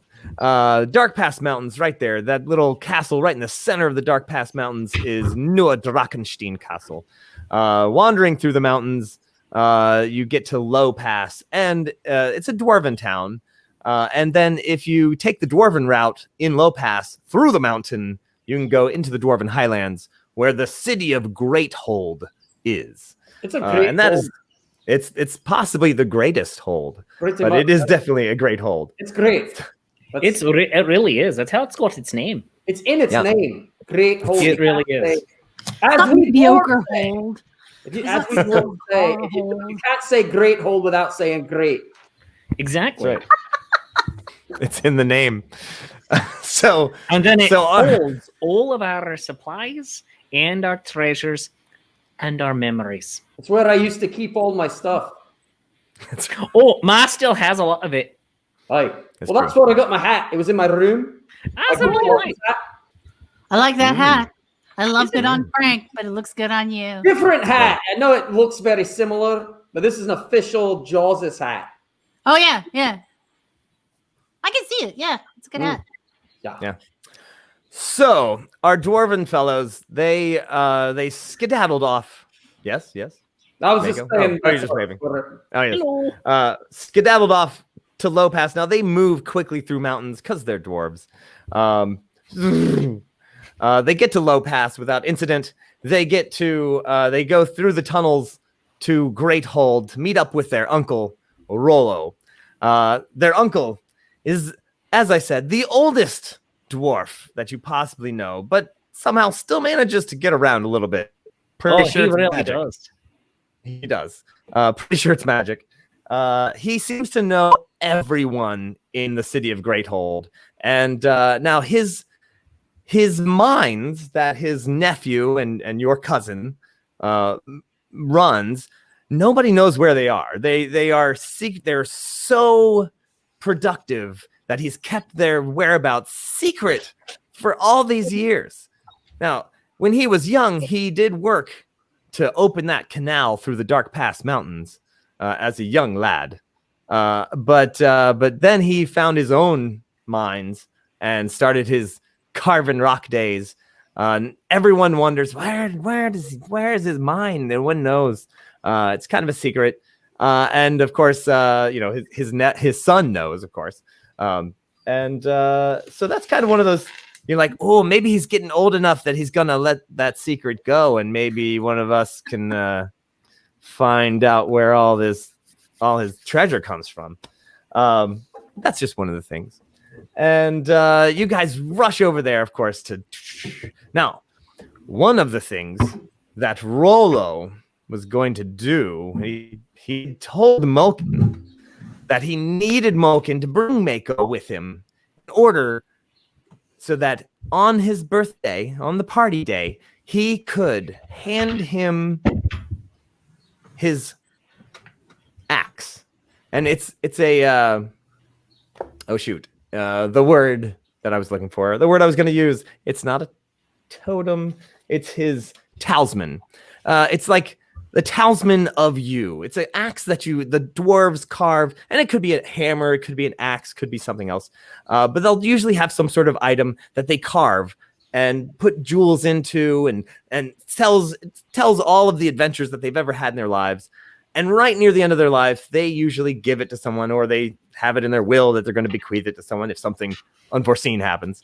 And so he was like, "Oh, Moken, yeah, bring back Mako so that he can be here when I give the axe." And so, of course, Moken, knowing that you follow in the family's traditions and all that, it's that thing is yours, buddy. It's yours. Yeah. Yeah. So Torgal, he's got his mom's hammer. Moi. And so you don't always give it to your son or your daughter. You sometimes give it to someone else, in the family. Just keep it in the family. So yeah. So my friends, so the dwarves make it to Greathold. They get there. It's an amazing city. Stonework, elevators, and run with pulleys and donkeys turning wheels, and there's some magic. There's some magic that controls these moving parts, but a lot of it is actually mechanical, and old like waterworks that push stones up, down, and so these gigantic like slow moving elevators are just made of stone. Greathold is multi levels of dwarven work. It's gorgeous. One of the other things that dwarves do, of course, because they are so family oriented, is that they have gigantic family mausoleums. And now, of course, this is super important to any dwarf to notate their entire history in stone on their family's mausoleum. And Rollo has quite the mausoleum. It is decked out, and it's covered in really great marble, fine, fantastic work. Dwarves have carved it year and year again. He's thrown so much money into it that it's just this gorgeous. It's beautiful. It's beautiful. And of course, all of his biggest endeavors are carved into the side of the wall. That time he punched a griffin, that's there. That time he wrestled a bear, that's there. Totally wrestled a bear. And no one saw the bear, but he totally did it. He might have been really drunk. It might have just been a big pillow. No one remembers really. It was quite a party. I believe him. So you arrive, Moken and Mako. You arrive in the city.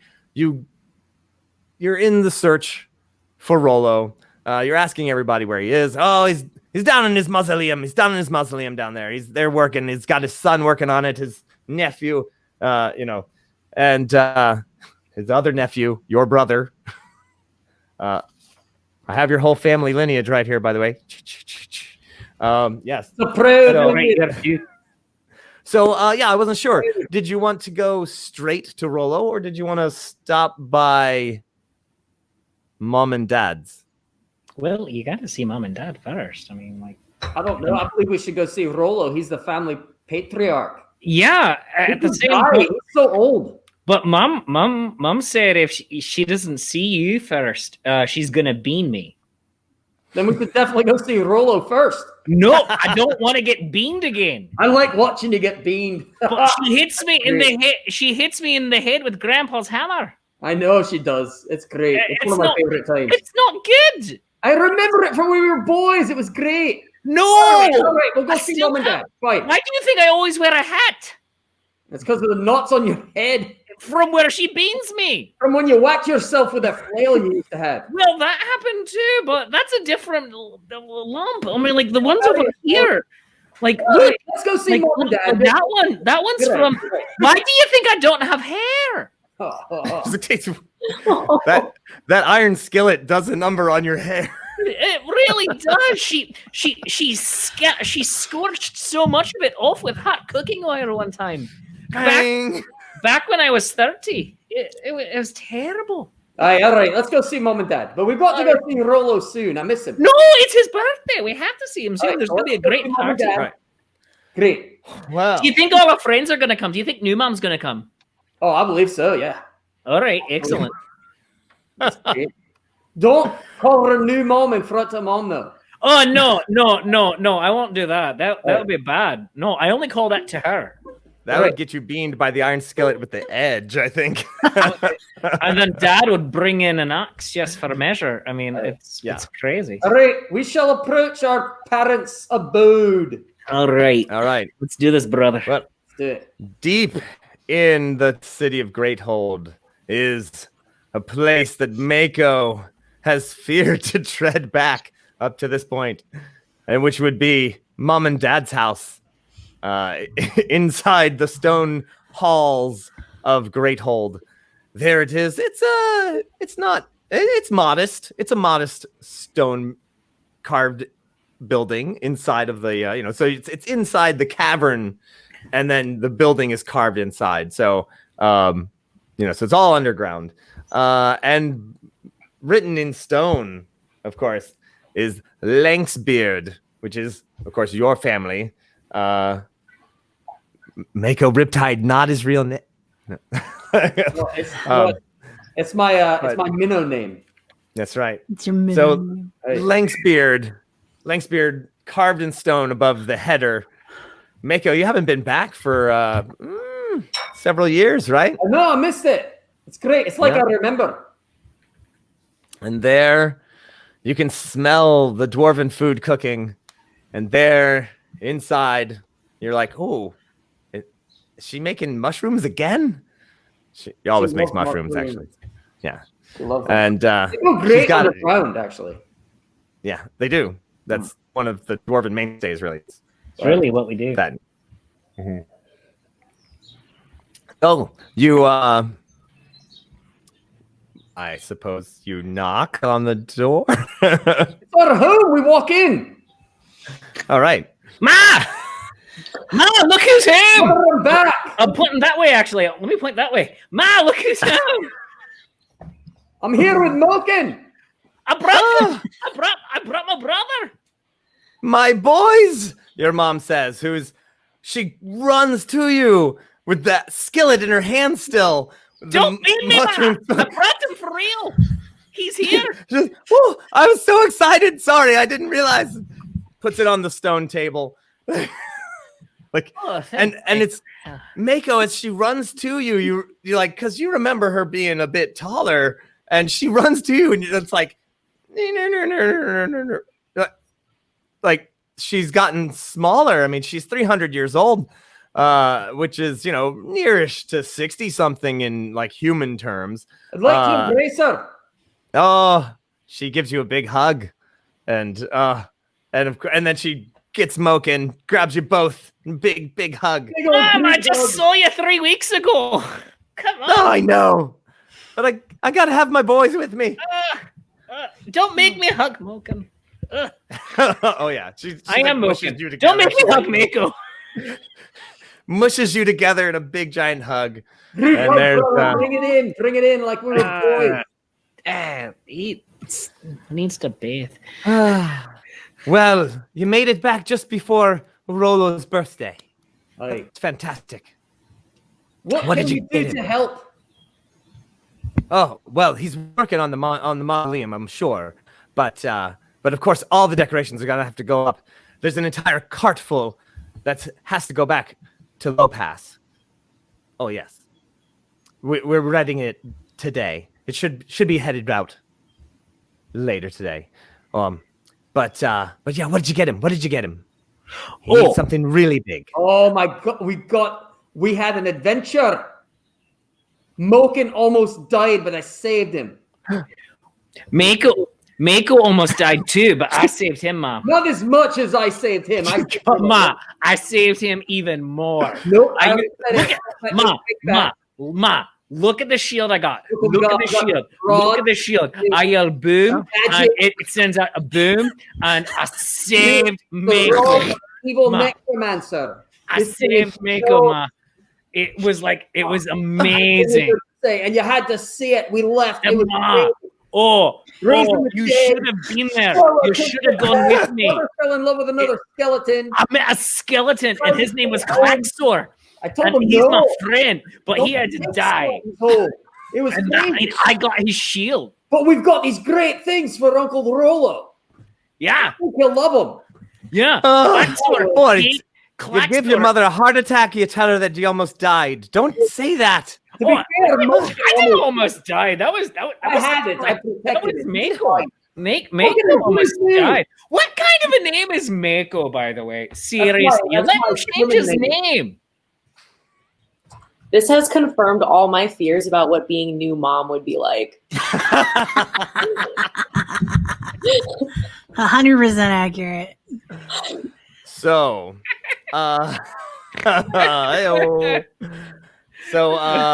after a long, lengthy sit down with Mom, Da shows up. And go through the whole thing all over again. Oh my God! Da! I used my hammer to smash people in the face, just like you taught me. That's grand, son. Grand. Yeah. Don't give your mom a heart attack. I told him not to, but he was bringing it up. No, it's. We've got great gifts for Uncle Rollo. Also, show me your shield again, brother. Yeah. So, I used the shield, and you yell boom, and don't yell boom in the house. I'm not going to yell boom in the house. Don't worry, I'm not going to do it. But you yell boom whilst holding the shield. Does that work? No. I didn't yell it. I just said it. It's fine. So, you hold on. Let me put it down. You yell boom whilst holding the shield like that on your arm. All right. I'm not doing it right now though because I don't want to destroy the home. But I yell boom, and then you send out like a shockwave. It's like a conical thing, and it sends people back, and it liquefies their insides, and it saves your son's life. That one right there. My eldest son. Yeah, Mako. The one who went prematurely gray. That's a sign of respect. Yeah. That's right. It's just a sign of dust in your beard. That's a good working beard. He meant it as a compliment. I know. Well, I'm proud of you for adventuring together, boys. Oh, we had a great time. Don't give your mom a heart attack. All right. For God's sake. I don't want to get beamed by her skeleton. No. Well, it's good to see you, boys, and I will see you at the party. But you best. All right, Dad. That's a man of few words. I love Dad. I heard your mom talking. Yeah, you best help that cart over back to the Low Pass. It's a lot of things. And they're explosive. Watch out. Oh, great! Love the explosive ones. Should we head there now? Oh yes, there's a lot to do for the party. I've got a question. So the party itself is in Low Pass. Yes. Great. And is the wagon ready to go now? Oh, not just yet. We got a little bit of time. They're still finding the last bit of fireworks. So should we eat? No. Catch up? Well, of course. Your mom is like, well, of course you gotta eat. I'm making the mushrooms. So I love your mushrooms, Mom. So you get sat down. Your younger brother shows up. His name Gravel, as you know, but everyone else doesn't know that. You're gonna hug him too. I haven't seen anyone in so long. He's you'd see him more often if you didn't leave. That's right. But then you wouldn't have any adventures. Gravel loves to hear about all of your adventures. And of course, you readily tell him about smashing people and doing all sorts of things. So while you have your first home-cooked meal in a little while, our other adventurers, Ayala, Kah'zoo. Ayala has been given a new magic wand by the water spirit. Ooh. And Want me to identify that? I'll totally identify it. oh yeah, well you can on your way there. It is a wand of water breathing with 60 charges, and also of water walking. And that's 60 charges total for those together. Yes. Awesome. Nice. Very cool. Don't hoard that wand. Blow it. A lot of water. Yeah. We should just walk to. That's right. If there was only a river, you could go right to the. Of course, we are going into the mountains where we have much opportunity to use this glorious relic. Oh, you could go right off of the waterfall and just. Oh, I also do not want to waste this I don't want to waste special treasure. So. All right. So you guys head out of the mountain. You head from that castle down to the town, Copperton, and then which, let's see. Well, you've eliminated all the orcs, all the bad guys. Got all their stuff. Around. Yep. All the rubber, all the wristbands, all the spiked armbands. I think it'll make a really nice gift for all the dwarves. Yeah, they love that stuff. I know, right? And you head out down from Copperton, out of the mountains, cross the pass to Low Pass. Is there anything that you want to do before you get there? Just a quick side quest to find the missing part to my Kah'zoo. Oh. That's gonna have to wait for a little later. Right. It's all right, Kah'zoo. I know how to locate objects, so maybe we'll use this ability to help you find that missing piece. Oh yeah, there you go. Kah'zoo, do you think that your new song that you've been working on will be ready by the time we make it to the party? Yeah, I think so. I decided, because I've already written the song for Mako. I might do that for him in front of his family. But, to really just show off how awesome he is, because he is pretty awesome. But, I was really inspired in the castle, and I started writing a song for Klaxor. Of course, I did just put a little piece of food in my mouth, and it was an awkward time to start singing. I have to ask you questions, anytime that could be the most awkward. That's really my goal.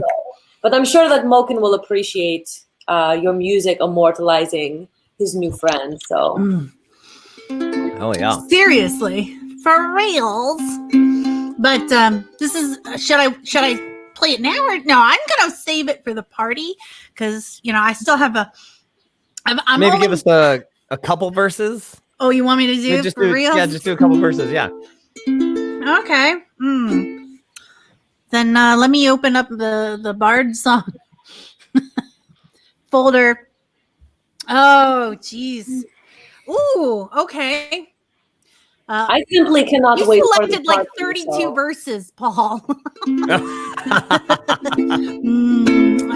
we go. Let's do the first two. I just got a comment real quick.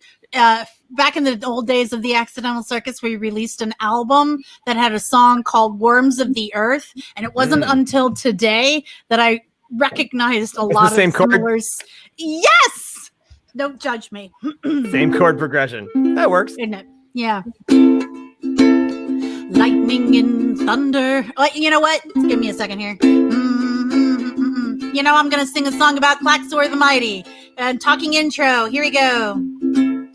Lightning and thunder, his sword and his shield, fought his way through the mountain, clearing a path for us to travel. He did not yield. did not yield. Now this human man lived to a ripe old age, impressive in its own right. Made a pact with his lifelong friends to come back to the fight.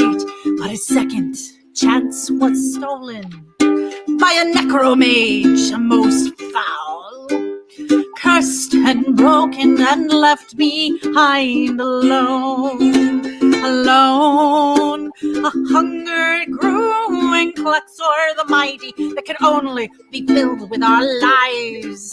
He knew it was wrong. He struggled and plotted that there was only one way to survive.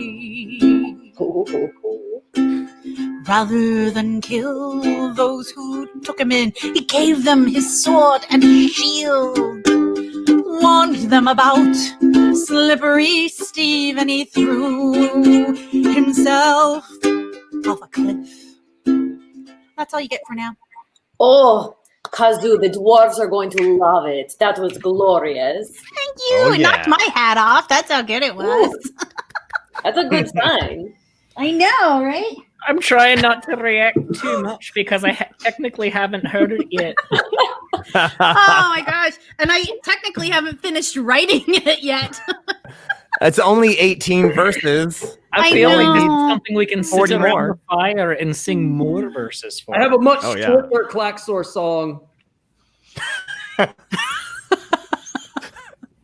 Oh. Oh, Kah'zoo is an evil skeleton, and you should not idolize him. We should have smashed his skull. But remember, he saved everyone. He had to. He did all these great deeds. The stories that he told us, and you're not here, so I'm not having this conversation with you. Ever like a dream conversation one night? We did that to Steve. We destroyed Steve. It's true. You blew him away. We pulverized Steve.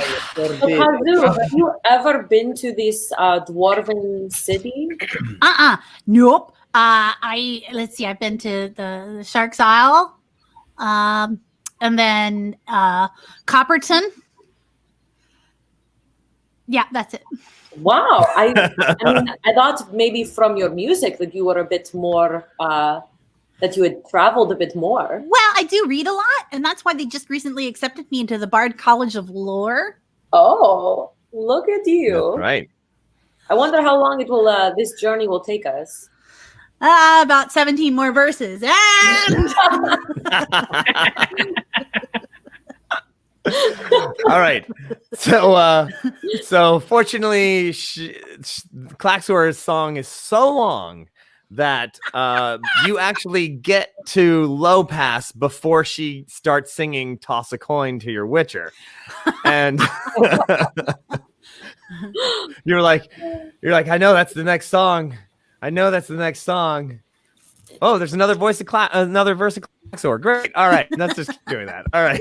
We do have a bit of a Geralt and Jacques kind of dynamic going on. aww. And then I get to show you my sexy butt. These words mean nothing to me. So you are almost to low pass. This has taken a little bit of time, but Moken and Mako, you guys have said bye to Mom and Da. You've rushed over to the mausoleum to see your Uncle Rollo, who is Uncle! Look who I brought! I brought Stone. Don't call him Stone. His name is Mako now. He changed it. I know. He Know what changed his it. name is. It's I'm actually 500 years old. I'm not senile. He changed it like in a legal way. It's a very legally binding way. Rollo looks at you, and this dwarf. Like, here's the thing: most dwarves, like die in battle. Maybe they never really get to the end of their natural life, and dwarves towards the end pretty much just turn to stone. Pretty much, they just they just kind of just get smaller and smaller. All the liquid just leaves their body, and eventually they're just a rock, a dwarf-shaped rock. Wow. And because I mean, there's some dwarves that, proud end. Yeah, there's some dwarves that have their family, like, they're like, oh, we're going for the full, like the first one in the family tries to die like this, and then the second one tries to die like this, and then the other one does this, and then if you can get the fourth one to do that, then you can get the whole YMCA, and you don't need to build a sign or anything. It only happened once in Dwarven history. That's where we keep the swimming pool. Right. The outer mausoleum. That's right. Great place. They're everyone what a sacrifice they made. They really. So Rollo, he is more stone than dwarf. Or maybe that is dwarfish. But he's slow moving. His beard braided in a way that you've never seen. Only he braids his beard this way. And beard braiding is one of those things that dwarves do to signify rank, signify their skills, signify what they do. And no one, of course, has lived as long as Rollo. And so just this amazing beard, even in his, like, this is not the fancy honor beard, which is like full of gems and jewels and everything. This is just his day wear. And it's still just this massive braid. It must take him half the day to do it. And then the other half to undo it. So he really doesn't have anything to do all day. So he sees you. He's like, Mako. All right. Good to see you back, lad. And Mokin, good to have you here too. Your energy, I can feel it. It's great. And he kind of like, you're not sure if he's going for a fist bump or he's gonna like hit you on the shoulder or something, but he's getting there. Punch me in the face. And he gets you on the shoulder. Dunk. Thank you, Uncle. Uncle, we smashed many enemies. Many. Oh, some of them in the face. Oh, that's grand. That's grand. Well, boys, I hear that you are going to be loading up the cart and heading off to Low Pass now, a couple days early. That's fantastic. I want to get out of here. Standing around my own mausoleum is kind of depressing. Are you coming with us? Oh, yeah. Aye. I'm coming with you. Oh, yes. I ain't walking. Come on. So Uncle, if you turned her stone today, we could just roll you. That is so not funny. That is, yeah, he is. This time he's actually aiming for your face. Like, That did it. Okay. All right. That one hurt a little bit. All right. Always the joking one. Mako, you can learn a couple of jokes from him. I don't know which ones, but I'm sure you could learn a couple. So you guys go down. Laughter. Oh, you don't do laughter anymore. Nah. You gotta get a less serious religion, honestly. This is what I'm more than dad jokes. I'm stoic. Great. Just pray to the ancestors. Seriously. You can still be stoic and still have a sense of humor, you know. Yeah. You're not made of stone. I'm telling you, it's why my face is so ripped. Because it just takes one muscle to smile and 17 to frown. Stop hitting me, Uncle. My angst is a constant workout. We call it Jawzercise.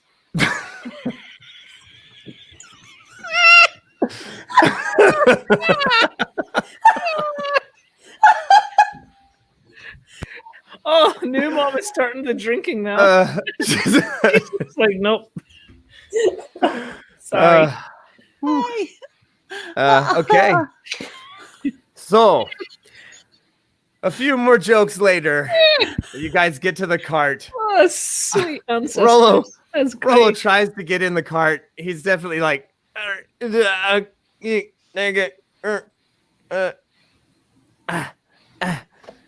Master. kind of, Dungeon Master. yeah. For you, I want you to know I enjoyed the fact that they laughed. I didn't feel it, but there was parts of me, the old me, bolder, that felt the joy of dwarven humor that I've forgotten in the sea. It's sunk to the bottom. I just Like a want rock. you to know. I'm glad that you can analyze dwarven humor in that way, and Wait. that's worked for you. Wait, if the humor, the part of you that was Boulder, sunk to the bottom of the sea, maybe you are made of stone. What is happening? You know what? Actually, I really don't feel bad about getting rid of humor. Actually, Oh, Uncle, why do you keep hitting me? It's funny.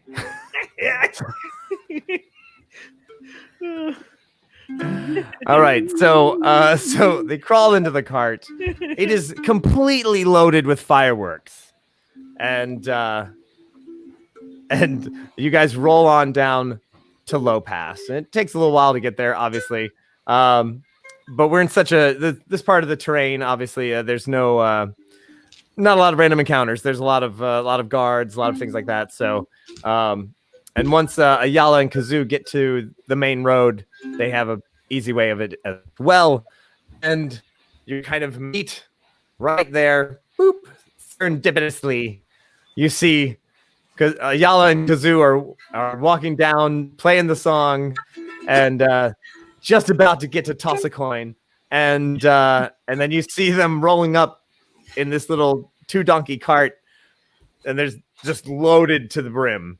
So, oh Ayala, Kah'zoo, you've got to meet. This is our Uncle Rollo. Oh, awesome! Hey, Uncle Rollo. This is Kah'zoo and Ayala. Ayala. That's Ayala. Yeah, that one. you know her. Oh, hello there. I was just finishing the song I wrote for Klaxor. And then the last verse. Okay. Oh, you're gonna love this. Okay, so nobody was left for Klaxor's soul to return to, and he had one more job to do. Oh, the spring of healing was corrupted. I've almost got it. He knew what we had to do. Okay. Okay, wait, I think I got 4 more verses I can work on. This song is going to be very impressive. Rollo looks at you. He says, Klaxor, the mighty hero. are you singing a song about Klaxor? Yeah, Klaxor, the mighty hero, a man of spirit and bone. What? Klaxor, the mighty hero, you've gone home. Yeah, Klaxor. He's awesome. We should idolize a skeleton like that. Well, Yeah, but he was really noble. He was my who friend. sings those songs about Klaxor? What? He was your friend? What are you talking about? What does this have? What's going on here? Moken's been bringing skeletons around again. Point the other way. Point the other way. That Moken. It drives me crazy. If you want, I can sing the whole song from the beginning. Yeah. Rollo looks extremely he's questioning in his mind. He can't figure out what's going on. Well, it's been hundreds of years since I've heard a song about Klaxor. You know other Klaxor songs? Wait, no, all the Klaxor songs. Are you kidding me? Wait, how many other Klaxor songs are there, Uncle? Oh my God. I only know the one. There's got to be at least 50, 60. Uncle, why have you... We met Klaxor. You met Klaxor. He's dead. I'm gonna meet Klaxor. If anybody meets Klaxor, it's gonna be me. made a pact with his lifelong friends to what did I say, Ayala? It was made a pact with his lifelong to come back and fight again. Yeah, so he came back, and then a necromancer most foul, evil, just took the whole thing, and they came back, and it was they were without skin and bones, and they were abomination skeletons that were mindless killing machines, but he wasn't mindless. No, he knew who he was. See, Mako and I, we were fighting Klaxor. But then we became friends through battle. He did. He became friends with the skeleton. You became friends with him too. I didn't become friends with him. I didn't trust him. He's a skeleton. It was all very How did he concerning. not kick your butts? Klaxor the Mighty. You were talking about the same Klaxor. This one was a skeleton. Yeah. The Klaxor I knew was big and buff. He was huge. This guy used to be big and buff and huge, but now he was a skeleton. Just a And he skeleton. had a you magic know, sword that have a mic- shot lightning. Yep. And he had a shield that blasted thunder. Sword and his shield. Yeah, I know it. So your uncle almost has a heart attack right there. Lads, you're gonna kill me. What? Like, no, Klaxor. When I was just a wee lad working in the tunnel, Klaxor helped clean it out. All right, kids. I never told you this. He turns to you two, Moken and Mako, and he goes, "Look, when I said I wrestled the bear, I never did actually wrestle the bear. It was Klaxor. What? That song was about Klaxor. Klaxor wrestled that bear. You've got to be. What about punching the griffin? Yeah. Did you punch I did actually punch a griffin. Yeah, yeah. that griffin had it coming though. Yeah, Oh, I believe it. punching a griffin is so much harder than wrestling a bear.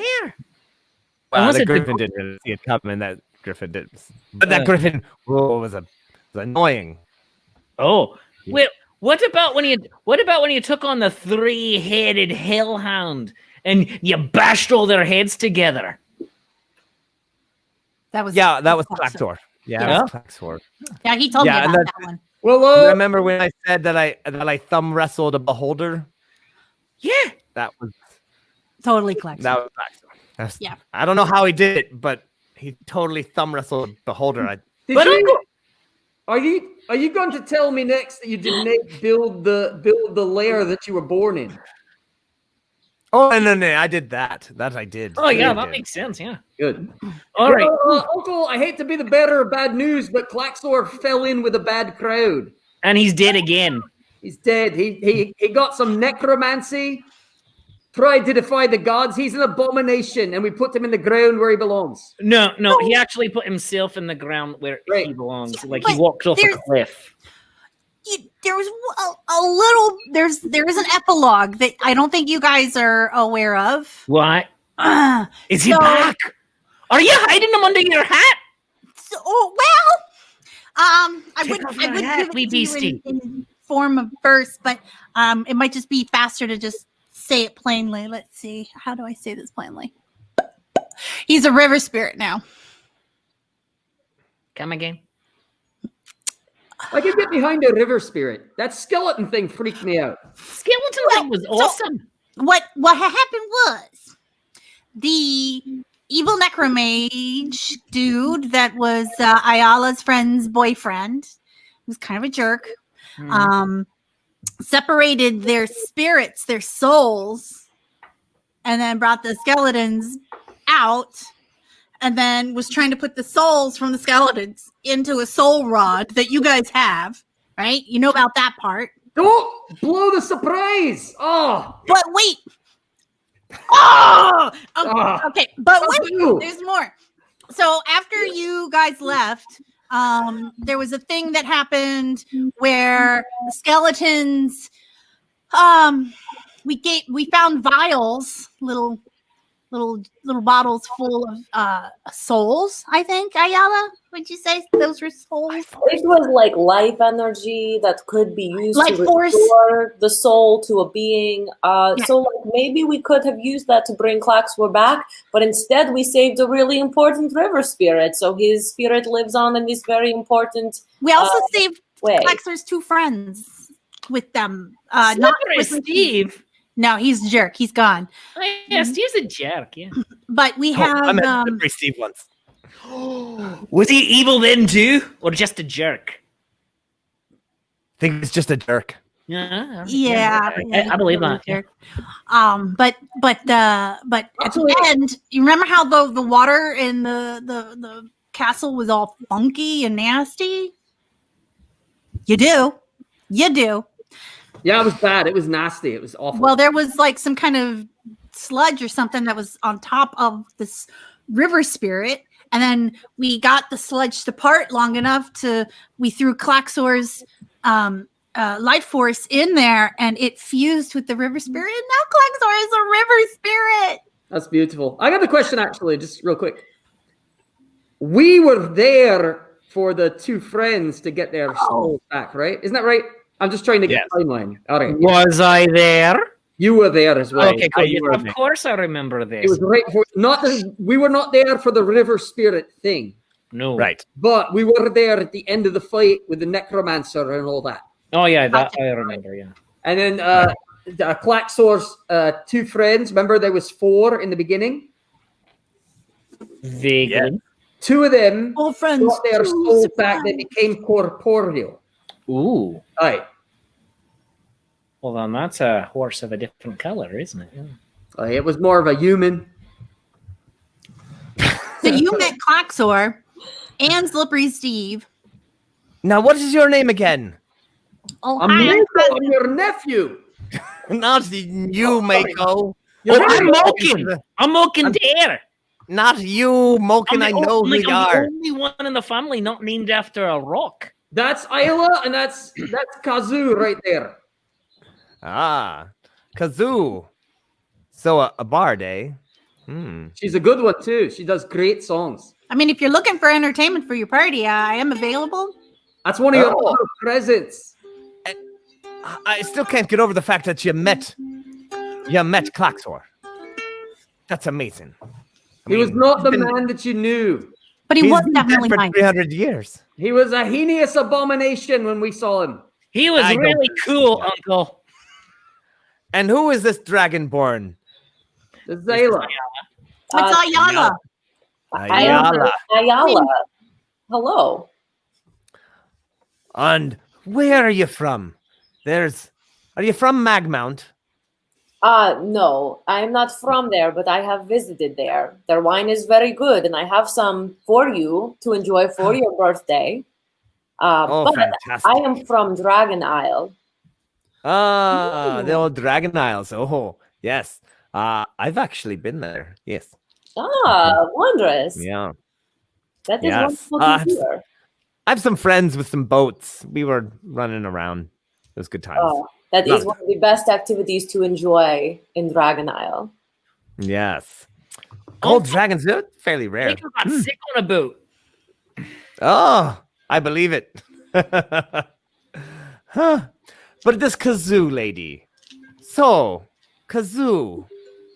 And you see that this very, very old dwarf seems to have like a little bit of spark is returned to him as he's like amazed. Not only that you have met Klaxor, but that you're singing about him. And there's this like, there's a spark in his eye. And he's like, whoa. So, Kah'zoo, that's a great name. Is that a normal gnomish name? Yeah, it's it's short for Kah'zoo Kalaka di Dazalopapakati. Wow, I did not know that. Easy for It's you. just so much easier to say Kah'zoo. Last name Flixie.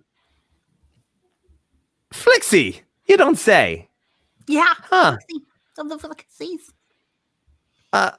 Well, the ones that live by the river in the gnome village, yeah? Yep, just south of Shark Isle. Yeah, upriver from there, yeah. Oh, yeah. I might know some of your distant relatives.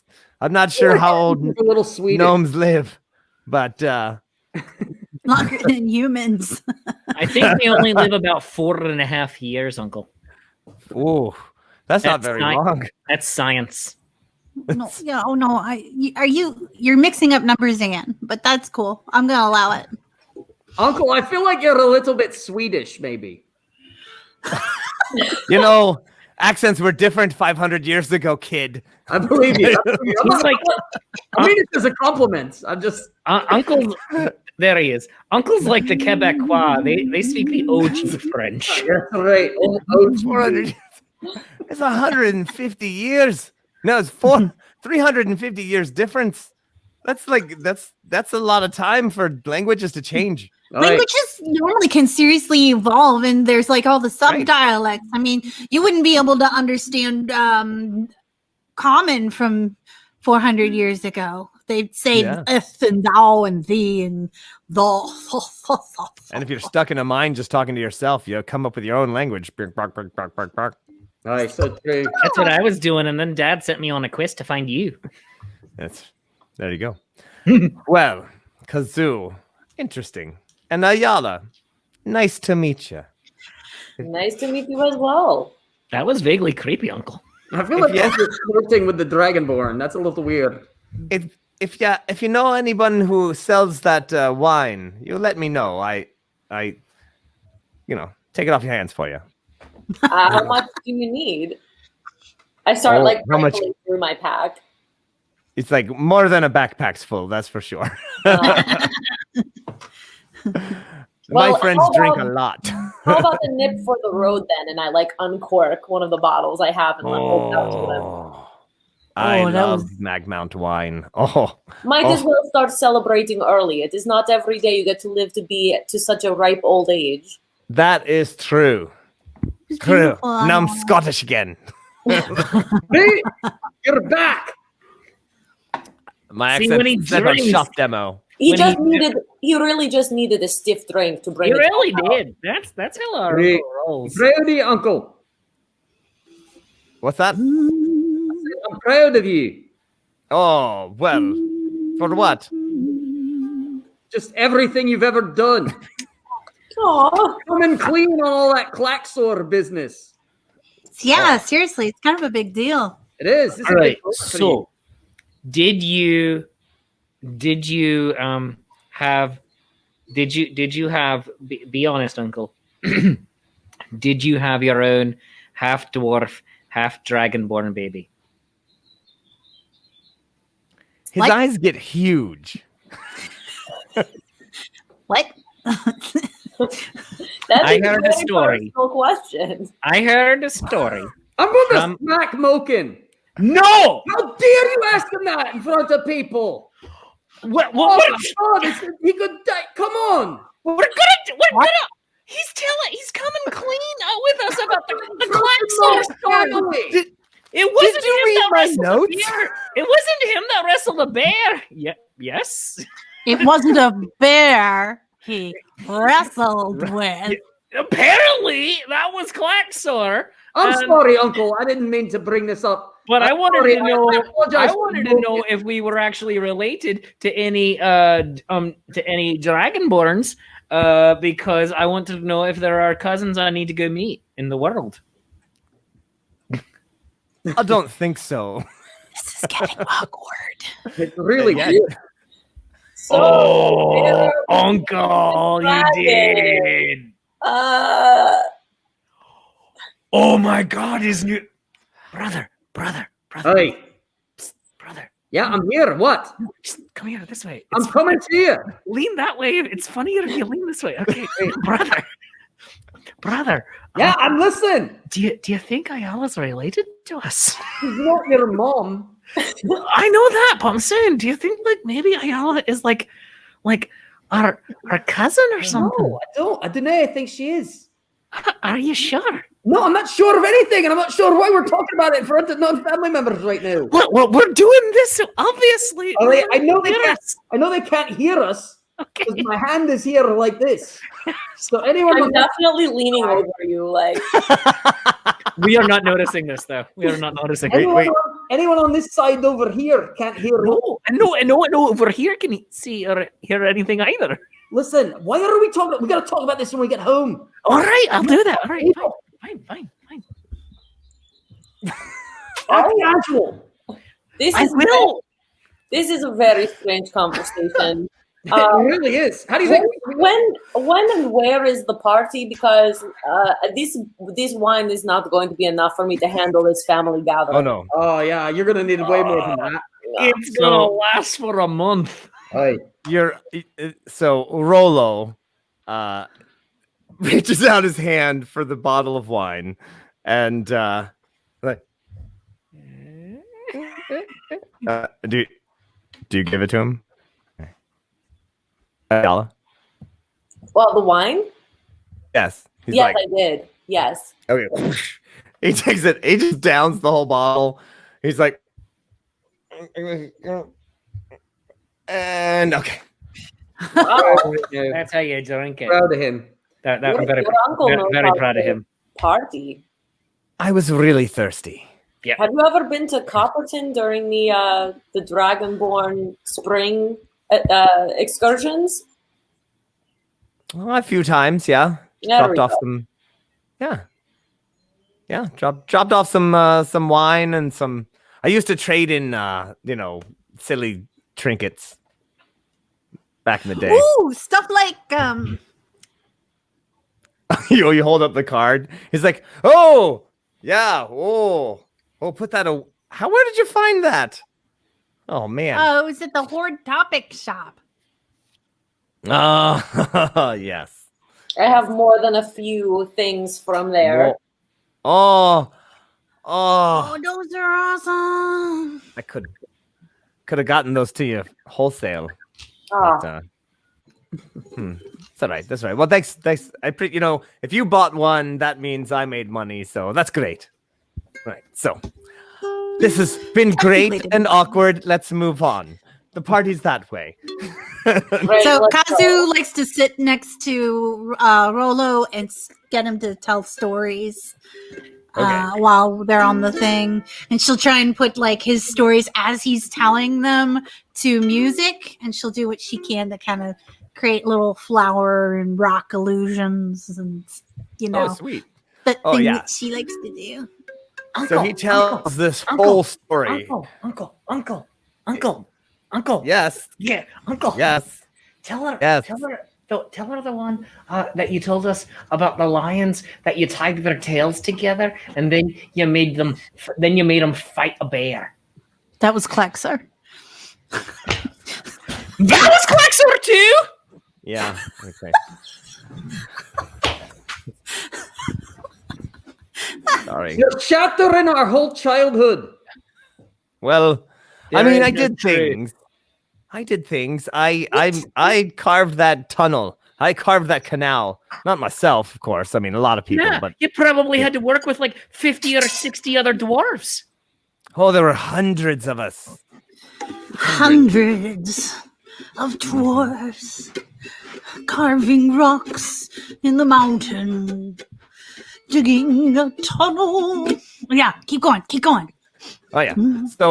So he tells the story about how dwarves started to carve, making this great tunnel, and it's actually a two-way canal that's run with water being pumped through the canal like a log flume, and that's why it was so fast.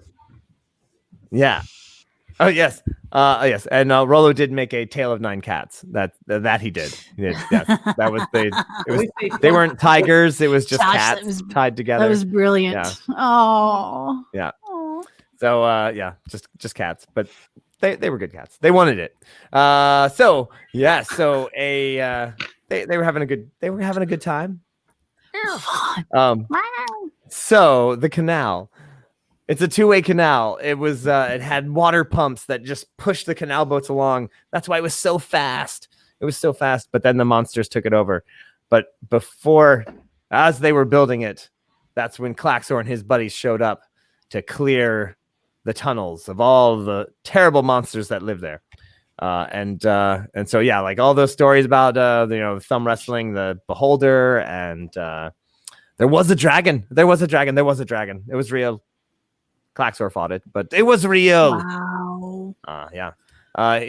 So basically just all these stories. He tells Moken about all of the exact, and there's a beautiful idea where the stone slides right together. You can't even, it's just beautiful. It doesn't even squeak.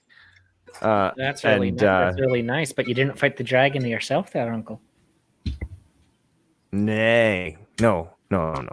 My mother. But he did some really amazing stuff. I want to hear more about what you did. All I'm telling you is that Kah'zoo. Which way do I go? I don't know. Kah'zoo. All I'm telling you is that when Uncle Rollo, when I was little, just a wee little bairn, he would tell us stories about how he punched a dragon right in the throat. Yeah, apparently that wasn't him. Well, you know what though, Moken? You know what, Moken? Don't let that stop you, because those tales helped inspire you to become this amazing fighter that Thunder Shield Boom Boom, your dad, come on. That was you. Moken Dare. Yeah. You're not gonna sing it right now. No.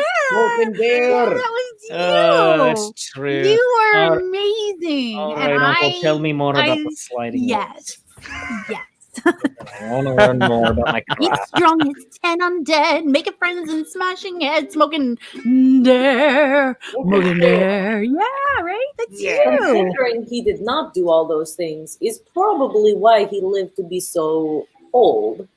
Boom. It's true. He made a lot of friends. It's quite good leadership, actually. You find someone else to do all the hard work. You take all the glory. This is just leadership 101. Oh, all right. Smart. Y'all are very smart. You'll probably live a long time too. That feels more like You're still hoping.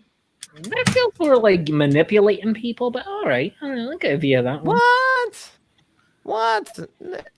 I just make friends very easily. It's called inspiring.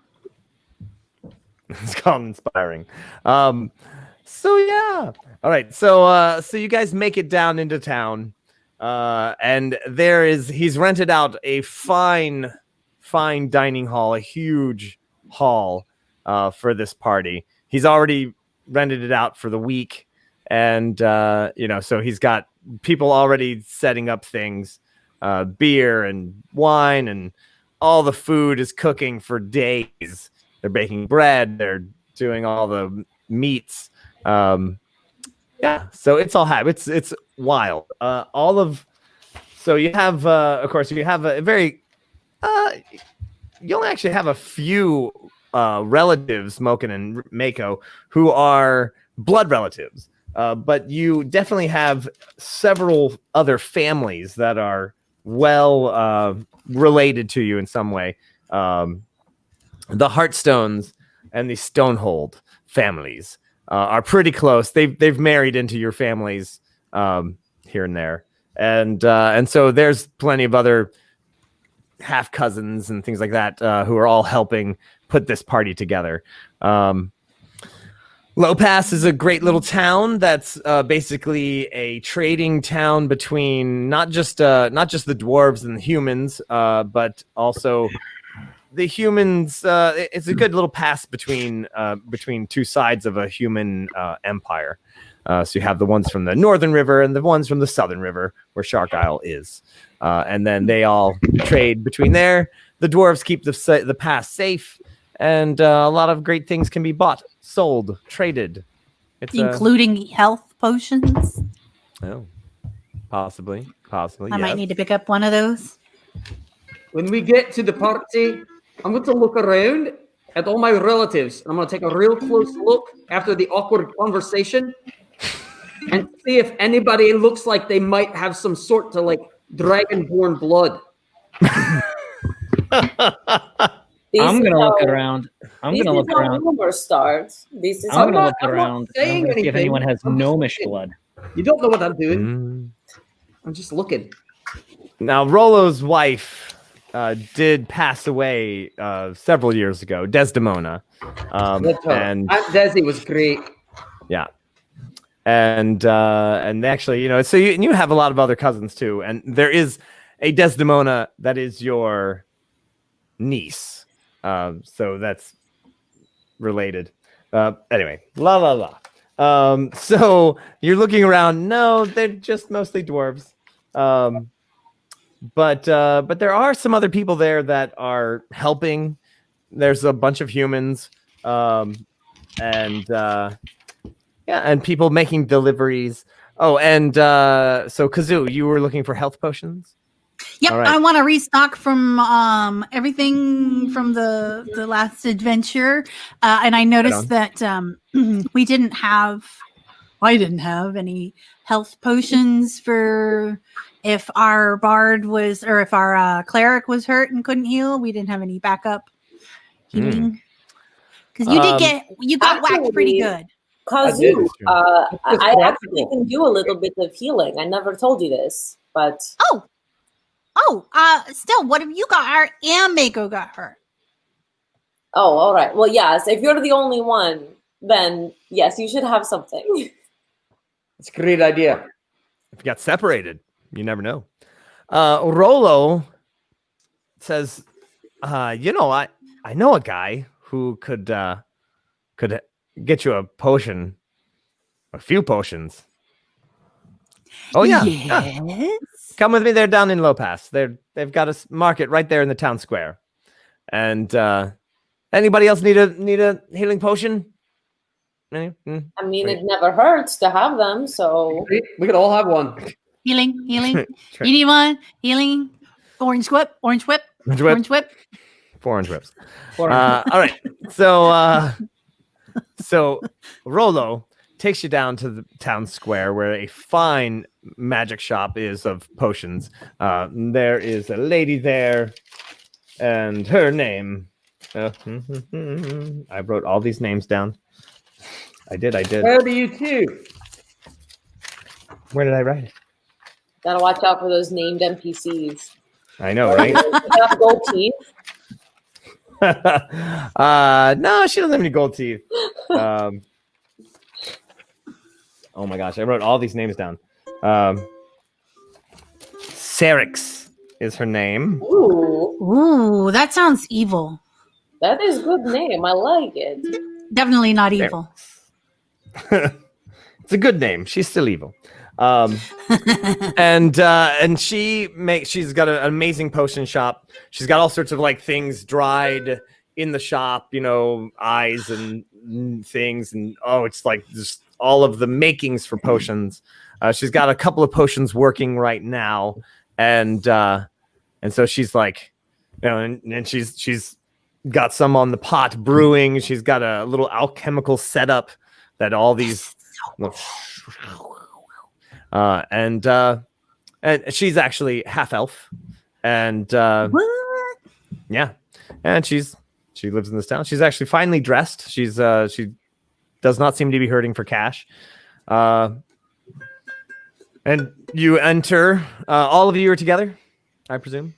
You guys going to? Yeah. Yay! Yeah. All right. Shopping, So, shopping. So she looks at you and she says, "Oh, hello, welcome, Rollo. What are you? You're here already for your party?" Thought it was. And Rollo's like, "Oh, I was wondering. My friends need some healing potions, and I was wondering if they could get the Rollo price." And he smiles, and you see this like ding. Rollo. And she's like, Rollo. "Anything for you and your friend." Oh. I just realized what it is, actually. What's that? Rollo just has a different accent for everybody he talks to. He has to get the He special fits in. place. That's Over smart. the years, he's learned what accent will adjust the attitude of the person he's talking to. It's great. I'm proud of my uncle. That's charisma. That's charisma. Rollo, I like you. I like your style. Great. That's my uncle. That's my uncle. Learn how to do that thing with your teeth. Ding. Yeah, that comes at 7th level for Bard. All right. Rollo. Uncle, are you a bard? No, I mean I can play some music, but I'm not a professional bard. You play the war drums and all that. But yeah. Oh sure, yeah. And, We have got to jam. We got to jam. Well, I'm working on a new song called Rollo, Rollo, Rollo. His old best friend who died many years ago. He could play the bagpipes like nothing else. It would make you want to cry, fight, disembowel your enemies, I remember. and dance at the same time. It was great. Hey, That's what all at the same time. a Kah'zoo is for. I want to raise a glass to that guy with the bagpipes. Yeah, what was his name? Probably like Floyd or something. Right? He was our good friend Floyd. Floyd, probably, yeah. Floyd the Pink. Floyd. Floyd the dwarf. Floyd is a good dwarf name. It really is. Floyd.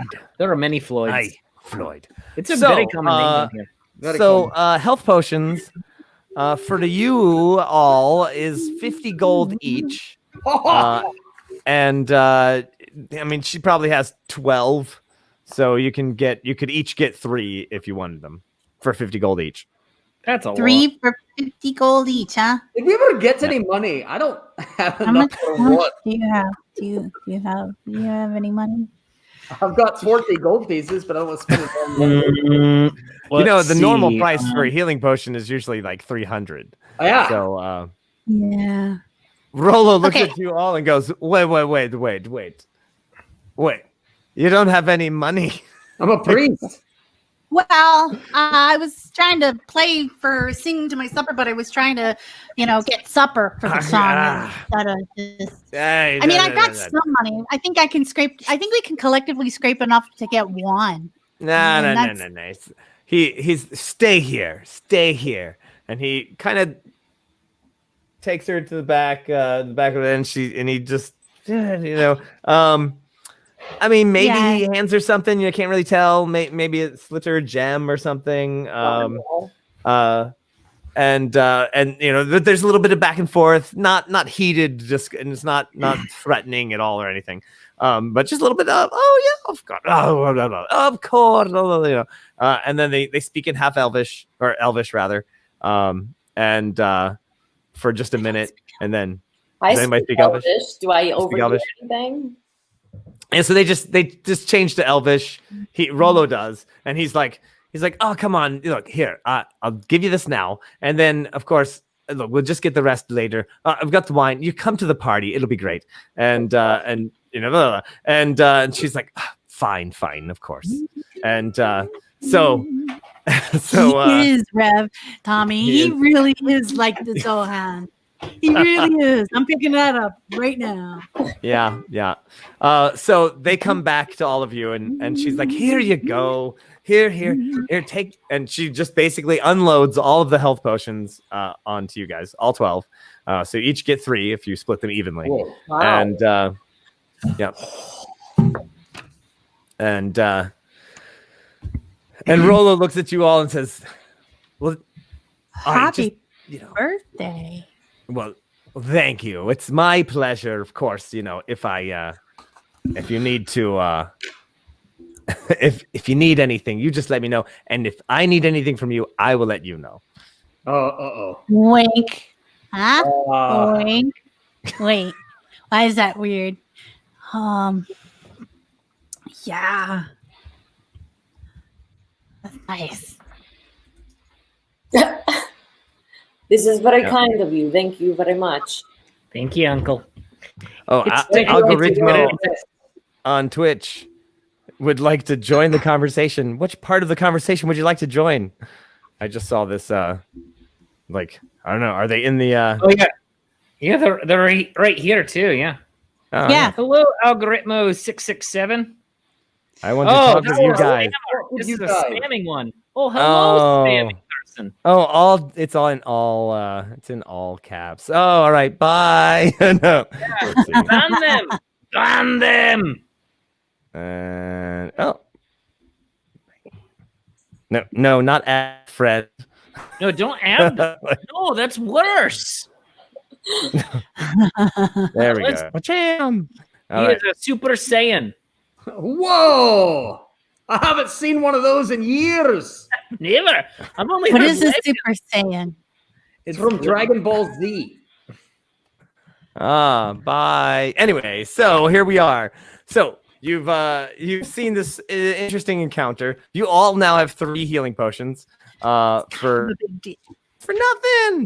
nothing. Great And, dwarven tradition. Oh, Before we Your move birthday, on, you give out presents. we better pray that's not a real Super Saiyan. What do Super Saiyans do, brother? They're crazy powerful. Frank knows much more than I do. Frank, tell us about the Super Saiyans. Or maybe during the break. I didn't mean to derail things.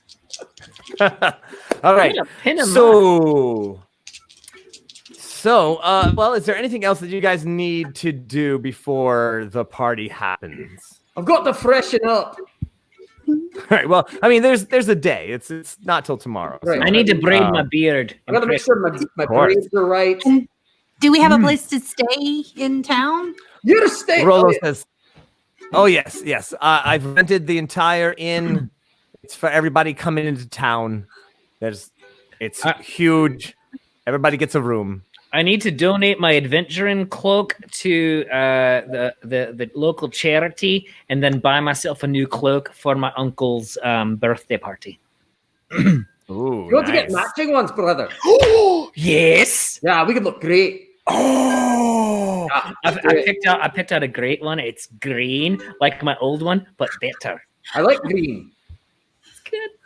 Green. I was thinking the you same know thing, this? Josh. Green is one of the colors of the sea. You know, Ooh, green is also one of the colors of the mountains and of gemstones. It's a great color. Let's It just really face it. All around. all I right. like green. Green's nice. Yeah. You stood up. You. So actually, Rollo says like we could go shopping if you like. We could just. I know someone who makes really nice cloaks. We could You've really done so much. I will absolutely take you up on this. Oh, let's just do it. Let's do it. Let's go shopping. What's up, Let's be naughty. Uncle? So Uncle? you guys go on. Uncle? Hi. Real quick. I just like to chat with my friends about the surprise gift I got for you. Oh, Yeah. Come wait, here. I'll lean away this way. Don't. Which way? This way. Oh, Don't, I just want you to know, if he gives us all of these things, we might like wind up owing him something. Oh yeah. Absolutely. That is Like, very we're- concerning. I do We're not probably like- going to have to go on a quest for him. Ding, ding, ding, ding. I'm with the Dragonborn. I'm just saying, we're getting heavy into debt with a dwarf who's been around for a long time. He's our uncle. I know he is. We're family, but he's like our godfather. Yeah, I know.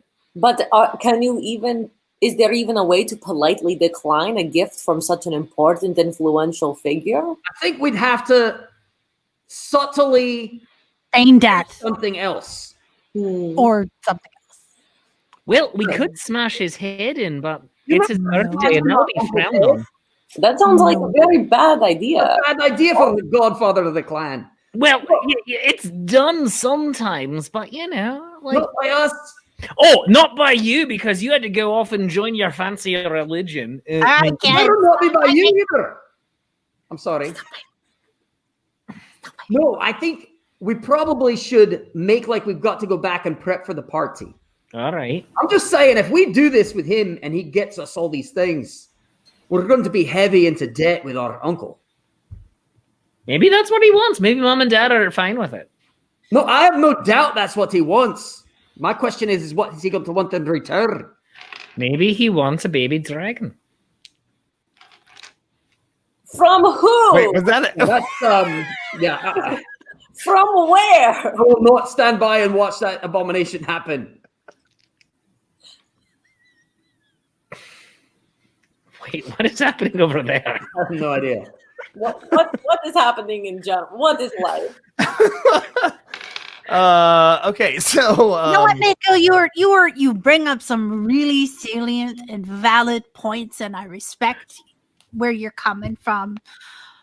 Moken, you also bring up some very interesting points. In my family, we're very generous with everything we have, so it's hard for me to conceptualize that he's giving you things because he wants something in return. But even if he does want something in return, wouldn't it be something you would want to give him anyway? Because he is your uncle. See, this is the gnome disconnect. All right, brother, sidebar. Hold on. I gotta Come the other way. Come the other way. All right, I got it. What if all he wants is like the thunder shield and the lightning sword, and we're gonna give him that anyway as his birthday presents? I was No, you I was weren't. going to give him my lightning sword. Yes, you were. No. No, I was not. Yes, you were. No, we brought him the Yeah. necromancer rod. That's what that was for. Yeah, but we also like brought him the lightning sword and the thunder shield because like we talked about this. I said, hey, let's give this to Uncle Rollo, and you're like, I oh said yeah, no. let's totally do that. And I said, nay. Yeah, Yep. you were like, oh yeah, Moken, great idea. Let's I do don't it. believe I said that. I said, no, I'm keeping this. It's practical. Give him the necromancer thing that we can't use.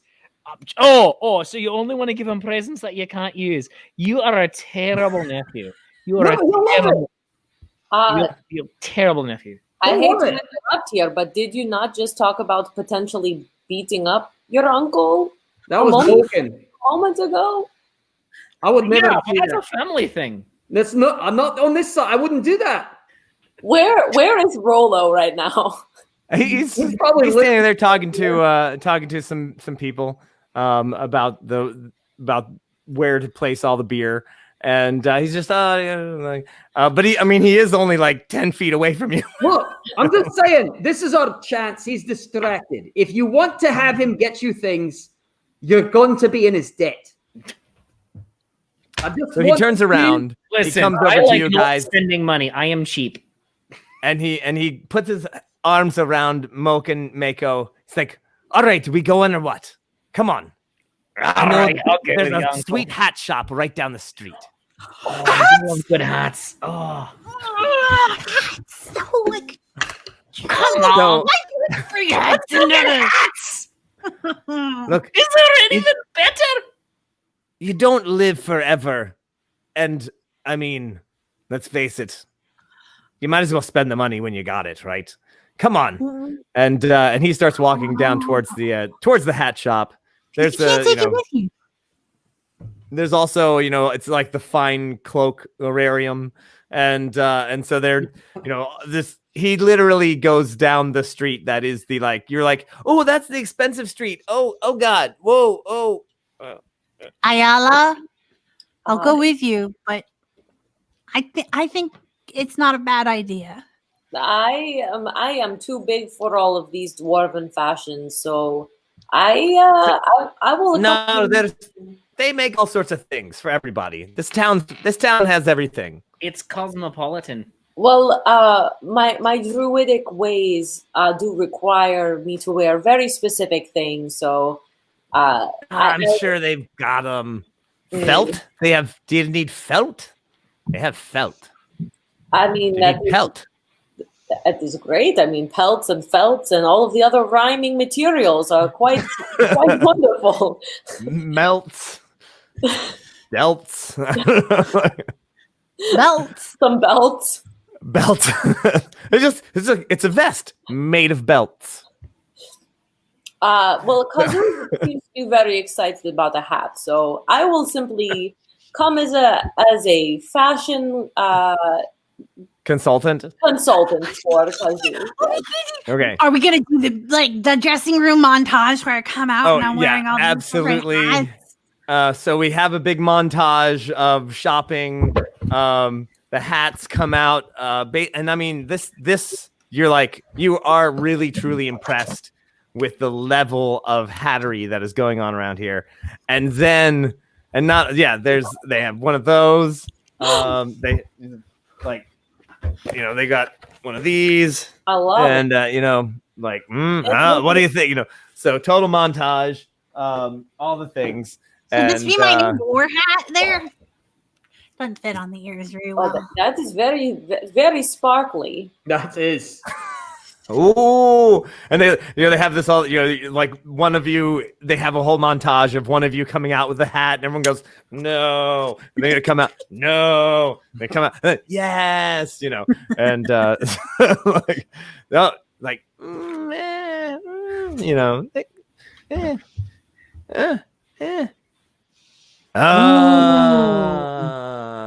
as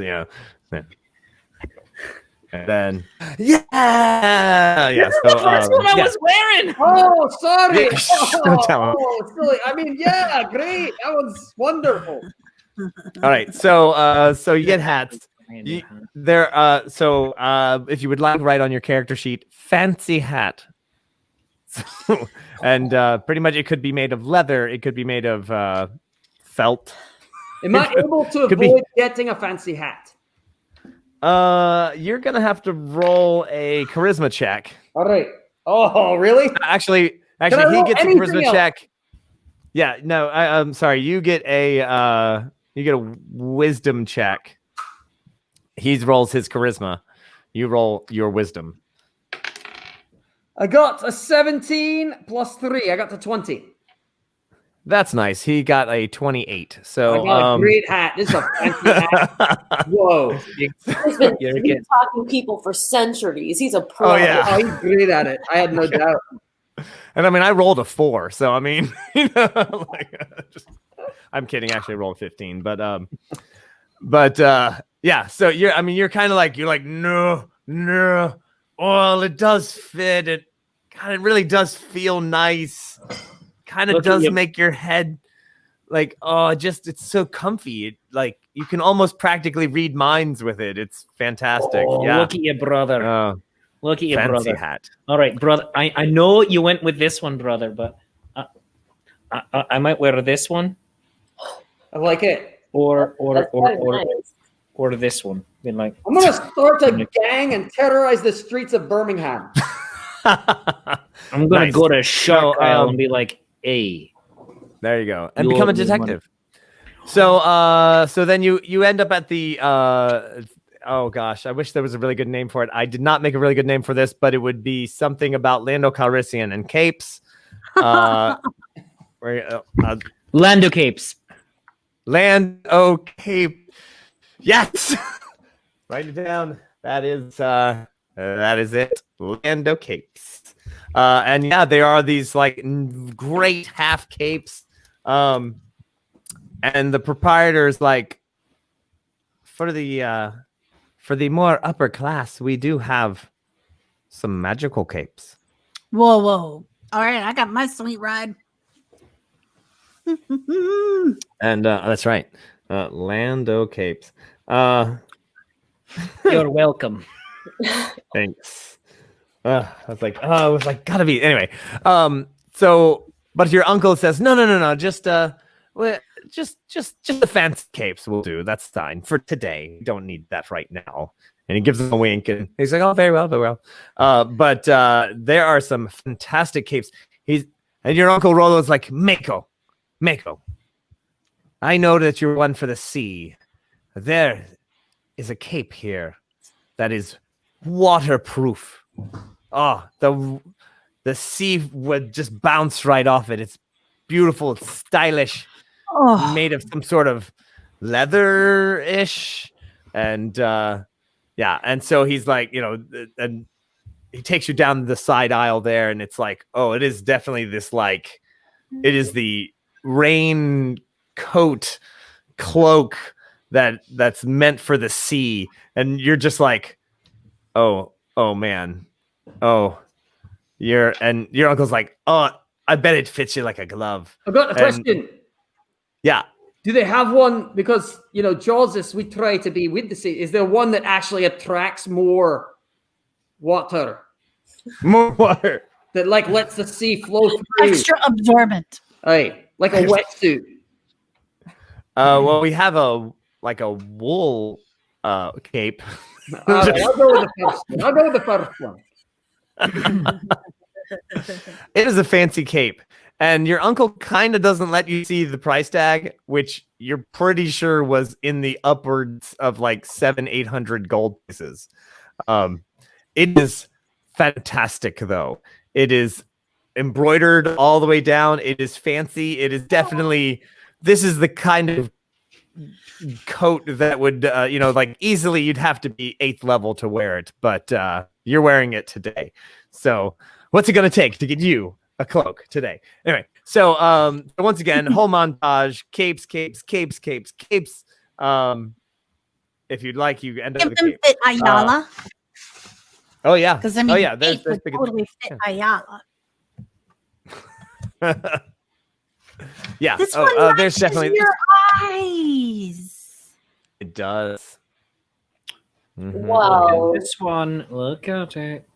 I mean, they are very, these are very lovely, well-made. Us dragons, we have a very hard time not bringing home things we like. Shopping is very challenging for us because we just want to bring home everything. You treat yourself. Treat yourself. You deserve it. You just did an amazing job. And you know what? You've gone through some hard times recently. And if this beautiful cape makes you comfortable for even just a half minute, yeah, get that cape. I just realized how much I like watching Kah'zoo spend my uncle's money. I feel like we should have gone into a store first that didn't want to serve us so that we could go back in with the bags from the expensive stores. And then be like, big mistake. Oh, that'd be great. All right, so you're kitted out. You've gotten just you've never spent this much money on clothes in your entire lives put together, added up. And that's even for dwarves. So it's so you guys he sets you up in your room in the inn, and actually has a room there too. And it's the nice inn. It's the inn where everyone gets their own bed in their own room. What? It's crazy. And it's packed, and there's all sorts of people that are coming in, and there's definitely all of the dwarves that are even vaguely related to you, Moken and Mako, and then and there's all sorts of elves, all sorts of gnomes, and let's see, all right, and, Ayala's door. Can I knock on Ayala's door and go? It is locked. Sure. It is definitely locked. This is the first time I've gotten to sleep by myself without tiny people chitter-chattering at me for a very long time. Ayala, it's Kah'zoo. It just feels weird on this flat bed. It doesn't breathe. It's weird. I was wondering if you needed a roommate or anything tonight. Oh, my heart. I sigh heartily and go unlock the door. Oh, It's just I was having a hard time falling asleep, and it was weird. It's all right. Come in. It's fine. It's all right. I have a bed. I'll sing you to sleep. Go to sleep, little Ayala. All right, I like this. This is a good trade. I'm glad I let you in. This is nice. I snuggle in my cape while I listen to her. That's a nice keep. That is a nice keep. Actually, there's a bard song that exists that helps you get extra rejuvenation while resting. Ooh. Oh, Up what that one's do you have called. that? Yeah, it's Oh. every bard has it. It's called Every Bard Has It. That's Everybody has it. I'm gonna knock on Moken's door. all right. I'm not answering the door. I have an entire bed to myself. Fine. What do you want? Moken, What? you want to stack the beds together like when we were boys and have bunks? Yes, I do. That's good. Oh, bonding. I'm gonna drag my bed over. We're gonna stack them up. I'm gonna get bunks. We'll All right, wrestle we can over hammer. here to the top Do you, again. have, do you have nails? Do you have nails? No, let's just tie it together. We can make this work. It's a dwarven inn, so of course in the drawer there's nails, there's wood, there's stoneworking tools. It's required by law that Because every why hotel wouldn't room you? has one. And the copy of Jaws' Bible.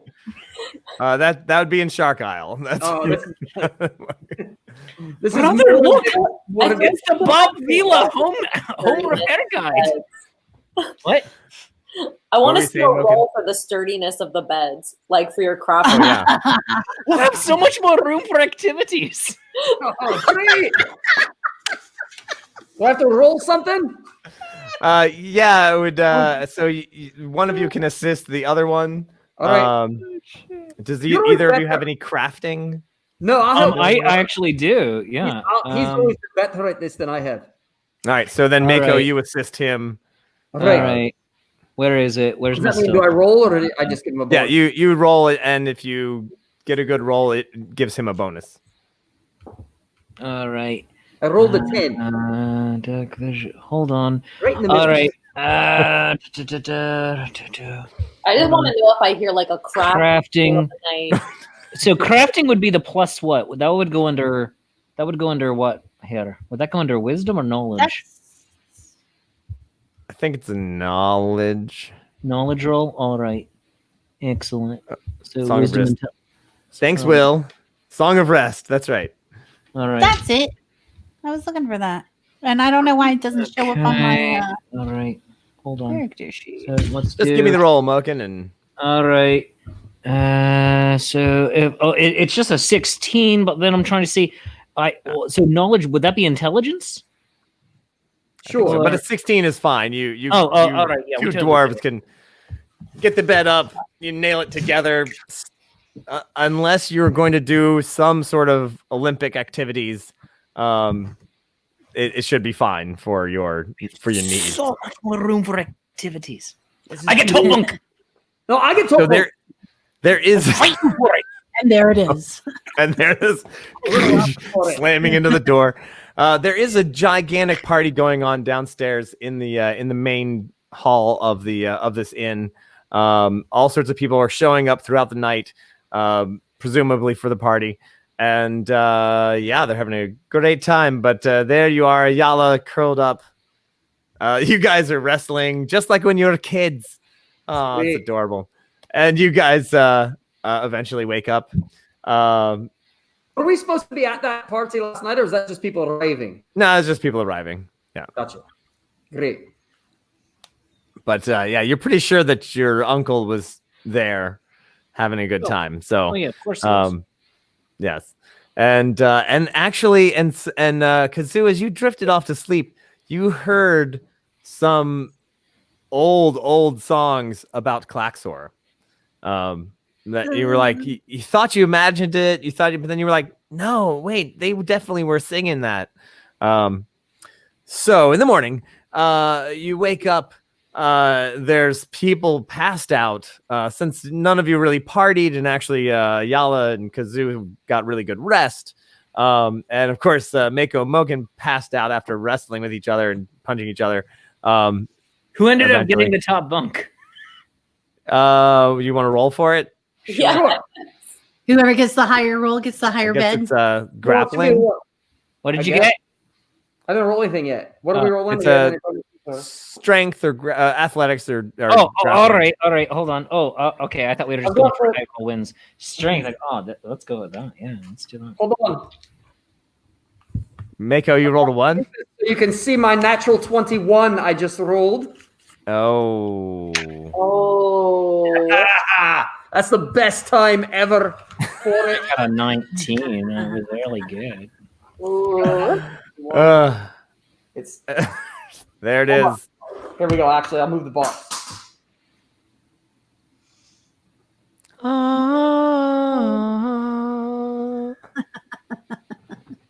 That's it. The first Nat 21 of the game. It's There we only go. 2 hours in. To be on the top bunk because that means I could be looking down over you like this. I mean, Moken, you are the little brother, so yeah. So you're on the top bunk. Well done. Well done. 5 experience points. And so you wake up in the morning, you go downstairs, you're hungry. There's all sorts of people passed out all over the place. There's those 3 people by the fire who never really went to bed, but are kind of still partying. That's usually me and Ansa. Right. and the innkeeper's there with a few other people. They're definitely making a whole huge amount of food. They're surprised to see anyone alive. Oh, you're alive. Are you hungry? Aye. And they bring forth just a huge thing of sliced pig and gruel. Well, it's like a meal of some sort, a gruel of some sort. Grits. Yeah, pretty much grits. And the innkeeper's like, oh, it was a pretty ridiculous party last night. My head. Oh man. Well, what'd you do? We were wrestling. Aye, it was great. I'm gonna tell him all about it. I got my knee in my brother's back, right? And then I grabbed him by his beard and I actually choked him with his own beard. It was great. Oh, No, it was great. that's Well. I just sleep on the bottom bunk. sounds. I wanted to be up high so in the morning I could leap from it and like surprise him. Oh, but you couldn't. You couldn't because I choked you with your beard. Yeah. I remember. It was great. Oh, wow. Isn't today the day of the big birthday party? Yeah, Nice. Oh yes, You it need- is. You look a little rough around the edges there, buddy. Mind if I, you need any help or anything? No, I'll be fine. I got a whole crew back there. I'm gonna sit down. I'll be fine. Okay, I'll just. Oh, feeling better already. I wonder if they have any complimentary beer break. Are you playing Country Roads? No, I'm playing I'm like getting ready Oh. to play the Mako Riptide song because Oh. it's definitely a beautiful melody. Oh. It's very soothing, but it sounds like angels singing. But Sounds like angels. This is Wrestling. that are like sharky angels. Sharky angels are the best. Sharky Angels. But it's a very beautiful melody. Sharky's angel. That's pretty good. Shark angels. Yeah, Mako's been just like chomping at the bit, ready to hear those songs. I don't know. I'm waiting for that inspiration. Yes, Chris Smirnoff. Aye. We do have our own yeah. jujitsu where beard chokes are legal. It's pretty much standard, actually. It's the main choke. Yeah. With a Yeah. really long beard, you put a nice iron or gold ingot on it, and then you can like do the whole like Yeah. I mean, like a rope dart kind of thing. you can choke someone. Ooh, I You like can choke that. someone with your beard. Yeah, beard dart. Oh, and like what we do at the beardings is like you actually tie each other's beards to each other, and then you give each person a hammer. Is that what you gotta like permanently attach it to their hands so they can't accidentally drop it? But you get the beard, but that way you get 2 weapons, so you can just And weirdly enough, the headbutt is the most commonly used attack in those fights. clearly. Headbutts are great. When you've got a So- hammer attached to your hand, that makes no sense. Dwarves! You're so not a dwarf. You don't get it. No sense for a headbutt.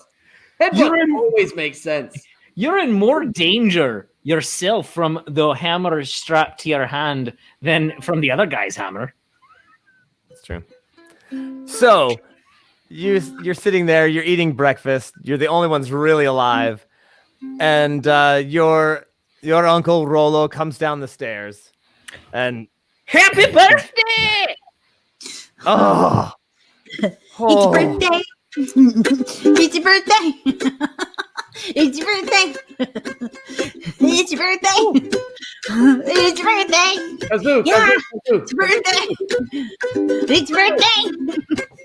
It's your birthday. Kah'zoo! No. oh. It's got like 17 more verses. Yeah, a little while. Just give it a little while.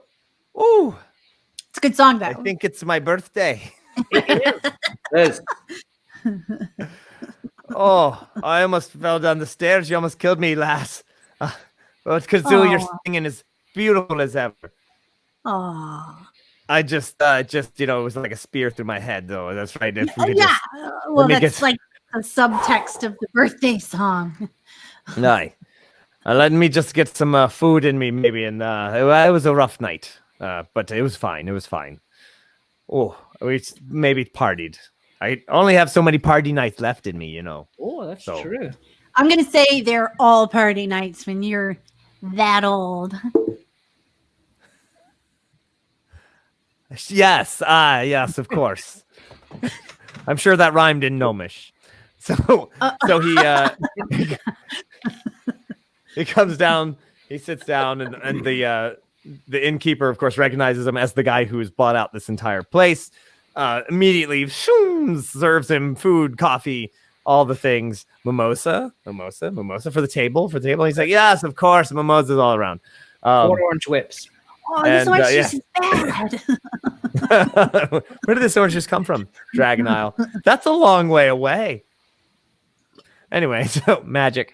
Anyway, so I think what No, we need is the tomato drink with the yes, that may be booze better. in it. I do like a good bloody. All right. So he's so the innkeeper give you guys anything you want. More people seem to wake up, and he's like, "Well, we're almost ready for the party." And did you wrap the presents, boys? Yes. We did. Oh, good. Did you do it? I woke up because you were like, oh, I have the top bunk. I can sleep in. So I wrapped them. Yes.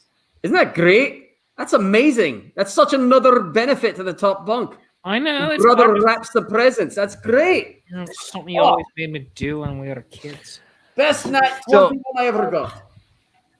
That is beautiful. So he has a conversation with you guys, and Rollo says, "Kah'zoo, can you tell me again about this life force that you have?" I see what it is. I don't personally. Do we remember who has it still? You like your hat? I think, I mean, I did not think. Did we keep any of them? I don't think we did. yeah, you actually have Slippery Steve's Oh. Kah'zoo. Oh, I do have one. Yes, you do. I do have one. Yes. Yes. Yeah. It's Slippery Steve's, man. That guy is such a jerk. I mean, I talked to him at length and tried to get to know him, and he just really came off as a bit of a jerk. So, you know. And he's not using this life force now, is he? You know, I don't think he is, because we did absolutely destroy him. And by we, I really mean Ayala. Everybody Cause- knows how upset Mako is right now. I've never seen him so upset. I'm trying to figure out if there's a return policy on my jacket. Oh, you didn't even get a receipt, man. No, it's bad. Oh my god. Uncle, why would you Into get a combination. Slippery Steve's Life So- Let's go and do that when our kneecaps broke. You know what's really interesting? Well, What's really interesting is how there is a natural sequence of things that happen in a life. You are born and then you live and you get to do a lot of great things. And sometimes if you're a dwarf, you get to live for even longer than everyone else. But then things end. And that is the way. This is the natural order of the world. Isn't that a very fascinating? It's beautiful. That's I think that's great. That's a We great. don't live as long as elves, though. The elves live Alright. a very long time. really. And that's what ended up with Steve, and he's dead. But somehow, in your story, you tell me he has his life force still Uh-huh. here. Yep, I do. What are you gonna do with it? Just Well, curious. That Just you seeing it again. you know, that is an excellent question, and I'm glad you asked such a smart question there, Rollo. Good question. Mako is killing me. Well, you know how Klaxor's life essence, life force restored a Klaxor. corrupt spring It did. and Hero. saved A hero. an entire everything that relied on that spring and the water and the river, you know, the healing, the food, the crops, An entire ecosystem. an entire Yeah. like plants and little animals and Shouldn't have taken the hat. You should not have taken the hat. I'm Just very give it to him. Just give it to him. Yes. bottle of life force on something equally as important, like saving an entire village of people who are maybe starving from a famine or Shouldn't have given him the hat. Shouldn't have taken the hat. You might as well give it to him. That's where this is going. Well, I mean, how I'm much gonna make life him force? say it. How much life force is it? I mean, it's just, you know, your standard vial of life force. Just the old regular. I told you. These are good questions. These are good questions. Hey, do you need another round of drinks? Another round of drinks? Hey. And you literally like everyone's like you realize everyone has moved away. like everyone's like, oh boy, this isn't like it. And Sarah, have a dance off for it. The dwarven dance off. I would win. So yeah, I just was wondering. It just sounded so curious that yeah, like you've just got this vial of life, just sitting around not doing anything. You know what else I have? I've got all of these awesome bracelets from Horde and Topic. Huh? Huh? Yeah, you know, I Just know give it exactly to how him. much. I know exactly how much those cost. Took the hat. I saw how much the jacket cost. There's really nothing we can do right now. Well, we could return them. I Do you mind mean, if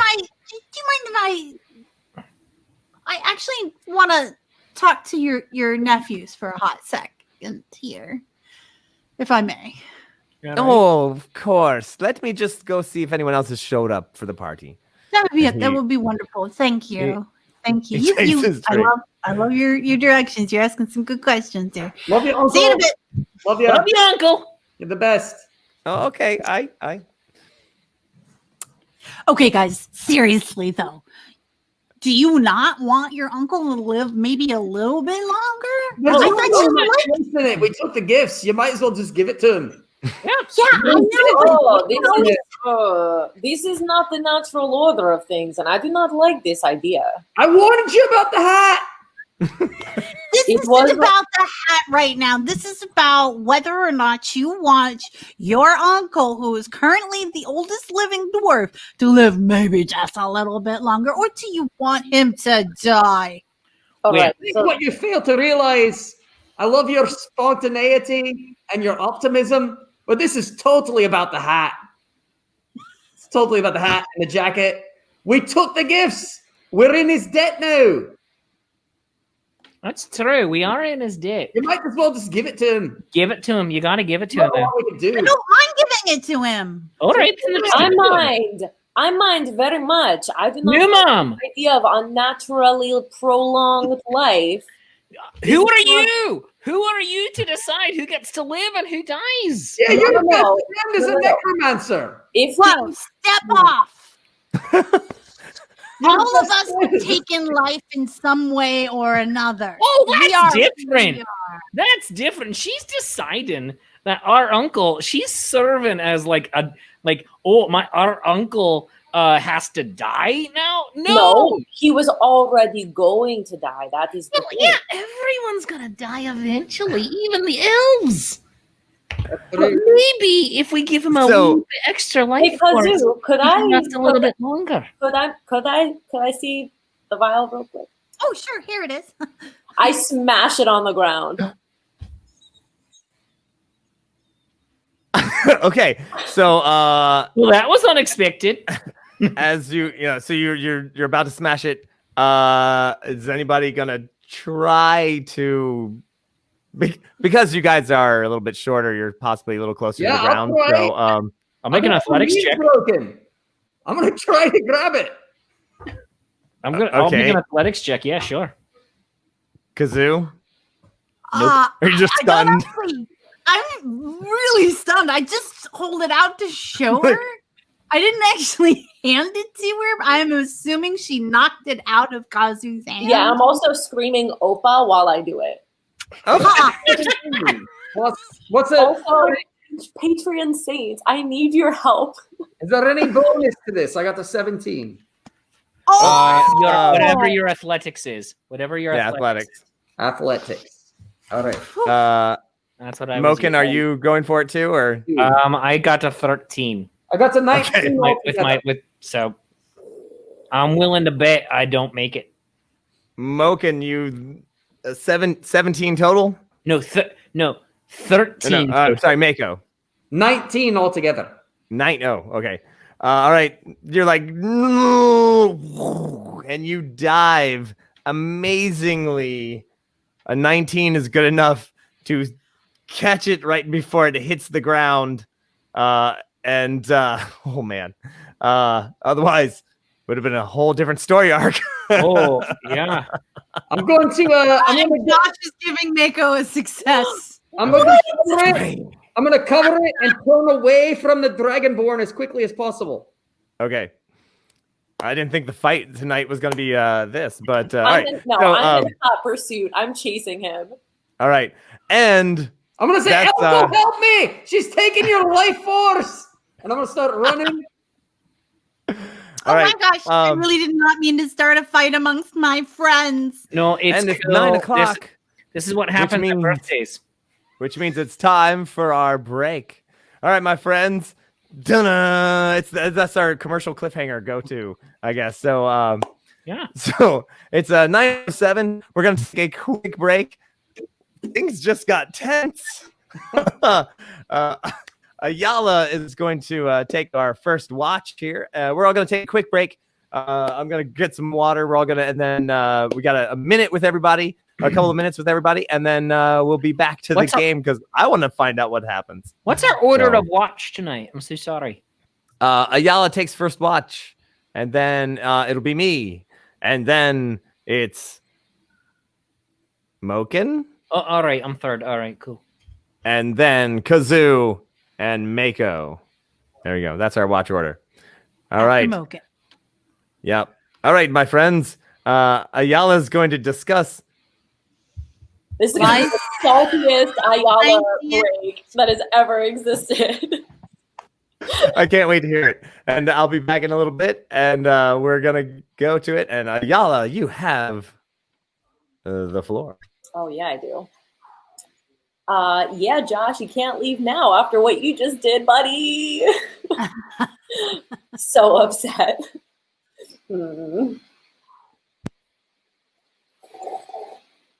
Man, I'm just trying to prevent people from having a life force that they shouldn't have. I am just trying to keep people's spirits not in the hands of people that would use them for nefarious, potentially nefarious purposes. Oh, so,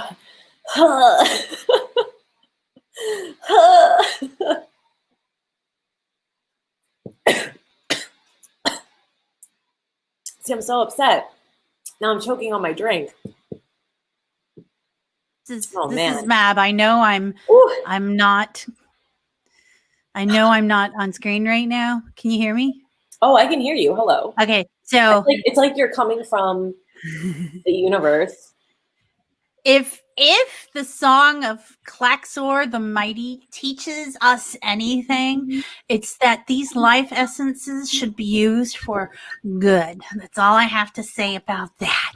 Yeah, I agree.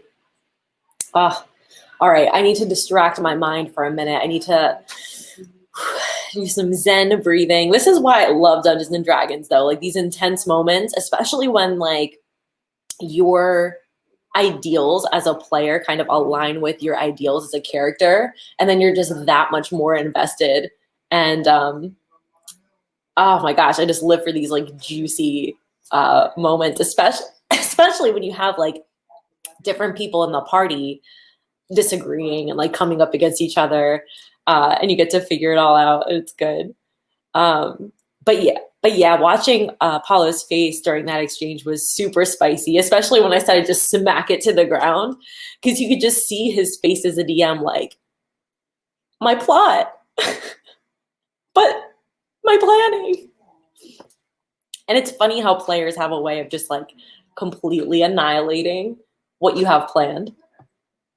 I played in a D&D game once where the DM had designed this entire castle encounter, and we had been playing this campaign, and it all came to a head in this castle it was supposed to have like tons of rooms and everything, and there was this hag, and the hag was like flying into the castle, and we were pursuing her. We were supposed to meet her in there, but we used a combination of our abilities so effectively that we stopped her outside of the castle and killed her before she even got inside. So we're sitting there with this entire like covered up grid in front of us. And after we kill the hag and end the campaign, the DM is like, look at what I did. And he just starts like pulling back all of these map pieces, and he had like multiple layers prepped, and we just completely bypassed it. It was brutal. And yeah, I do love to channel the Burnination. Pretty much every D&D game, no matter what like race class I'm playing, no matter what the campaign is about, I find a way to burninate. There's got to be some burnination sometimes. But I would love to hear, guys, like what is going on with you. I would love like little pieces of like what has been going on that is awesome in your world. Send me some of that like good juju so I can read it and like internalize all of that goodness. That would be glorious. It's actually funny that today's adventure is birthday themed because it's my sister's birthday today, and she's in the other room, so I'm going to talk extra loud, just like on Mother's Day. It is my sister's 21st birthday. And it is really awesome to be able to be here with her and spend time with her. And I wish I could take her out, but I can't because obvious reasons. But I can't wait to take her out when this is all over. Go to the beach, go to a casino maybe, see what else she wants to do. Just kind of like do all the 21 things, you know. But my sister is super awesome and I love her and she's great. So I just need to like give her that little shout out of love.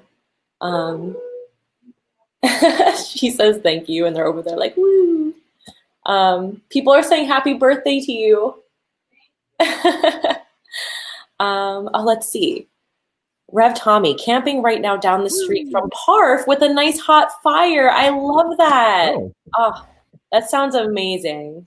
I would love to get to go camping again. I did some a few weeks ago. I need to get out there and like connect with nature again, you know, druid style. Gotta be with my plants.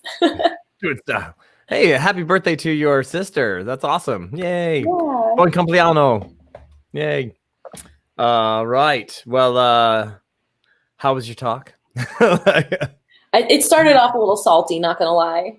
You know, we talked It's about funny your face the moment like you saw that I was potentially gonna wreck your whole plot line. Yes. Mako. Well, it's not the whole plot line, but who I have my eyes on from now on. Yup. All right. Well, thanks, Ayala, for taking point on the watch, and we're gonna let you take a little break, and we'll chat for a little bit. I'll be back in a bit, guys. Whoop. Hey, everybody. This is Paulie Garbanzo, your Dungeon Master. Thanks for joining us on Nat21 Adventures. If you'd like to support the show, we have a Patreon. That's Patreon/Nat21 Adventures, as well as a Ko-Fi. That's ko-fi.com. You can get valuable prizes like your own D21. It is a 20-sided die that rolls up to a 21 because just when you need that extra push, that's what you can get. Also, I do have a Kickstarter campaign that you can join on Kickstarter.com, and you can check out it. Just type in Nat21, you'll find it. And you can get as many dice as you want. Also, my awesome dungeon tiles. There we go. There's marble, there's redstone. You can get them all and support the campaign to get them produced in a little bit of a vaguely masked way. And yeah, we'll get that rolling. Thanks to everybody again for joining us on Twitch and on Facebook. Hi, everybody. I hope you're enjoying the game. This is the drama backstory episode, so I do hope you're enjoying it. Yes. Well, fortunately, it's not the whole plan of the Dungeon Master. But when the players had one vial left, I was like, who would want a vial? Possibly the oldest dwarf in living memory. So yeah, I do hope you're enjoying the show. Keep the comments rolling, and we're gonna say hi to our next person who's ready to roll here. Let's see. Well, tell you what. Mako, you ready? I'm gonna add you to the stream. I'm in the stream. You're in the stream. There's Mako. It's true. Can I make a sales pitch as well? Absolutely. We have Sir Pistachio merchandise at the New Jersey Renaissance Fair page. Mugs, hoodies, t-shirts. Sir Pistachio. njrenfair.com on the merch page. I'm gonna lose so much money because I'm gonna have so much pistachio crap. It's really true. Sir Pistachio, quite amazing. Oh my gosh. Nerve-wracking for entirely different reasons. Like, I realize my uncle is like, he's the godfather of the family. We took all of his gifts, and now he's trying to smash the one thing he wants at the party with all of our cousins and all of the maid dwarves here. I saw that. I saw my life flashing because I know my uncle wants me, but he's the godfather of the thing. Sometimes they do what you got to do. Oh, whew. I love just how conflicted you are about it. Oh my God. When I can give a player a real visceral reaction, that's kind of one of the joys in storytelling. When I wish you were there when we were at the Sherwood Forest Fair. We had a game, and I played with Danielle from the Washerwell Wenches, so the originator of the Washerwell Wenches. And I mean, there was just this moment in the game where she was literally on the edge of her seat, just scared. And I was like, "What do you do?" And she didn't know what to do, pulled out a wand and shot somebody with a lightning bolt that she probably shouldn't have done. and like totally made the bad decision. But she was just like, I was so scared. I didn't know what to do. It was beautiful. But I'll give you a moment alone with Mako Riptide, who has got to make some tough choices right now. There's nothing tough about it. I can't let that anything happen to the life force my uncle wants. I took that great jacket. It cost a lot. Everybody took a hat. That's the kind of thing you got to do. He's been around for a long time. He has. It's great. Yes, it is. It's crazy. I like that as well. It's actually very interesting how we're on the same path, but parallel, run into each other. The Dragonborn has her ideas, and I just know we can't let at my uncle's party the one thing he wants more than anything. We should have taken the hat. It's all about the coat and the hat. I can't even believe we did it. Oh, I knew better too. 12 options. Yeah, we took 12 options of healing.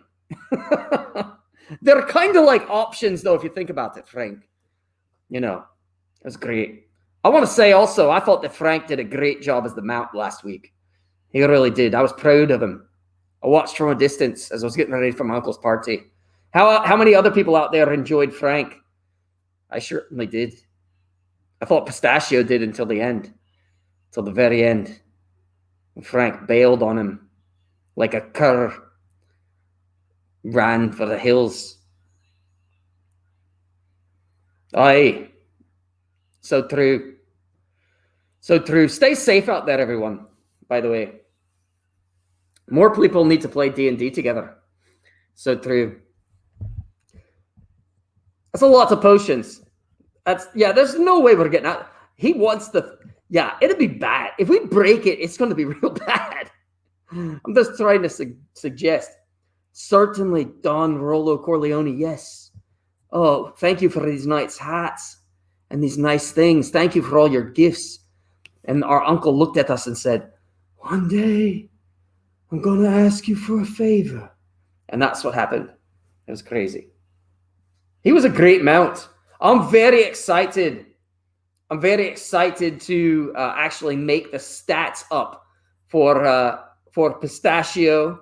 It's going to be one of the levels of the Kickstarter. You can get the NPC of Pistachio with Frank as his mount, because there's a lot of great things about squirrels that I've been learning in these past couple days. Good day, it's my brother. Hello, brother. Did you know that squirrels can fall from any height and survive? Are they like cats that way? No, they're better than cats in that particular aspect. Really? Because their terminal velocity is not enough to kill them. They're like a parachute with their tail and their body. I was good. Oh, so they can get slowed down and gravity isn't really a thing? Well, it doesn't matter how far they fall. The fastest that they go will not kill them. Huh. Yeah, it's crazy. Cats can fall from a great distance, but not quite as much as squirrels. Oh, yeah. So there's the old joke then about like you put jam or butter on one side of a cat, and you attach the toast to it and you throw it out, and it's like, what's going to land? The cat falls down or the jam. So obviously, eventually gravity takes over terminal velocity. But with a squirrel, it would literally be true. It would just hover. It would just stay there, right? Right, because that's just science. Yeah. Right. I like this a lot. So cut off the tail, Sarah, for God's sake. Have you seen how adorable those tails are? Sarah, why would you do that? I once saw a squirrel in New York City that lived near me that had half of its skull missing. And it came up to us for several days. It was like going around, but like other squirrels would attack it and go at, and you could see the brain matter right there. Oh. And other squirrels would attack it and like specifically go at the part of its skull that was missing. Whoa. Yeah. Crazy. And then you would see the squirrel like kick out, but like it was very like they would hit a point and it would make it like kick. And it was no joke. What? Was it a zombie squirrel? No, it was not a zombie squirrel. It I think it's nice, it bro. looked like it looked like it had been attacked but survived, but then other squirrels would attack it. Have you Like the have you thing from seen- Galaxy Quest. Mark, and I was gonna ask you if you had anything to tell the people for this upcoming week, by any chance. Right, yeah. So, Wednesday. yeah, we both do actually. Then you go. Then you go first. You go first, then. Well, next weekend at 1 o'clock on both days, Roger Awesome. That's me. Oh my God, brother! What happened to your face? I don't know. It's crazy. And Will Passion will be doing the virtual New Jersey Renaissance Fair again, Saturday and Sunday at 1 o'clock. All sorts of entertainers. You can see the actual saga of Sir Pistachio, who has to decide if he's going to give a knighthood to Kitty Chaos. Oh, he will. I think he will, but it will probably happen on the last day for maximum dramatic buildup. Oh, yeah. Like, Totally. But after virtual fair on Saturday, right away, William Shakespeare is going to be doing a show with our patrons. You want to tell them about it? Well, first off, I would say it's not so much after the virtual fair as more of an addendum to the fair. Right. Because and when I say I mean my alter ego. Hello, Will Shakespeare. I know you didn't see me either. I know, right? It's so crazy. Oh my God. Hi. Roger Austin, how are you? I feel so much better without that beard on. Oh my goodness gracious. I know, playing a dwarf. What is happening here? But Will, the real reason why I say after is because I don't know how to master the technology enough to put you in the same live video. Yeah, it makes sense. Yeah, no, I gotta stop it and then you start because otherwise I don't know how to work it. No, the technology is still new. So wait, it makes sense. so when and where is this happening? So next Saturday. Saturday is the virtual New Jersey Renaissance Fair. Yes. And we're going to go through all of our other entertainments. And then it's going to be William Shakespeare at about probably 2:30-ish or 3-ish, in that range. In that William zone. Shakespeare will be going into his show. Yes. And if it was just me coming in, we could easily just make me part of one camera. However, I'm inviting all of you, the audience members, to join me because this will be one of 2 live crazy cast shows that I'm doing this week. So Wednesday night at 7:05 on my Facebook channel, facebook.com/Shakespeare Approves, or go over to YouTube, youtube.com/C/Shakespeare Approves. Go do that. We'll be doing a Midsummer Night Stream, A Gay Old Time, and that's part of my Social Distancing Players project, which is an effort to keep actors and Renaissance performers quasi gainfully employed. Both of these gentlemen right here have been in the shows. Paolo, I love it. It looks really good. Paolo was Mark Antony, and thus grew that Mark Antony beard. And Julius Caesar, Beware the Eyes of March of the Penguins. And Roger Awesome, aka my brother, he was Sebastian in Twelfth Night and the Three Bears. So Midsummer Night's Dream, we'll have a gay old time this Wednesday night at 7:05. We'll be starring other Renaissance Fair performers, such as Christina Coyer, who's the Contessa Catalina from Chaste Treasure, Daniel Greenwolf, who is Daniel Greenwolf, and that guy. And also several other Renaissance Fair actors, such as Jim Teasdale, who, among other people, is D'Antonio sometimes at the New Jersey Renaissance Fair, and he's also an award-winning actor in New Jersey in his own right. But so many wonderful performers are going to be joining us. So that'll be Wednesday night. And there's actually a few patron roles available that if you contribute to the Indiegogo campaign that you can find over on my Facebook page, facebook.com/Shakespeare Approves, you can contribute to help keep these actors employed and then also join us for the show. But then on Saturday, it's going to be me and you only, just you and me, the audience. That's all it's going to be. That's how I like to do it. I mean, not these two jokers. No. Just you and me. Just you and me. Yeah. No. Paulo, stop pointing. No, you don't know who. Yes, just me. Just no. Paulo, stop it. Just you and me. All right, we're gonna get back to you, but absolutely. But, so yes. Join me Saturday. We're going to do Romeo and Juliet, the Flying Implement of Doom edition, because I like to do my shows when we do them physically live with audience members. So that's how we're going to do it, and it's going to be amazing. And Reverend Tommy, he's going to be joining us for Midsummer. In the comments, he's going to be dancing Glenn, one of the fairies. Awesome. All right, I'm going to bring Kah'zoo back in and I'm gonna have a moment with Kah'zoo. Here we go. Boop and boop. Hi, Kah'zoo. So is this like the confessional that they do on Yes. all the reality TV shows? So Yes, it is. Confess.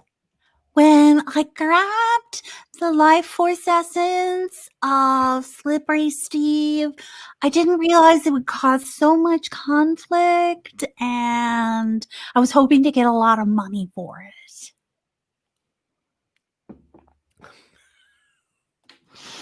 Oh, you will. You will. In valuable cash and prizes from Uncle Rollo.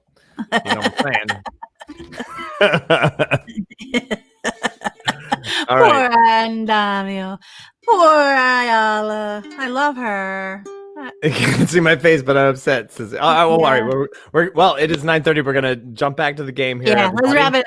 So Next thanks week a we'll lot. do- Here we go. I'll do the full song next week. Yes. All right. We're gonna add everybody in. Here we go. Oh, we're gonna be in different places now. Oh, we're gonna.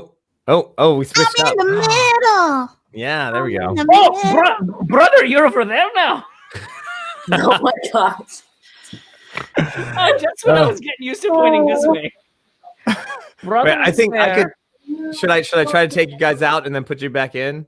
And No, this is Whatever. more fun. no, this is funnier. Okay, awesome. Yes, I All know, right. Josh. Well, now we've done our commercial break. We are back now to Nat21 Adventures. We are at the tavern. Apparently, that's where the adventure starts and ends. The moment just got tense because Ayala smacked a extremely magical vial out of the hands of Kah'zoo. It almost hit the ground, and Mako, who probably would love to get it smashed, catches it at the last possible moment before it hits the ground, and then makes a run for it. So now we're back to that shot of Run, him brother! running. Mako, where are you running? Rollo did walk out the front door. As I'm running towards my uncle, I'm casting Sanctuary on myself, which I just got on a weapon level. Against Oh, the nice. door. Okay. I mean, she can't attack me unless she makes a will save. Yes. Great. I'm going to cast Hold Person on him. I don't know if she can. That you gotta make a will save. Yeah, you gotta make a will save. All right. Sarah says, drink in will defiance. Will saves are my highest saves. Just Me going to too. say. All right, so Mako, you're running. Can you cast Sanctuary? Well, yeah, because you can move Yeah, you can move and cast as well. and then cast. Right. All right. So you cast Sanctuary. Little sharks appear swirling around you. As you're right about to the door. I'm not going to the door. I'm going wherever my uncle is. As far as He went out the front door. all right. To the little patio. He was having a little drink on the patio. And Ayala, you start to run after him and then try to cast Hold Person. Yeah. Yes. All right. So will save. So I have to will save first. Yeah, before Yeah. you cast on me. Otherwise, you will not feel inclined to cast it. All right. It's an unnatural 20. It's a 17 plus 3. That'll do it. Oh. All right. So now you may cast Hold Person. All You right. cast Hold Person on a single target. Does that mean he has a minus? Let me just pull it up here real quick. Blah, blah, blah. Why do they have to fight each other?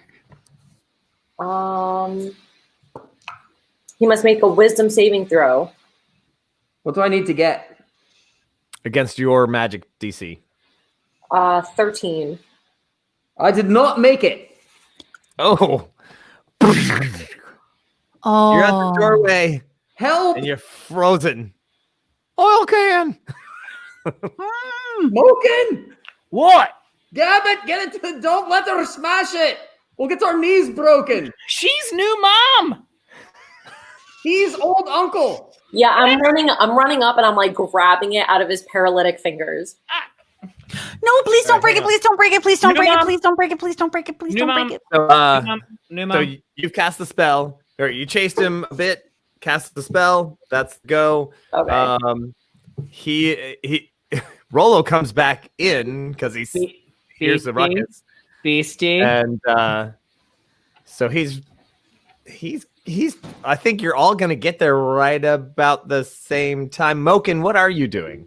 Can I do an action too? I pulled my hammer from wherever I keep it, and I'm just like, Beastie, new mom. Let's think about this. I don't think I'm like huffing and puffing, and like sparks are like coming out of my nose. Oh, she's mad. She's mad. Beastie. Kah'zoo, what are you doing? Mage hand, grab the vial, lift it up as high as it'll go. Okay. It's a cantrip. Yes. Does it work that way? Can it just lift it straight up? I mean, the mage hand can like pick things up. Mm-hmm. Okay. And I'm just saying, go as high as 30 feet.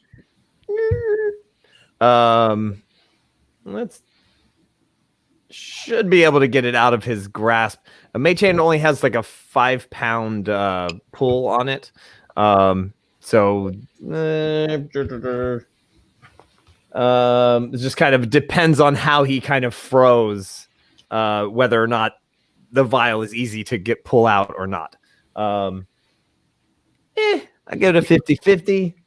I'm gonna 1 to 10. It's easy to pull out. And a 6. Okay, so it is easy to pull out. So yoink, and it goes up.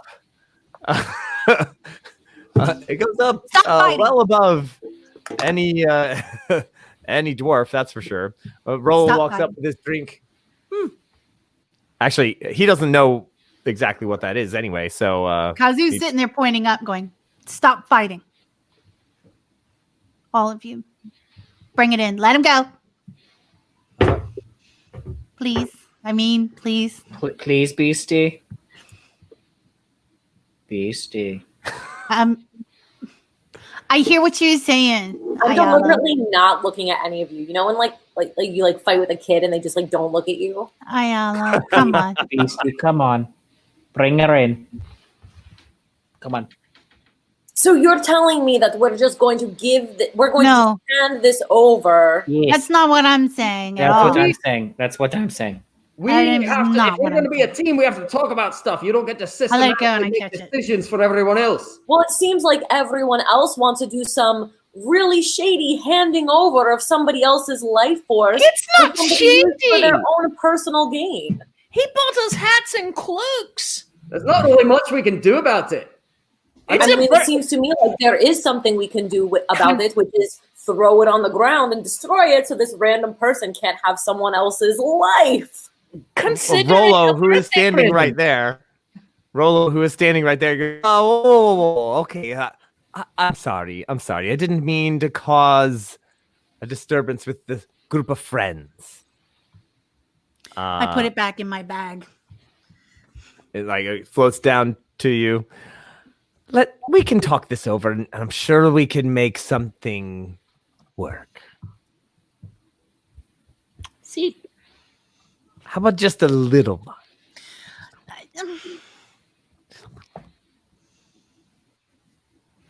Just a taste, just a little. You know, Rollo, I gotta tell you a story about Kah'zoo the Mighty. You know him. You loved him. He did amazing things. Mm-hmm. Now, remember at the end, he sacrificed himself. He threw his own bones over the edge of a cliff to keep from doing damage to the people around him that he loved. It was beautiful, actually. See? He wasn't a bad guy. He was an abomination. He was no abomination. He was. They were not talking about Kah'zoo right now, sort of. But we are. We are. Because what we know about this life force is the only thing I know is what I learned from Kah'zoo. And we used his life force to save an entire ecosystem, right? Not just one person. You've lived an amazing life. I've already started 2 songs in your honor. The one that's like, Rollo, Rollo, Rollo, you gotta go, go, go, go, go, go. You know, but we'll talk about that later. I'll probably debut it tonight. But you've lived an amazing life, and to try to artificially extend that life would be doing a disservice to the legends that you've already done. Would you like to make a roll for Yes. that? Yes, I would. I know he's a bard and already has a high charisma, but I've also have a high charisma. So, Go for it. All right, guys. Here's where I'm gonna go. Is I have a regular D20 that has not tried to fail me. I also have the D21 when I need to go over the top. But Or what's it somebody gonna could be? give you. Well, actually, you know what? For a Patreon saint. This might be a time. So what I'm going to do is I'm going to roll the D21. And I won't tell you what it is. But you can probably guess. Don't worry, I roll really bad too. Oh, that's true. That's true. All right, so let's see. What's my... Yeah, but he has apparently a crazy modifier. This old Well, that's a dwarf charisma charisma. modifier. This is So it's a persuasion, right? yes. So... All right. These guys are probably... Nicholas Flamel offer. Advantage! All right, so now I'm going to roll the other die. Thank you, Josh. Still pretty good. So I have an advantage. Thank you, Josh. Josh, okay, hold on. Josh, you are a harbinger of chaos. Whose side are you on? First I'm you're trying to not talk smash this- the vial. Then you're trying to not give it to the guy. What is happening? He just wants to see the world burn. Ooh. So it's a 16 I have with my advantage. Well, that's pretty darn close. And Not close. Rollo says, "All right, I understand. Oh. I understand." Oh, Hold on. and Bill. Oh, I That's believe your that's Magnus. 21. Gonna Magnus give gives him give just in Kah'zoo a time. Nat 21. He goes, very well. Look. I know this is a very obvious. I didn't want to come between all of you. That's just bad form. Bad form. Look, it's my birthday. It's your birthday. Don't worry about it. We're gonna party tonight. We're gonna have a great time. Just forget I said anything. See, our uncle's And, a good guy. Oh, that was a Jedi mind hand thing. Everybody make a roll. What kind of roll? This is a wisdom save. I got an 18. You really did just do a head Jedi mind thing? So Ooh. what did you get? What'd you get? I got a natural 16. Oh, nice. Okay. I Ayala? got a 19.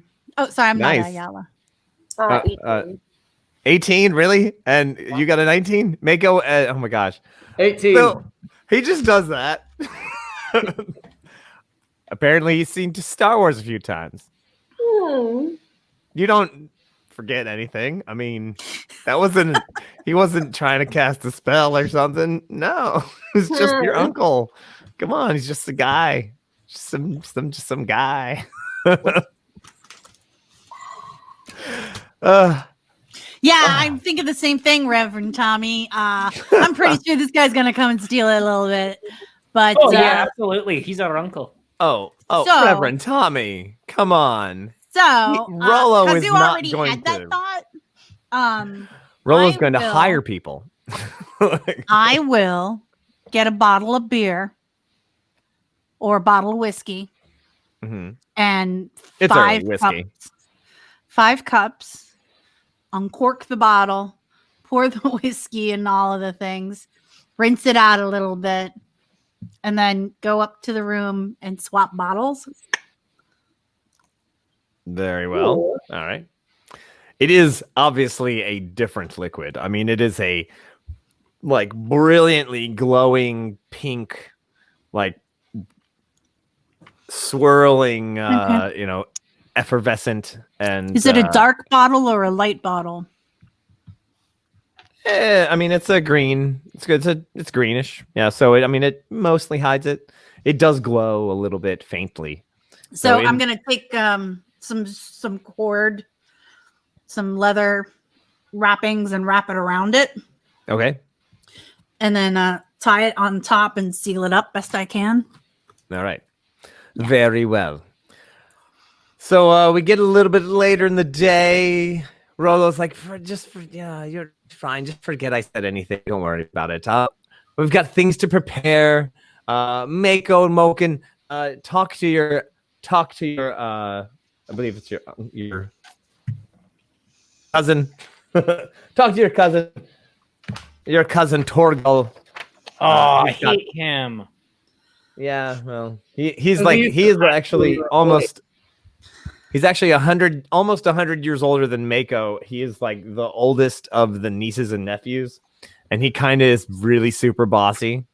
I know that and kid. Yeah, and so he's like the oldest of all the cousins, and he's just kind of he's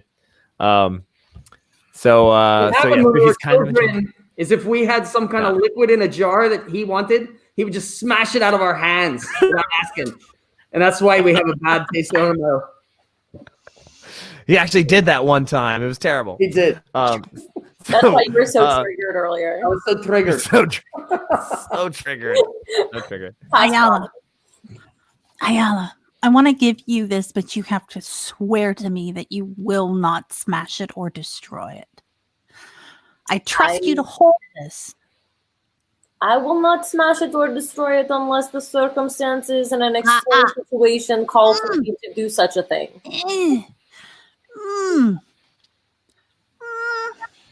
What if there's like another evil wizard and he wants it? Then like, do I smash it or do I hand it over? There's a really good suggestion coming from the feed at the moment. For all Sarah, of us. you are danger to everyone in this party. I don't know who's more chaotic, Sarah or Josh. There's like a chaos off going on behind the scenes. Josh wants to see the world burn. Sarah's just here for a good story. See, honestly, I like the chaos. I do. And I'm not saying no, don't give it to him, but I'm also not saying give it to him. All right. I think we should talk about it like a team. I will keep it. I think so too. I'm like, I wish he was on one of the sides here so I could push him away. I will keep it in the safe place. I will not destroy it unless it is absolutely, completely, unavoidably necessary. I think though, I think that my brother has a really good point. Like all of us should talk it over. Yeah, aren't you guys here? Are we all together? Are we? I wasn't clear on that. Her by yourself. Yeah, I thought you two were just talking. No, sorry. So Rollo has left. Yeah. Yeah. No, if we're talking about this openly, because I thought we were talking to our cousin, who's terrible. Just so you know, no, he just said go talk to him. But if we're going to continue to be a party, but if one of us in the party believes that they are the monarch of the party and can systematically make decisions, then I'm out. Just saying. Yeah. Like if we decide to destroy it, we can decide to destroy it, but we should do that together. Yeah, because we dwarves, we don't have kings or queens. You started calling me new mom. That was my brother. First of all, that wasn't him. That was mostly me. And also, sometimes, how do I put this? Children rebel. Don't be a jerk. And we go through difficult phases in our lives. And when you hit when you hit your mid-70s, then you're like, you know what? Screw the system. New mom can't tell me what to do. And you're just like, and you're like, maybe your brother is right. And like, you think your brother's not right, but maybe your brother's right. And we don't have kings or queens down here. No, we have dwarf lords and whatnot, but they get duly elected by the most wealthy people in our system. Is this an accurate representation of our system of leadership? Not we making entirely. this up as we go along? So tell me little again how your uncle has become such an influential figure in dwarf society. He pays people. Do you think that something he's that very charismatic for influence should have the power of an extended life? Absolutely. That's just how it works. The rich get richer. But is that how it should continue to work, maybe? Or should we maybe put an end to that system? Hold on. Completely out of the game. I don't necessarily endorse any of the things that are coming out of my mouth right now. I'm just letting you know. Just letting you know that. All right, cool. Great. Absolutely. I just want to hold on to the vial for safekeeping. Well, and I think that Kah'zoo has come to me with the task of holding on to this for a reason. I did not tell her to give it to me the second time, but she has asked me to safeguard it as the biggest, strongest member of the group. All I'm pointing out is that if we get in this kind of situation again, and if any one of us decides that they're going to take matters in their own hands and go against the party, I'm not being in that party anymore. But are you the one going against the party? I'm not saying that. I'm saying if we have a thing that we have not talked about and you try to smash it out of our hands without us discussing it, I can't travel in that situation. I'm not a child. You're not my mom. So, reference. All right. New mom. Things as a party, we can do that. He doesn't mean all of that. All right. So I did. I meant all of it, brother. All right. Brother. What all I'm saying is for real quick. What if there is just to be the stonecutter's advocate here? What if you there is a situation where you're about to drink poison, but you don't know it's poison, but new mom knows it's poison, and because she recognizes it, and then she goes to smack it out of your hand, are you still going to be upset at her?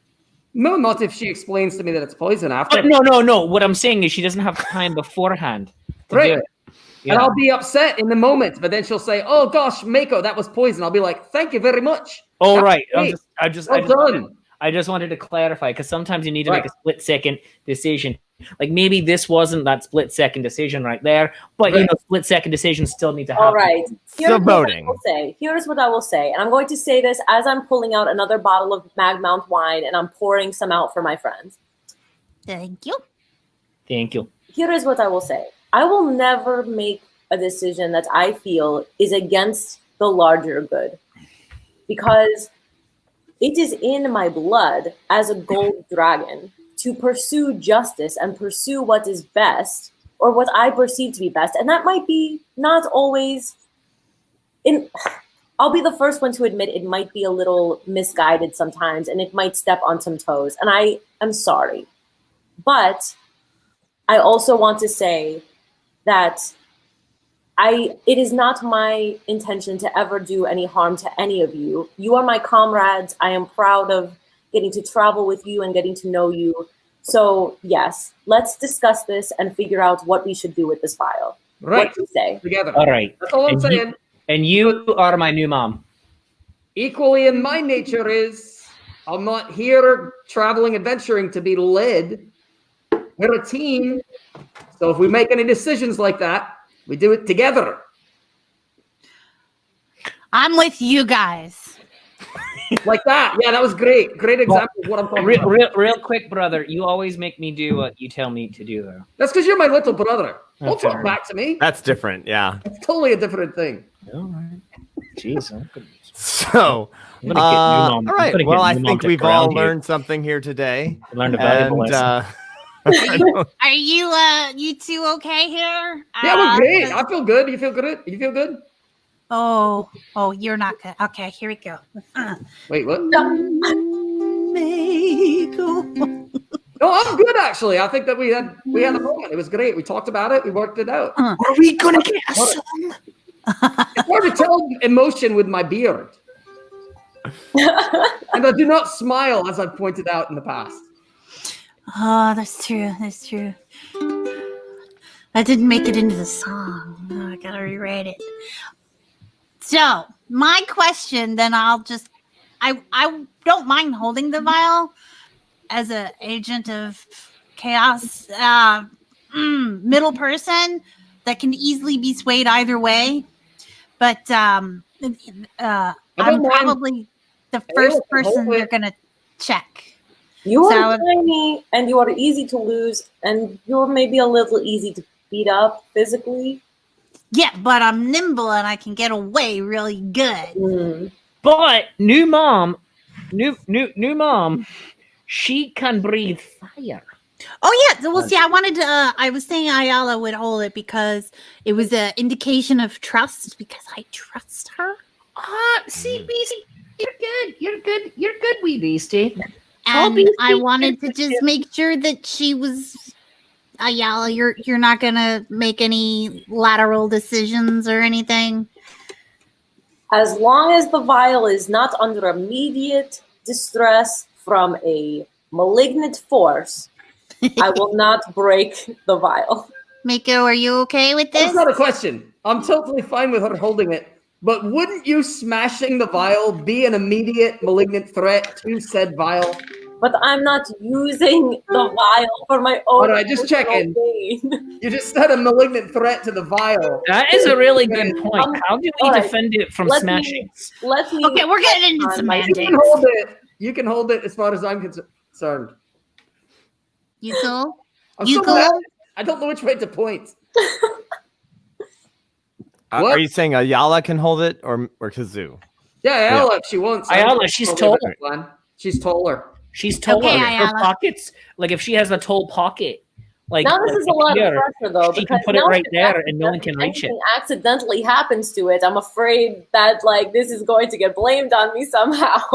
No, it's great. I trust you now. I got you. Yeah. I think we've had this. We figured this out. All right. Yeah, like we want you to have it. It was a beautiful moment.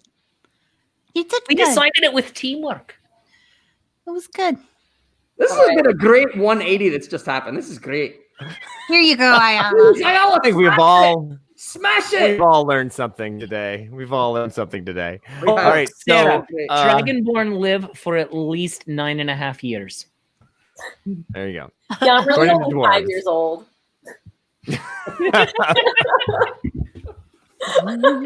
A lot of wisdom. You gotta learn fast. All right. So Kah'zoo and Ayala, I mean, you're just guests, so you don't really have too much to do before the party starts. Mako and Moken, you guys go to the hall that is the big place that they're having the party.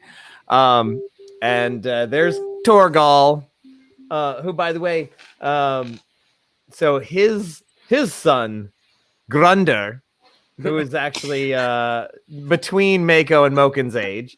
His name is he's about 125, and of course he just had a baby. So his baby Grunder, and who of course is the gem of the whole family. Everybody just loves that baby and his little beard. It's adorable, and of course that kid. everybody's asking you when you're gonna get married and when you're gonna have a kid. You're just like, I'm married to my work. Hey. So yeah. So you're, of course everybody's like, oh my god. But Aunt Marble. Seriously. Aunt Marble. So yeah. So you guys are like, there's a actual contingent of Dragonborns that come into town with a bunch of wine. from Magmount. What type are they? There's all different types. A couple of red ones, two bronze ones, and there's a white and a blue. And yeah, so they're all like, yeah, Magmount wine. Hello, hi. Happy birthday, baby! Here's a vial of Slippery Steve. Oh my gosh! Now I want to make a cocktail called the Slippery Steve. We're gonna drink it next week. That's what we're gonna do. doing this. I'm going to. Oh my god! Ayala, I love this. Ayala, you are now my bartender on next week's Shakespeare Shameless Self Promotion Happy Hour. Yes. All right. With the Slippery Steve. That's Slippery Steve. Sarah Weeks just said, "Give the baby the life force." That's Yeah, what I'm saying. They're still full of life force. It'll explode. That'll be great. This hat. This is a good hat. And That's a anyway, good so hat. That's an amazing hat. Oh my god, Kah'zoo. Oh, yeah. so nice. That is a nice hat. Is it a pointy hat too? Oh, look at that. Oh. That right there is the reason she's in it so deep with my uncle. Oh, yeah. That's the hat. That's right. So Ayala and Kah'zoo, is there anything that you want to do or need to do before the party starts? You've got half a day to kind of do anything if you need it. Well, I should have written a song for the uncle beforehand, but I was busy writing Klaxor's epic. But Everyone will appreciate it. Ayala, is there anything that you need to do before? I will find a private space to like tuck the vial like under and behind one of my wings. I like to think that I have like some kind of like secret like harness. tell me it's a marsupial currently- pouch. It's Marsupial pouch. it's currently in a whiskey bottle, right? So it is a full size bottle. I'm sure you can find a smaller vial to put it in if you wanted to hide it better. But right now it is in a full size whiskey bottle. I'm gonna put the health potion in the whiskey bottle so I can look like a G later. And I'm gonna put the Slippery Steve into the potion bottle. Okay. The health potion bottle. Yeah. All right. So now it looks like a full rejuvenation potion. Yeah. And I mean, it does look different. Health potion kind of looks like Pepto-Bismol, and the life force is like Pepto-Bismol, but it glows and it's Like sparkly. Nuka Pepto-Bismol. Yeah. Nuclear Pepto-Bismol. So there is a difference. If you had a bunch of them in a bag, it would take you just a second or two to figure out which one was that one. But it is different, but it is similar. So just as a warning. But if you had time, if you weren't under pressure, you'd be like, it's the one that glows. There, easy. So just if that comes up. I'll tell Ayala, I can for a short period of time, for like a minute, make it look like it's not glowing. Oh. So if someone's there and I'm there, I can make it look like a regular health potion. Well, I'm definitely going to keep this tucked away and out of sight whenever possible. But if it ever does come up, like, please take the initiative to do that. Yeah. Frank, what the hell? Or the glow stick tube. Yes.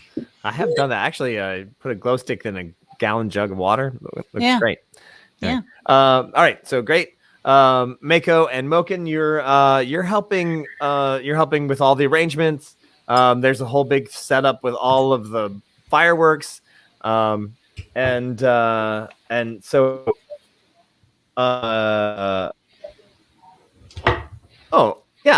Mako. Yes. A group of monks from Shark Isle show up. They're shadow monks, actually. Pardon? They're shadow monks.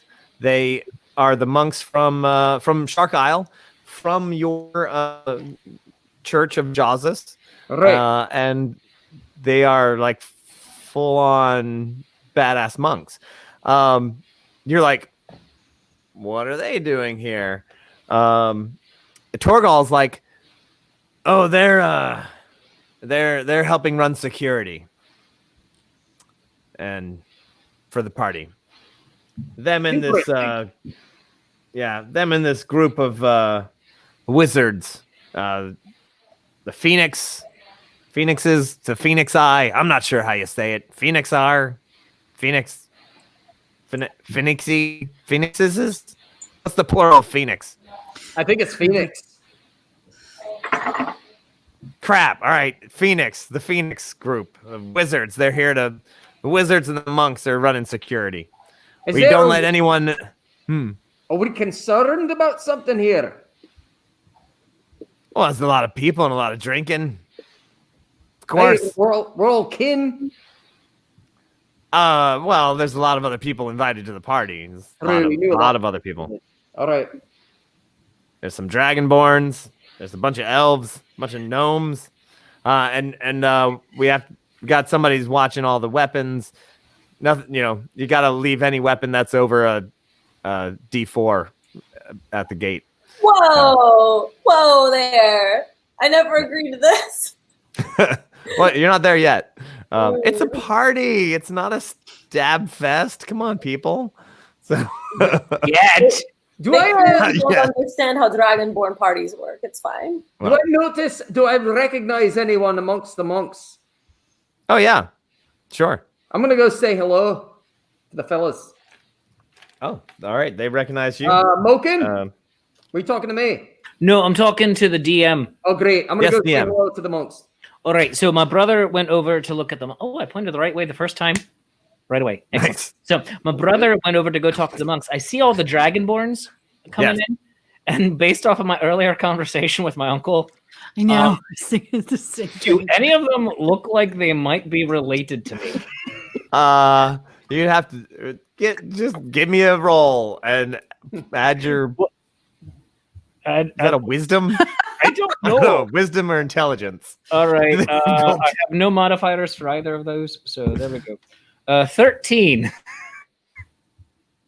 No.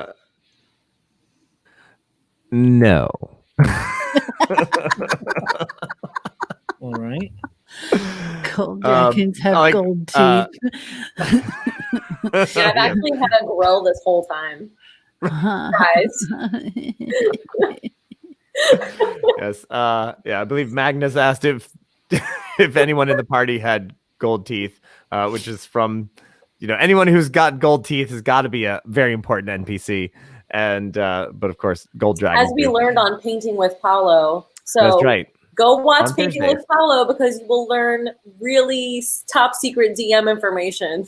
That's true. Also, really interesting things about Italy. That's right. Or we'll just talk smack about dwarven civics. Hey, We make it up as we go. Libertarian culture. Listen, we make it up as we go along. That's right. Question, Kah'zoo. Yes, sir. Who's on deck for entertainment at this shindig? Anyone famous? Give me a roll if you would, a knowledge roll there. See if you would know them. You probably would. Did you say see if you would gnome? No. Ooh. You should have. That would be pretty good. Not from my. Oh, what? But I'm 15, so I don't know how the School of Lore works. Oh, it'd How just does be that- knowledge roll. It's an extra. So okay. yeah, it's a actually fairly famous bard from Magecroft, and his name is the Steel Fox. Ooh. Ooh. Sounds impressive. He plays a really Is that like the D&D equivalent of a silver fox? yes, absolutely. Oh my. And he Nice. plays like this really amazing. It's like a guitar, but it has harp strings as well that are steel, and so it's this like extra. And he's kind of famous for that. the Steel Fox. He's headlining. There's a bunch of other dwarven bands and things like that are a little more local, but the Steel Fox is from Magecroft, which is the capital city of this city state that we all live in, run by wizards. So and also the other group of mages that are also running security are a wizards guild from Magecroft. And so these are people from way out there. Question. So since Kah'zoo doesn't have anything to do for the party, I'm going to spend all the party prep just kind of walking around and mingling with people and trying to get them to tell me as many stories about Rollo as I can get. I am gathering information on this guy. Oh, please do. What'd you get? I forgot to roll. I tapped the die. Said, I'd like to do this, please. That's not how dice work. Why is it not working? Yes, right. You're getting drunk. 13. For that, Frank. 13. Right? 13. I mean, fortunately, you're in the right place at the right time. So people are like, "Oh, Rollo! Oh my God, yeah, that guy is so good. Oh my God." The wizards have the stories. The Dragonborn have stories. And he seems like a very well-known merchant that always has the best deals and always gets things to people on time or before. Almost in a like, the fastest person can get there in 3 weeks, and it takes Rollo 2. Not every story, but every once in a while there's like and then he like appeared out of nowhere and he already had all of the stuff like magic. So he's a really good merchant and liked, and nobody's got any dirt or anything they want to dish on him, any kind of sneaky gossip or anything. How do you try to? What's that opening line there? Hey, you got any dirt? Like, that's a great opening line. Indeed. I had it in my head like a hot second ago. Oh, yeah, I bet he's great. There's nothing this guy couldn't do wrong. You set it up in the opposite. There's nothing he can do wrong. Like I heard he's perfect. Well, all right, let me see. Oh my God, Sarah, that might be true. I bet he is Santa. Santa is a dwarf. Well, he's referred to as a jolly old elf, but we all know that's not accurate. No. That's not how it works. Frank is at the bar. see if I'm drinking. No, you're drinking. Okay. I want to know. Is that a Constitution save? Like poison? Oh my gosh, Frank. I'm sorry, Frank. I can't roll. This is so that's a 7. You already are drinking too much, Frank. You're going to end up getting kicked out of this party, of a dwarven party, no less. Where drinking is like breathing. That's actually an accomplishment. That's probably true. something. Frank's going to wind up being my mount again. Hey, pistachio and Frank. All right. So his wife did pass away several years back. Under mysterious circumstances? No, she was just old. I mean, was there an autopsy? I'm kidding. I'm totally kidding. I kid. There was no autopsy. No, she died of natural causes because she turned to stone. And there you go. But they got married late in life, actually.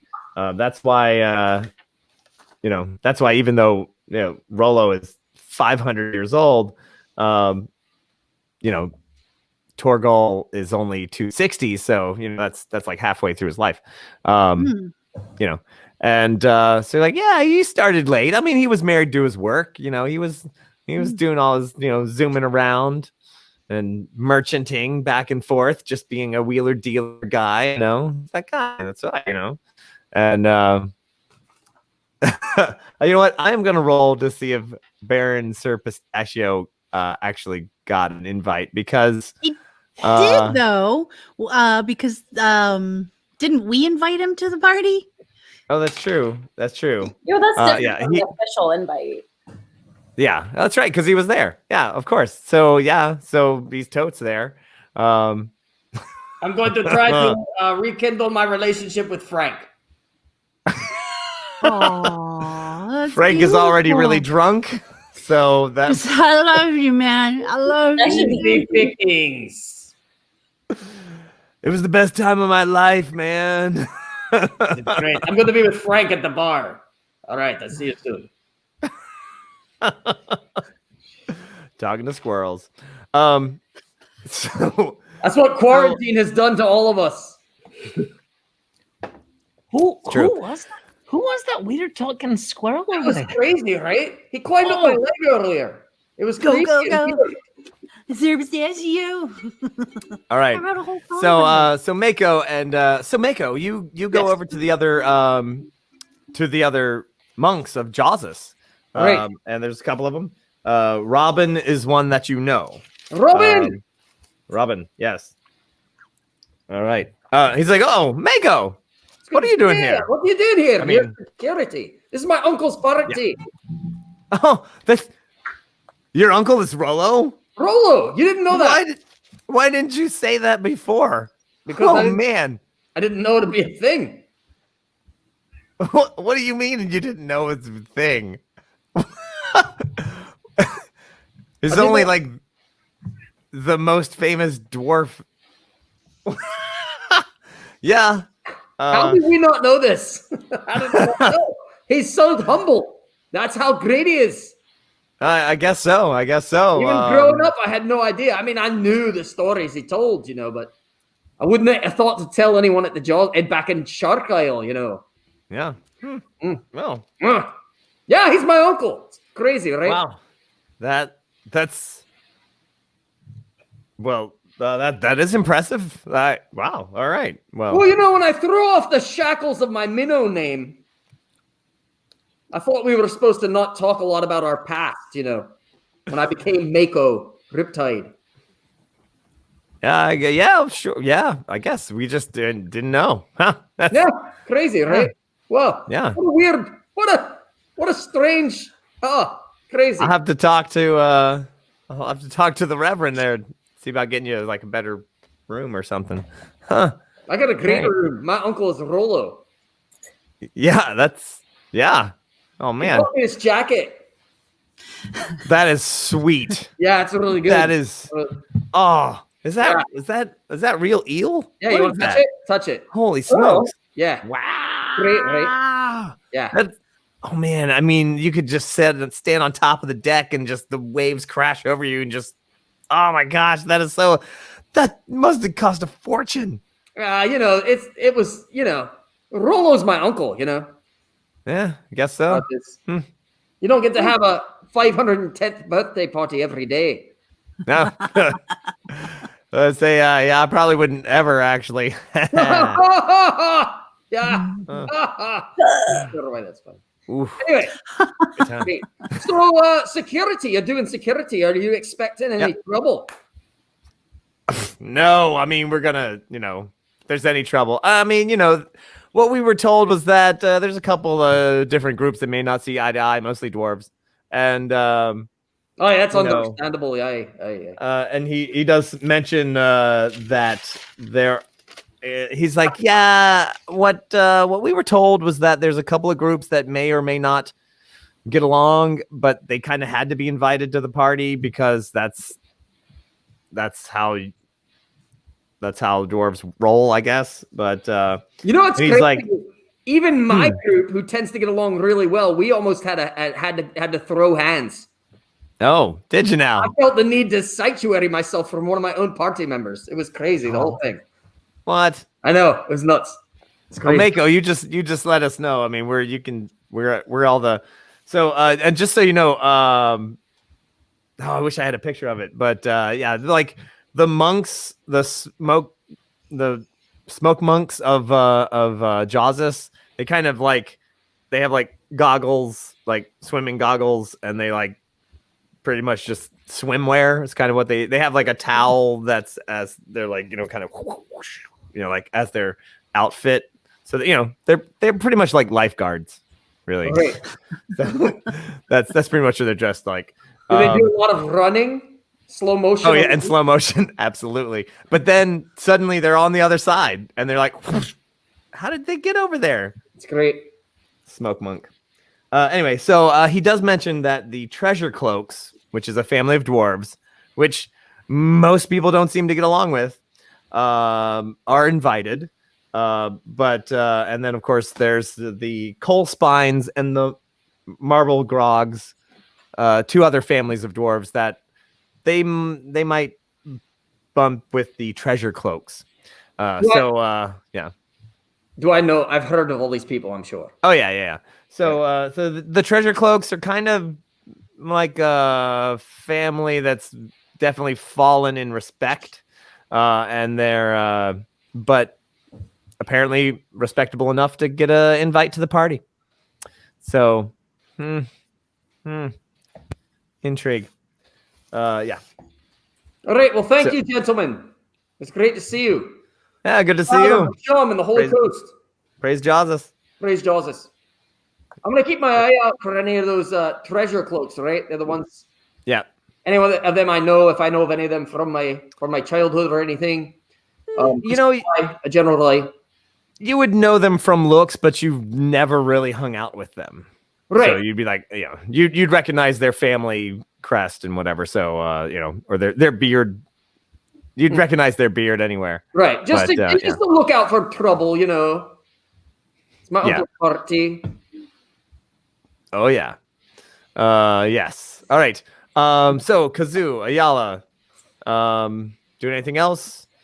I would kind of like to go talk to the Dragonborn. Okay. They are bringing crates of wine and barrels, so they're expecting both to just have barrels of wine available for the party, and then individual bottles, which are the like way valuable kind. So yeah. So and they're just getting all that. Getting all that ready. They're like, oh, greetings. And they say it in, of course, Draconic. Yes. I was like, what language do you guys speak? Draconic. So they're like, oh, hello. In Draconic. Hello there. Unfortunately, I cannot offer you any drink that you do not already possess, and some even greater than my own. Oh, well, I mean, yeah, well, and you realize quickly that these are the makers of the wine, of the best wine in Magmount. They're like, there's actually them. They didn't just buy it from these people. These are them. These are the people who run this winery. And they shipped it here themselves. And they're like, oh, well, I hope you enjoy our wine. We have plenty of it, and of course it's open bar. Yeah. I give a little bow and I have just realized who you are, and truly it is an honor to be in the presence of such fine artisanry. Oh, thank you. Come on. We just have a great location on the mountain, and it's the soil. It's the soil that does it. Oh, this is true. I hear the ash of the mountain gives it a filtration that other regions cannot possess. Such fine. Oh. And the minerals, everything. It's all about, it's the water, the minerals, everything. It's everything, yes. Are you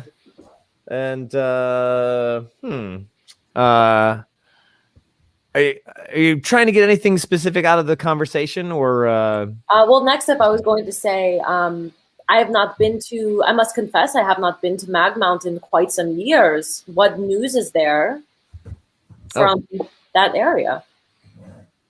Oh, we're all doing fine there, Magmounts. I like your style, Sarah. I just got to you know. say. He's like, well, he's the schools are doing fine. Obviously we get people from all over. The wines are well, we just made our biggest sale of this year. Congratulations. Thanks. And yeah, we're doing great. Our business is doing fantastic. We've just opened up some new trade routes, and couldn't be better. We're having a great time. I was just curious if you've seen any strange use of magic over at the university recently. Anything odd going on there? Give me a persuasion check. Sure. As you What's bat your dragon eyes. What's the skill on persuasion again? It's charisma. It's All right. Yeah. But there's an actual proficiency that you could get as well. Right. Yeah, that's 15 for me. Okay. Wow. It's like, well, I didn't. Well, he's like, well, now that you think of it, I mean, there was this one crazy night. I thought the volcano was actually erupting.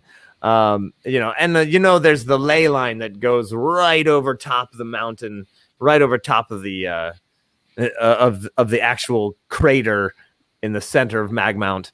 I thought the volcano was going off, but it wasn't. It was just a real big, crazy light show. That was a few months back. Has some green and red crazy lights just flashing all through the sky and down into the mountain. How fascinating. Did you ever find out what caused it? Was it just a performance or? No, it wasn't. No, nobody that I knew, but nah, wizards, they're always doing crazy stuff, No offense. No offense. I'm not a wizard, so no offense taken. Oh, okay. All right. I'm more of the more natural magical arts. Druid?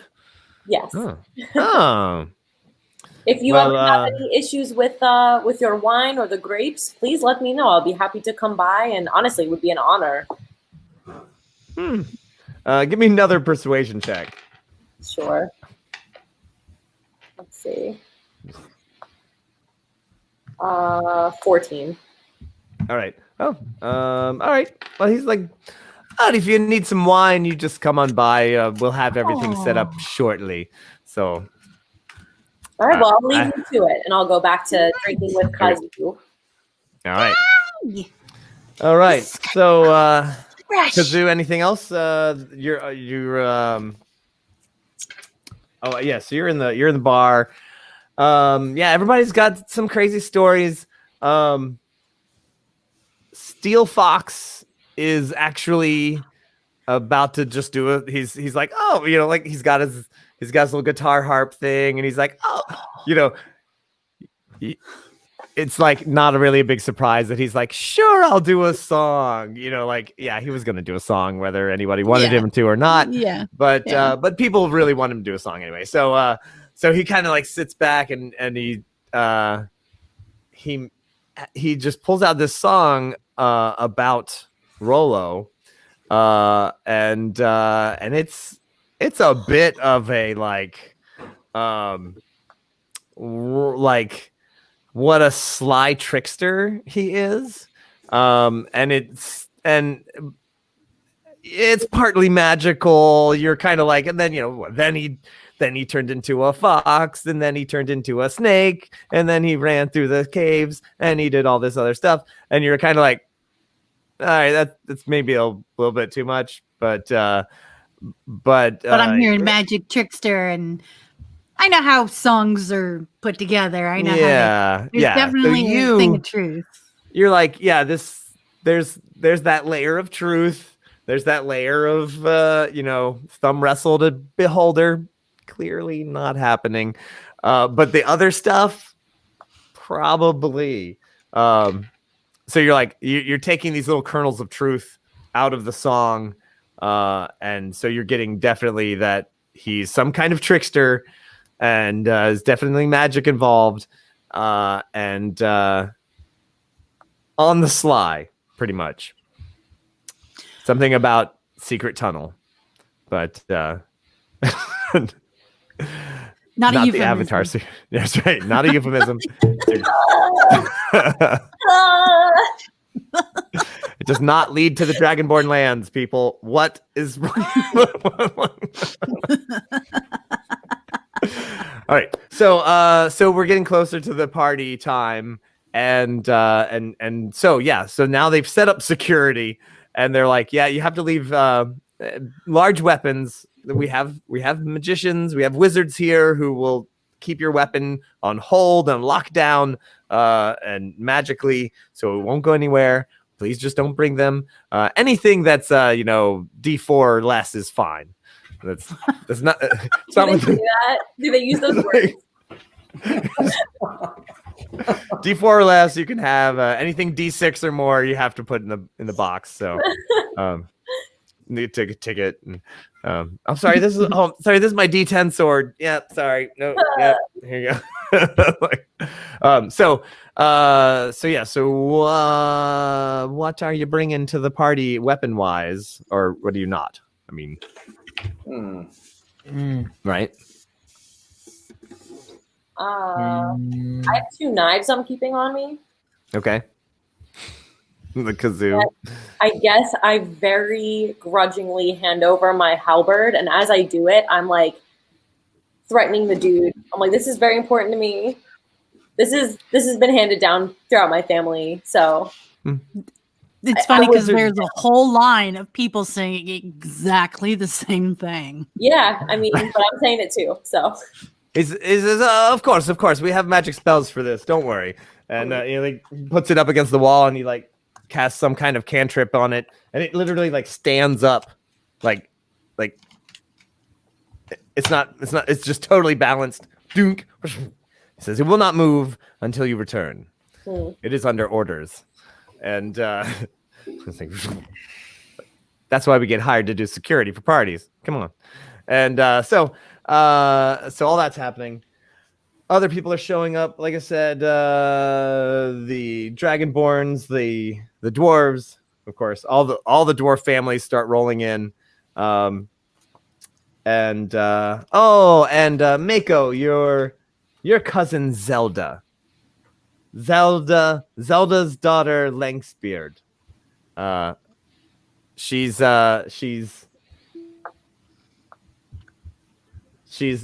20 years older than you. She's a fighter, and you and her probably hit it off the best. And she's just like a very tough dwarf, and she's she comes in and sees you. She's like, Mako, just punches you right in the chest. Oh, good to see ya. I want to punch her back. Okay, oh, she is a rock. Zelda, you've always had one of the finest beards in all the kingdom. Thank you. I gussied it up nice for tonight. You sure There's a did. nice, Well done. nice fat gem right in the middle of it, just braided into the beard. Let's get some drinks. Let's do it. Goes over to the bar. Zelda was a female till I was 50. That's right. No one knows really. It's a dwarf thing. That's when we get sexed, as we call it. Reverend Tommy, is it the standing? Do they lift the beard up? Like, how does that work? What's that? What? It's fine. Don't worry about it. Don't worry about it. I heard you, baby. I heard you. So one of the most amazing things as the party starts getting rolling is that now you're in Low Pass. The town is built into the side of the mountain. This is outside of the mountain. This part of the town is outside of the mountain, and this hall that Rollo has rented has a huge outside part, and of course it's a lovely night, and you're kind of out there, and you see off in the night these very large ravens coming down, and behind them is something like it's not a rainbow because it's night, and there's just like some sort of glittery magic in the sky, which silhouettes these ravens that are flying in, and the ravens have mounts. Someone is riding them. You see 4 being silhouetted, and they're kind of in this little formation, and they come in, and as the magic behind them gets closer, you realize it's actually a coach with 4 horses, and they're like galloping in the air, flying along with just like pixie dust exhaust kind of shredding off behind them. And that as they get a lot closer, you realize that there are 4 more of these ravens. And you're pretty sure, as you've heard of these people before, that that these are goblins riding these giant ravens. And they're coming in, and they land well before the party, and everybody in the carriage and everything comes in kind of for a landing. So this is 4-horse carriage with front and back. There's 4 ravens in the front, 4 ravens in the back. It's flying a flag of one of the mages of Magmount, and as a matter of fact, one of the mages that is one of the leading 6 wizards who are in what is called the Hexaverate, which are the 6 leaders of the city, the 6 most powerful ones. And you're like, I'm pretty sure that's his name is Sagaf, and it's like Sagaf. Now this, for them to be anywhere, is a thing. These are the most powerful wizards, not just in the land, but in that city, and not just in that city, but in the land. They run this city, and it's one of the highest leaders. And Josh says, "Can he steal the helmets?" Well, they actually have like the goblins have like those like little leather flight helmets. So yeah. But yeah, so they all kind of come in and and you see one of the wizards is like, well, he's on the guest list. Okay. Because people are like, holy crap, like they kind of like, some people who are not part of this party, they are spreading out and getting away from this as these goblins walk these ravens up to the party. And one of the Robin, the monk, is like, all right, fellas, you're gonna have to put the birds in the barn.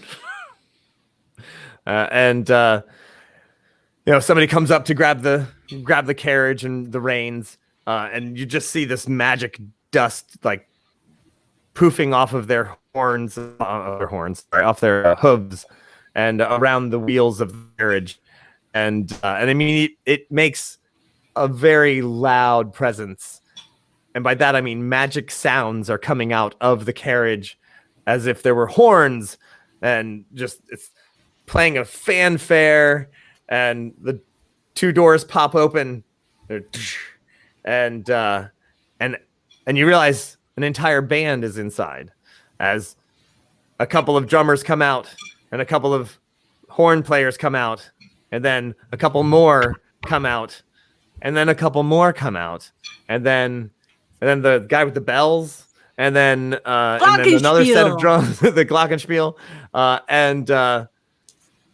and basically like an entire 20-piece band comes out of this carriage, and then followed by 2 guys in armor, and then followed by what's gotta be a mage wearing these amazing robes, just decked out completely. Kind of a big guy, and he's just like, yeah, I'm here. All right, I'm ready. That guy's got style. I say to Ayala. Yeah, and this is nice. Yeah, TARDIS carriage, exactly. Yes. Speaking my language, Sarah. And grab it. I'm pretty sure that thing's got LoJack all up in there. Step away from the carriage. Step away from the carriage. Also, the horses will eat you. But anyway, so the guy pulls the carriage like, please don't eat me. They go back. The goblins get off of their mounts, and they bring the mounts over to the barn, and so they kind of come back around. Of course, they have to like unload all of their weapons and everything. So yeah, it's a gigantic, crazy party. Harbinger of Chaos, Josh wants to use his last ability to have him trip down the stairs, and I think that's amazing. Okay. Yeah, I do too. I love it. I didn't see that. Yes. Oh, that would change everything. Yeah, sure. Because I cannot roll. So he's like, yeah. And he comes over and he's got a slip on some of the bird poop. Just hits it, swoom, and he just flies. And then he starts to fly. And then he's like literally flying. Yeah, and he just and he writes himself up and like, and he comes down and he's like, yeah. And he casts what is it's not mend, but like basically like it cleans all of the poop off his shoe, like just with a spell. He's like, and he looks around. Cool as a freaking cucumber. Like unfappable. Yeah, it just took him a second, but he definitely did. Like, I mean, there was that like whoa, that Scooby Doo with legs for just a second, just a sec. It's just 1 second, but it was definitely there. And we were like, and it's like, I will politely pretend I didn't see that. I totally saw that. Like, don't stare. Did you see? Right. So, all right. So yeah. So all of these different people are at the party. All the different dwarven groups. Let me see. The Dragonborns. Oh, yeah. Okay. Elves. No. Yeah. Okay. I'm just making sure. Right. So Mako, you're getting drunk. Moken, what are you doing? Probably talking to people. I'm like just absorbing the greatness that is my uncle, because it's just like, oh yeah, Uncle Rollo, and I haven't been really talking to Uncle Rollo most of the night because he's off with all his well wishers, but I'm raising pints and we're toasting his health and we're getting ready to sing the world's loudest version of Happy Birthday Ever, and it's gonna be amazing. But when the Steel Fox was singing about Uncle Rollo, and everyone just kind of fell into an enchanted and hushed silence, that's when I knew he's my uncle, and he totally probably did get us a dragonborn cousin. Well, everyone's gonna have their own stories about what's going on. So true. Rollo. Hashtag save Dwarven Santa, says Sarah. Rollo comes to you in the middle of the party. I mean, things are going crazy. Those goblins are there. They actually are very polite because they know that there's about 250 dwarves here who would love to go kick their ass. So they're like what we do, and they seem rather sophisticated, honestly, for goblins. Like if you get anywhere near any of them, you're like, huh, I am impressed. Those are some sophisticated goblins. They have like sweet leather armor, like flight jackets and stuff. And I mean, they kind of, they're not dicks about it. But where'd you get such great flight jackets? Those are nice. it's the standard uniform. Huh? Yeah. We're the Crow Riders. Maybe you've heard of us. Crow Riders. Yeah. Crow Riders on the storm. Crow Riders. on the storm. Exactly. Rider is a smooth rider. Have you ever gotten into like head-to-head combat where you had to punch someone else off of their airborne mount? Have I? Yeah. Oh, no, that would be pretty crazy, though. All right. Have you ever heard of that? Ooh. I heard somebody did that once, though. Like leapt off their mount and then they stabbed one of those Griffin riders. Oh, all right. Sorry, Did you ever have to leap off your mount whilst punching someone else and shooting someone else with a short crossbow whilst screaming "yeah" at the same time? Yeah. Oh, I know. No, I've never had to leap off my mount while shooting two crossbows at the same time. All right. No. All right. Just had to ask. One crossbow. Yeah. Oh, I like this guy. Yeah. So Rollo finds a moment when actually all four of you have swung around together. You're all pretty good in your cups. Rollo has come around with so much wine from Magnum. Uncle Rollo. My favorite nephews, and my two newest friends. She's new, Mom. I've definitely been partaking in the wine, but I've also been conservative because I need to be ready. I understand, and it's and you've definitely tried. Like you're like, I'm just gonna pretend to sip a little bit while everybody else is drinking, but there's so much drinking going on that even just taking little sips is Rollo. Rollo says, new mom is so great. She's so. Where is our actual mom and dad? Are they here? They're here. Oh, they're here. Yeah. Oh, yeah. Oh, yeah. I would like to spend some time with them at the party as well. Not right now. This okay. Is oh, yeah. You're all doing the stuff. So Rollo says, listen, I've got so many friends, but I've only got you two nephews as my favorite nephews, okay? You're the only ones that I can really trust. Thanks. With this. Thank you, Uncle. Great. And I know that you've gone on some adventures. And, I'm an old man. And I've only got maybe a few more years, maybe just a couple of years left in me. Let's go on an adventure. What do you say? That'd be great. We'll bring Rollo on his final epic. Oh, Uncle, we could throw you as a weapon because you're effectively turning into stone anyway. Right. We will use you to smash our enemies. It'd be very fitting. We'll get the Crow Riders. We'll get the Crow Riders to drop you as like a bomb. All right, don't get too much into it. But yeah, fellas, and ladies. I think it would be awesome, but Ayala?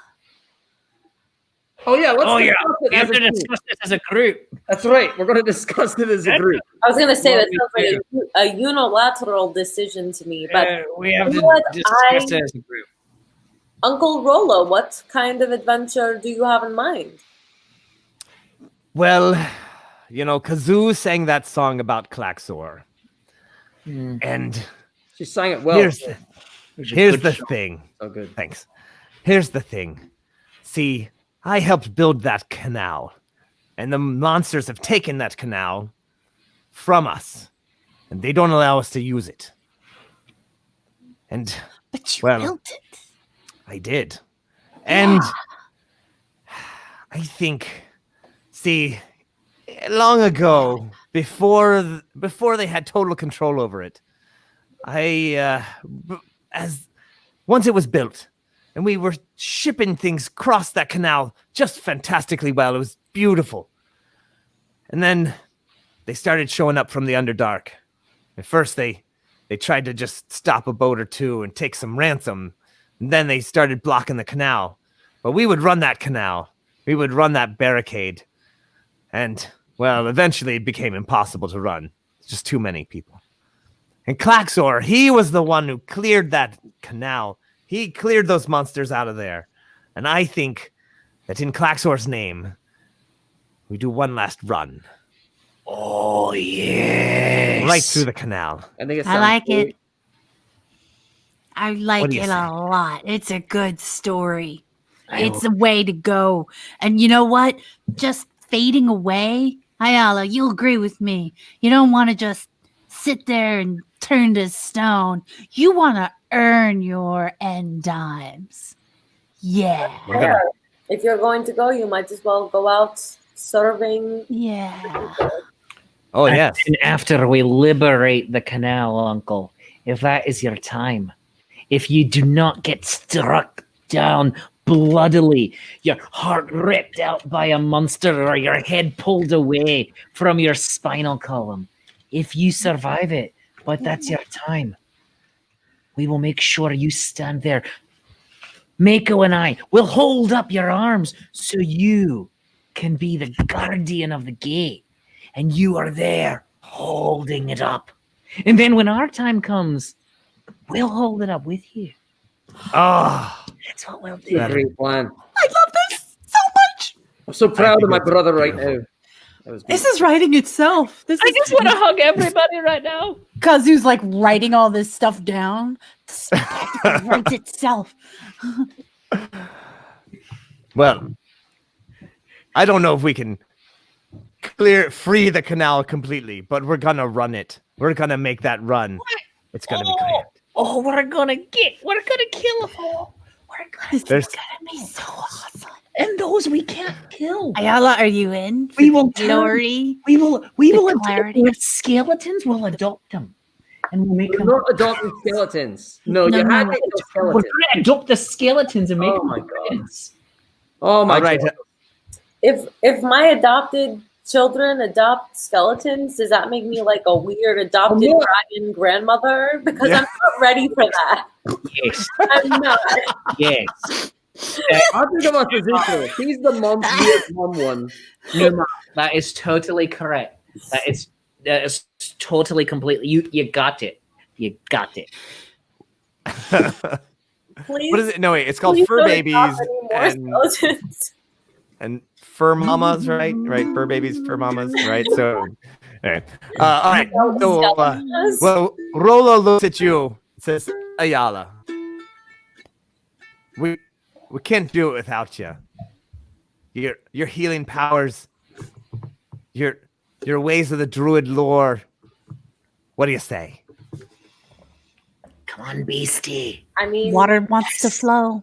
Do it. I will go. I think that the best thing to do is to free the canal as best we can, reopen the trade for the people. Copperton was taken down by these same beasts, so let's do it. I'm in. You have my Tetsubo. And my No, it's not here. It's not here right now, though. It's over. And my it's over there. Kah'zoo. Oh yeah, that's right. You got my dagger. Okay, wait. You've got- Counterclockwise. Mako. Let's do it right. Starting with Mako. Go around. You have my Tetsubo. and my hammer. and my fire breath. And my Shamzu.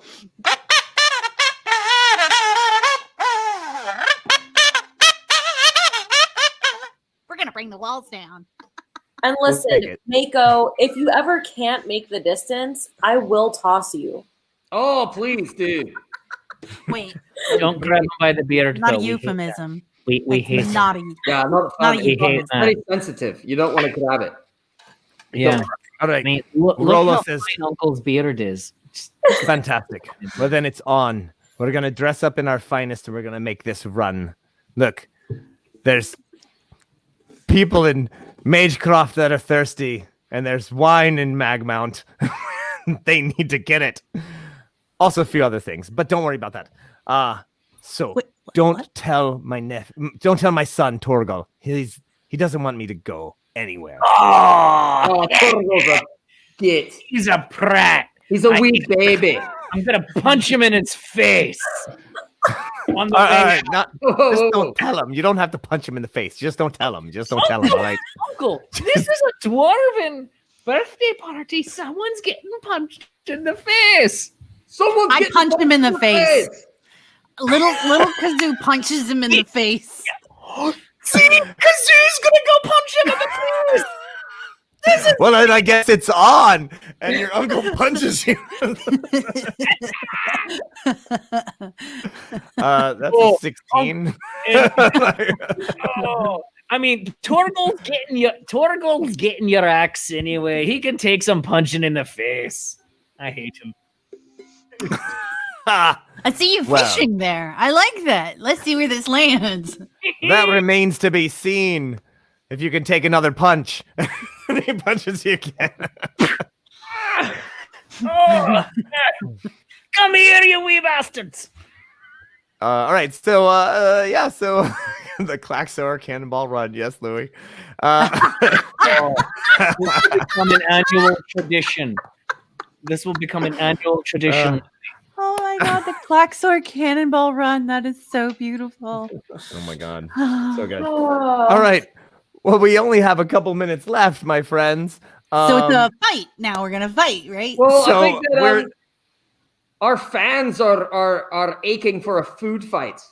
I've heard Oh that. yeah. I've seen that comment multiple times. Oh yeah, the food is out there. The wine is going crazy, and Kah'zoo will totally and- make a catapult out of Oh, a yes. spoon and some mashed potatoes. well, Rollo is already punched in the face twice, Moken. I think by dwarven standards, you're supposed to punch him back. All right, let's do this. Let's do this, Uncle. And he takes it, and then Torgal, who was nearby, but not close enough, so he points it up. Isn't that your dad getting punched? Like, I pick up "What is my Kah'zoo. dad?" I'm I'll pick gonna, up Kah'zoo and I'll I'm throw gonna tackle Kah'zoo Torgal. at Torgal. I'm gonna tackle him. All right, bam. It just starts getting, nobody pulled a knife or anything, but this is definitely this is how dwarves party. This is how we roll. And There will be some illusions out there of chairs that aren't there so that people will grab it and fall down. Love it. The image of a pie coming right for someone's face.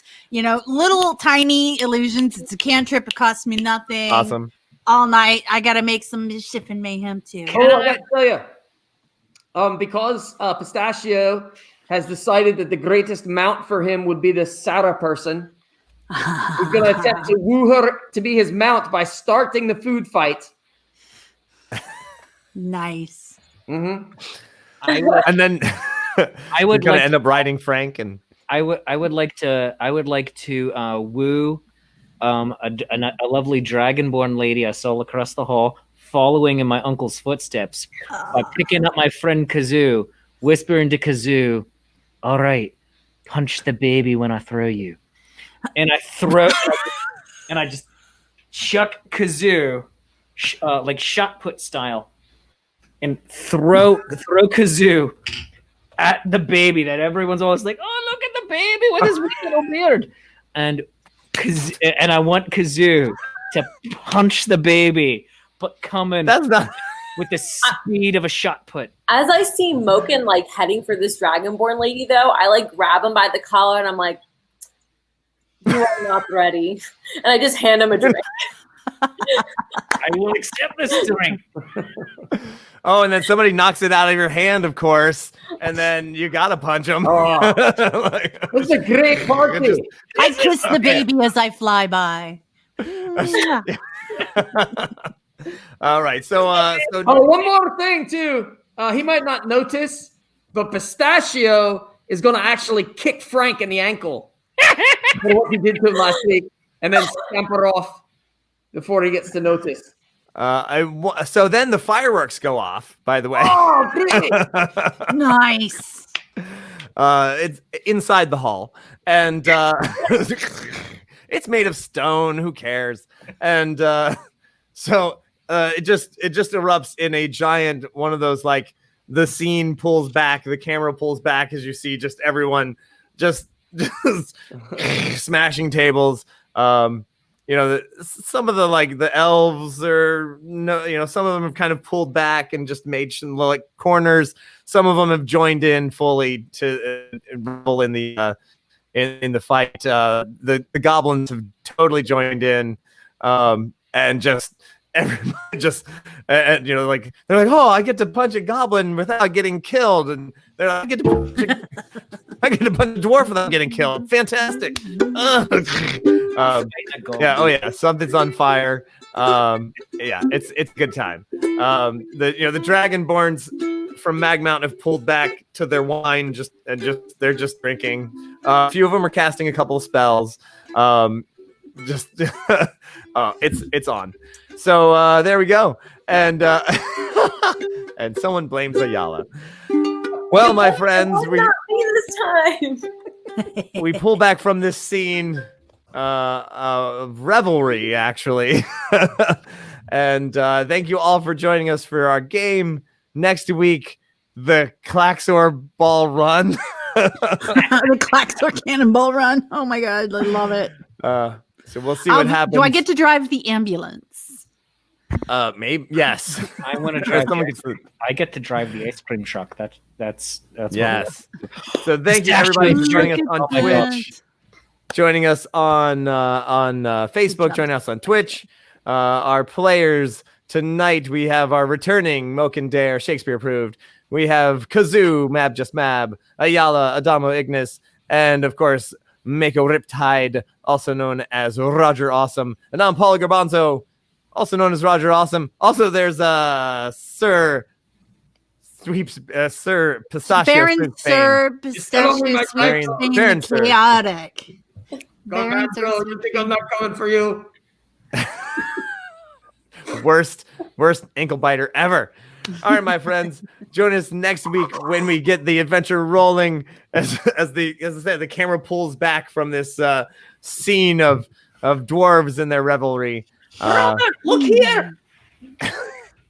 Let's see. Oh, one last thing I forgot to mention. Wednesday night, 8 p.m. I'm gonna be doing a Dungeons and Dragons game.